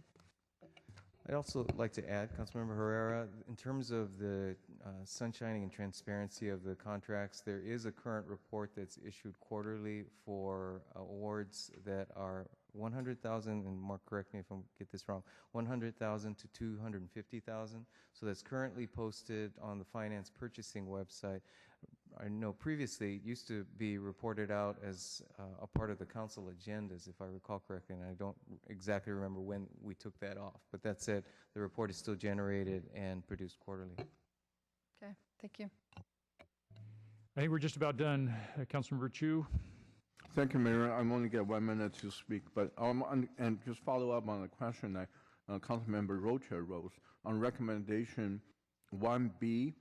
Your intent was to limit the scope of the contract agreement, but it is the staff recommendation is to limit the amount of money. there's and the B on the bottom is a maximum dollar value. Your comment? These are the kinds of things that I think we'll have to hammer out as staff comes forward with a proposed procedure change.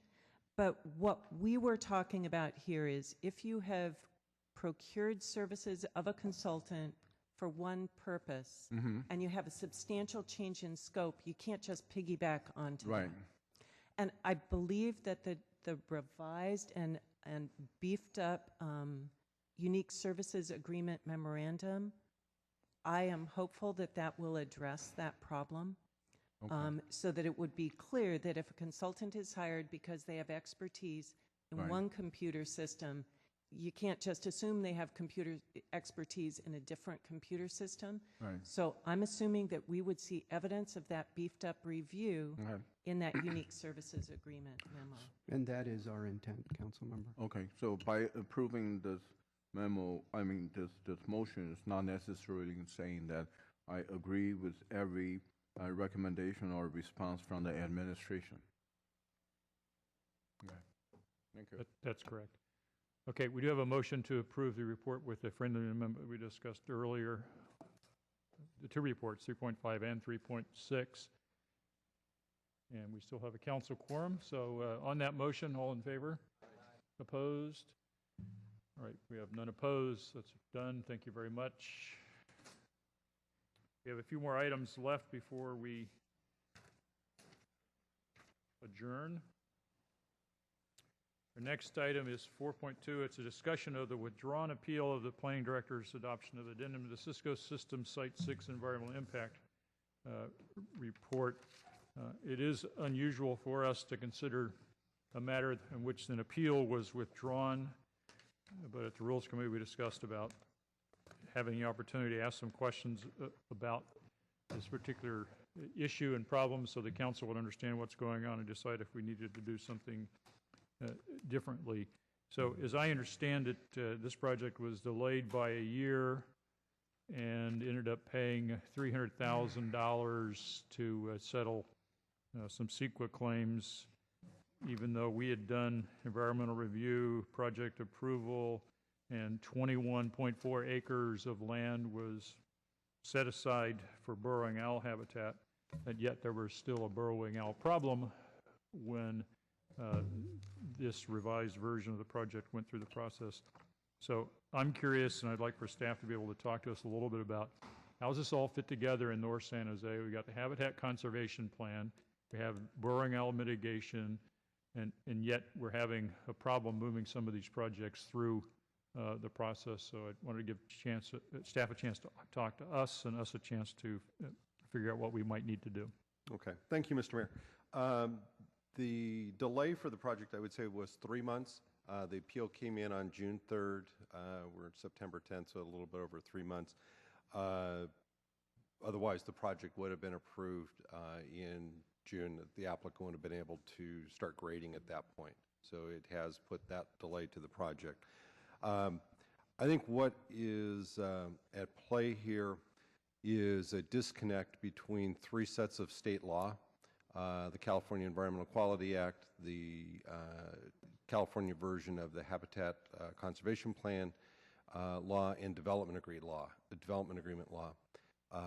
That the California Environmental Quality Act includes a provision that allows, or essentially it requires, it doesn't include, agencies such as us when we're making decisions on projects, that if new information is presented or is known that was not known at the time of the development approvals, that there is an expectation for the agencies to proceed with new analysis. In this case, the alleged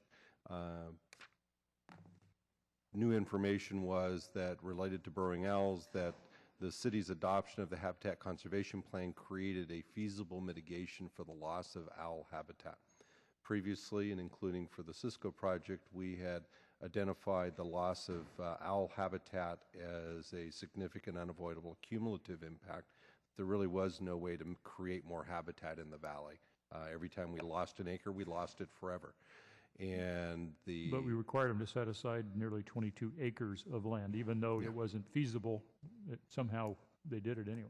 That's correct, is that we did lessen the impact. And so the set aside of 21 acres by Cisco for habitat for owls and for wetlands was memorialized in the IR.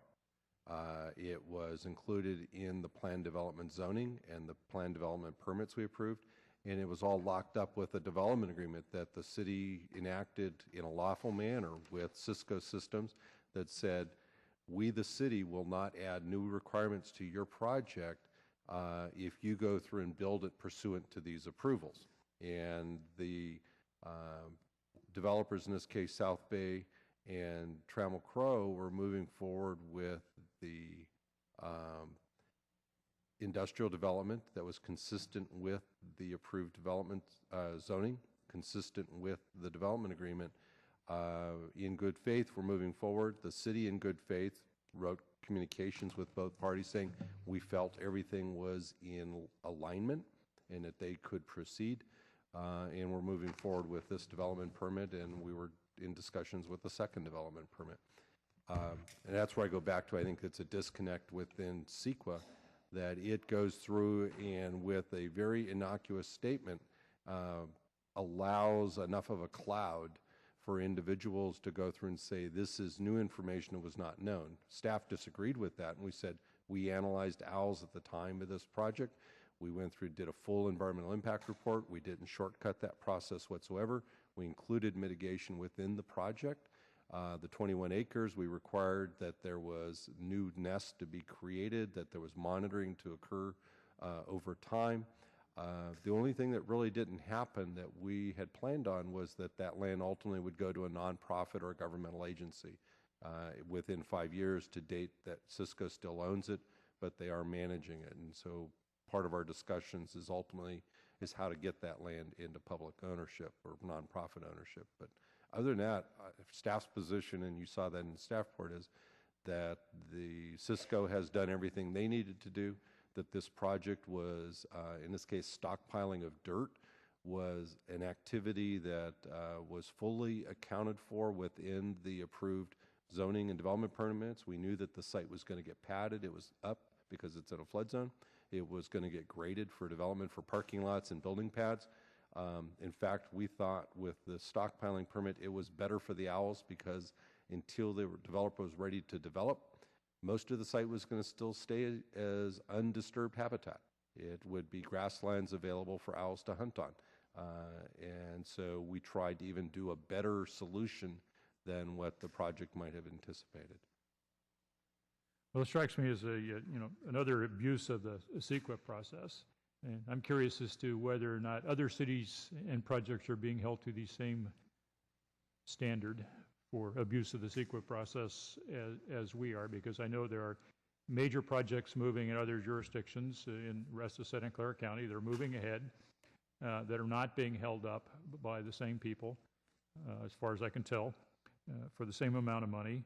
And I'm just curious as to, why us, why North San Jose, and in particular, and if we know anything about that, or what's happening with the, the big campuses moving in other cities.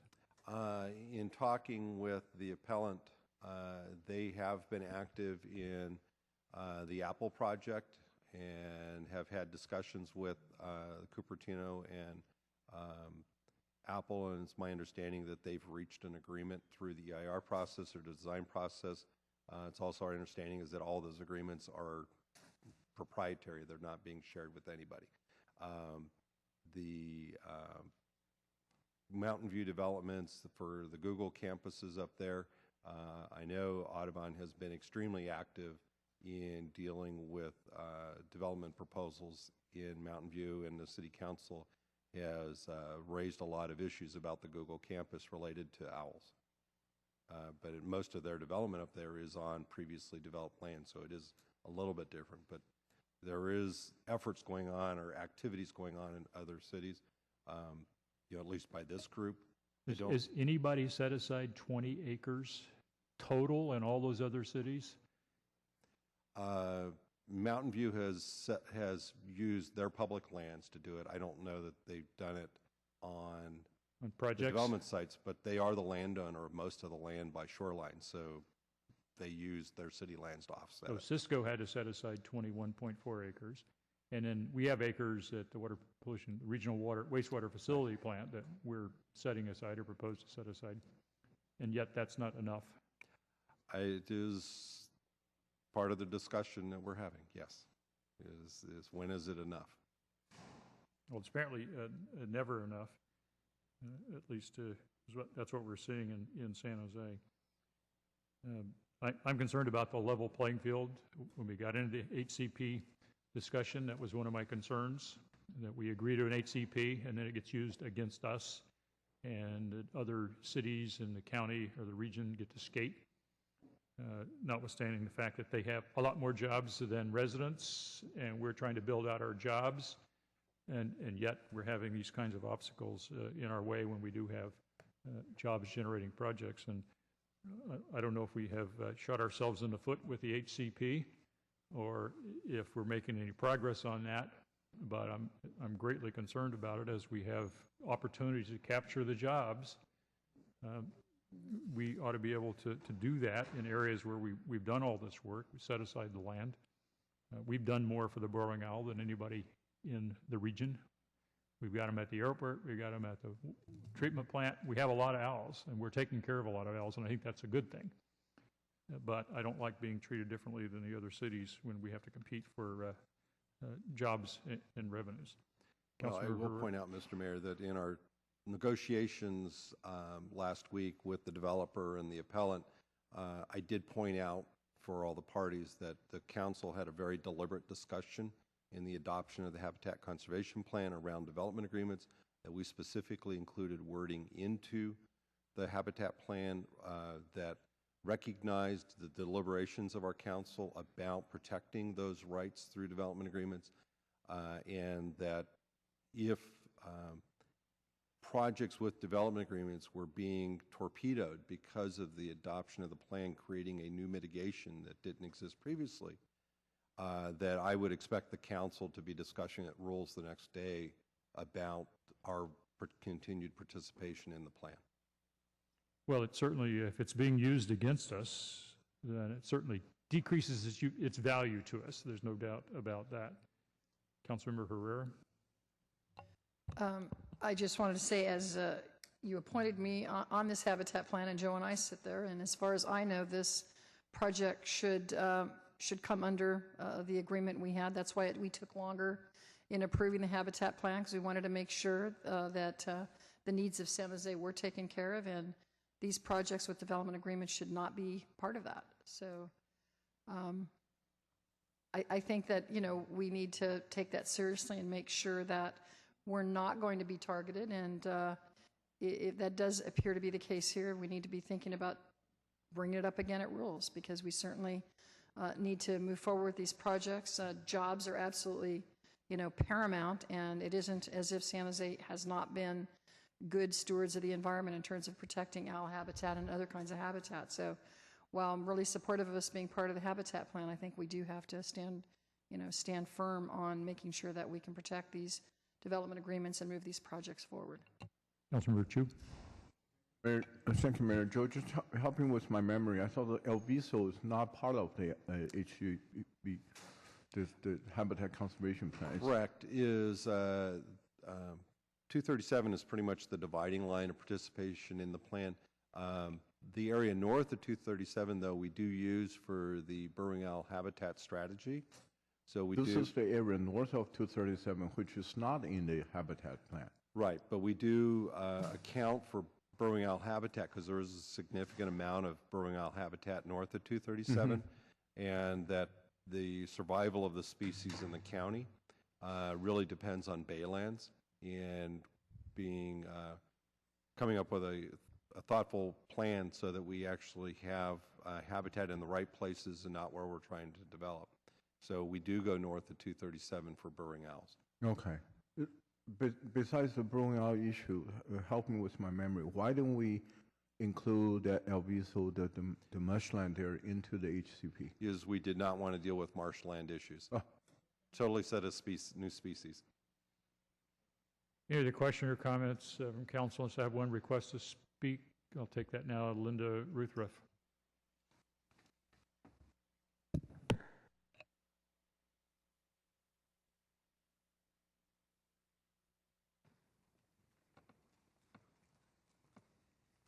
Good evening, Council and Mayor Reed. I'm Linda Ruthruff. I'm from the California Native Plant Society, the Santa Clara Valley Chapter, and I'm the Conservation Chair. First of all, I want to make it very clear that the Native Plant Society was not involved in this appeal. I'm here to speak on behalf of the process of CEQA. CEQA serves the community well. If anything, it needs to be strengthened. One difficulty is that it did not put in an expiration date on CEQA documents that are 7, 10, 15 years old. Instead, it deals with old evaluations by allowing, when situations change and science advances, that mitigation can be revisited. We live in a rapidly changing world. Technology advances, scientific knowledge has exploded. Climate change is a reality, sea levels will rise. Many species that had healthy numbers in the past are now plummeting in population numbers. I'm certain that the developers will make use of new technologies that have become available since their CEQA documents were approved. They won't be outfitting their buildings with incandescent light bulbs.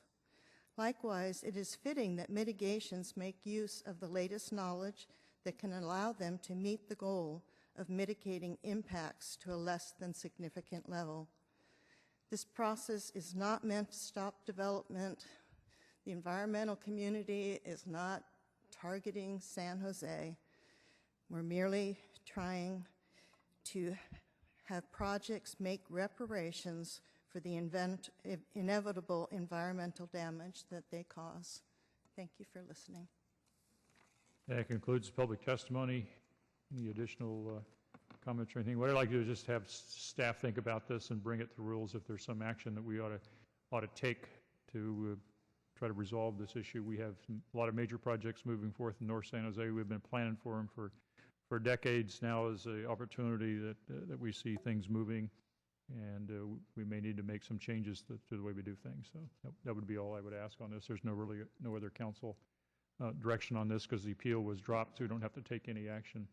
So with that, we'll just move on to the last item on the agenda, which is a joint City Council successor agency item regarding the long-term reimbursement agreement with the successor agency. We have a motion to approve the recommendation. I have no requests to speak on that.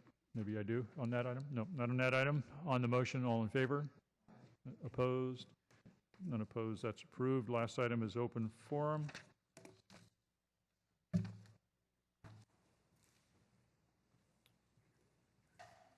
Richard McCoy.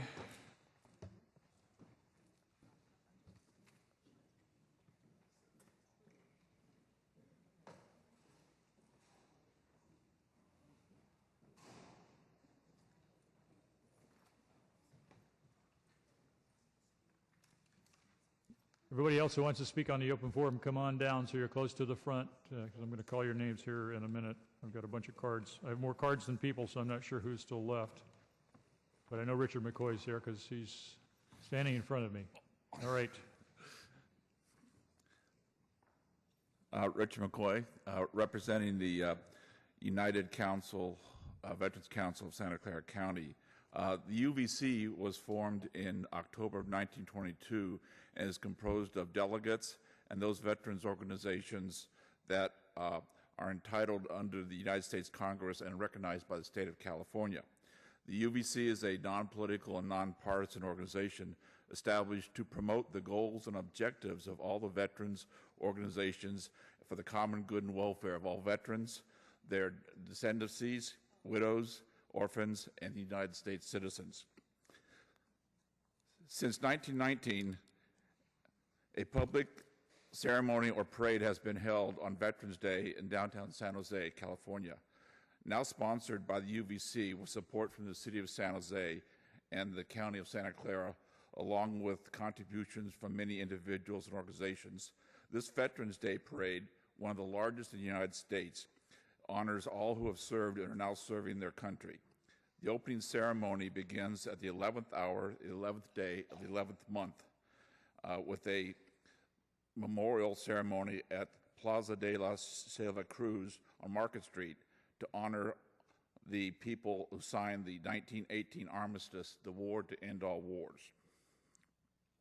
The parade steps off at 12 noon near the Snap Pavilion and travels down along Santa Clara to Market Street.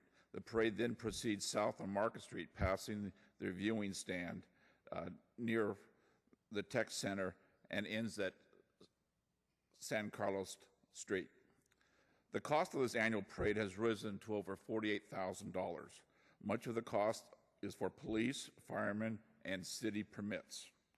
The mayor's office has been very generous in past years to help contribute to the parade, along with other council members.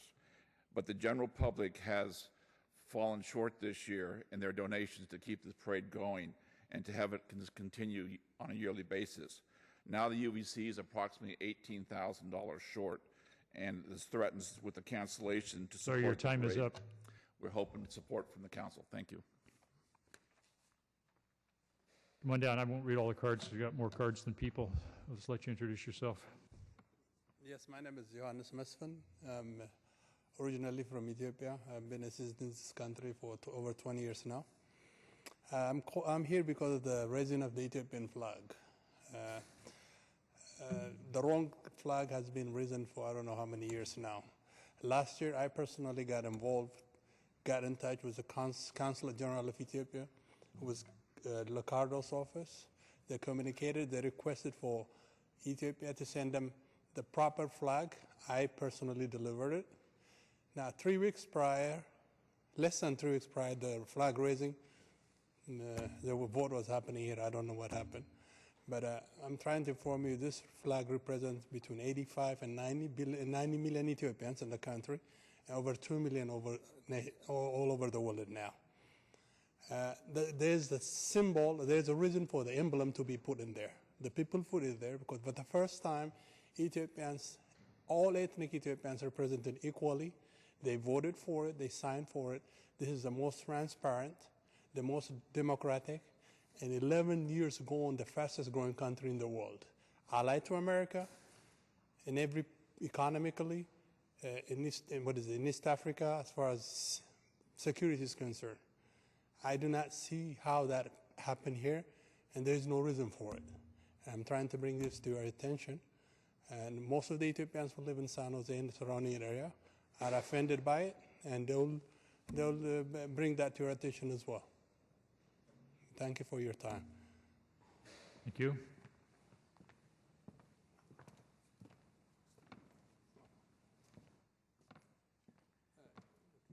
He wants me to translate. Okay. Okay. እኔ የምናገረው ስለ ባንዲራው ነው። He said, I'm talking also about the flag.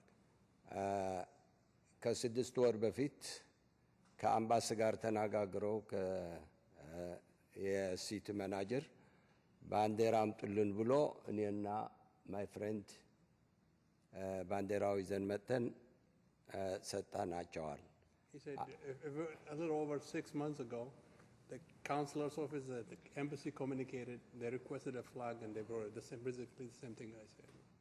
እና የሳነዜ ሲቲ ካውንስል ምን እንደሆነ እንጃ እኔ በአጭር ጊዜ ለሁለታችን ለተቃዋሞችና ለአማኖቹ አቀራርቦ መነጋገር ነበረበት። ወዲያው ቀኑ ሲቀርብ እኛ ሳንሰማ ውሳኔ መስጠቱ በጣም ያሳዝናል። ባንዲራው የተሰቀለው ባንዲራ የፍሬንድ ነው እንጂ ትክክለኛ ባንዲራ አይደለም። He said he was disappointed in the council decision. If they feel like there was a position group or anything, they should have brought both parties and see who has the marriage, who's right, who's wrong, get the facts and decide then. Instead of 3 weeks prior to the flag raising, sneak it by. It looks suspicious to him. That's what he's saying. እና ለወደፊቱ ለሚቀጥለው ዓመት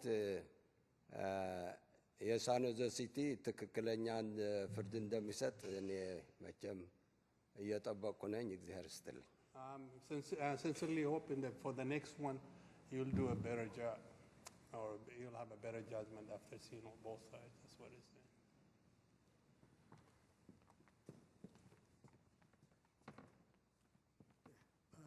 My name is Makonnen Wulde Gabriel.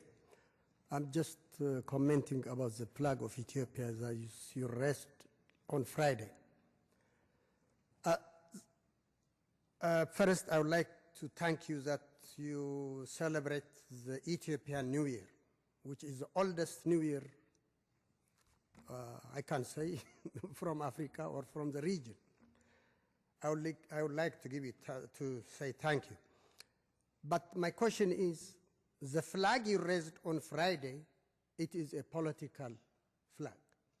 That is not the real Ethiopian flag that's supported by 80 million Ethiopians. I am not against that flag, but this time, the Ethiopian people and the Ethiopian government, the United Nations, if you check last year, Sam LICCARDO's chief of staff, he checked the flag in the United Nations or State Department.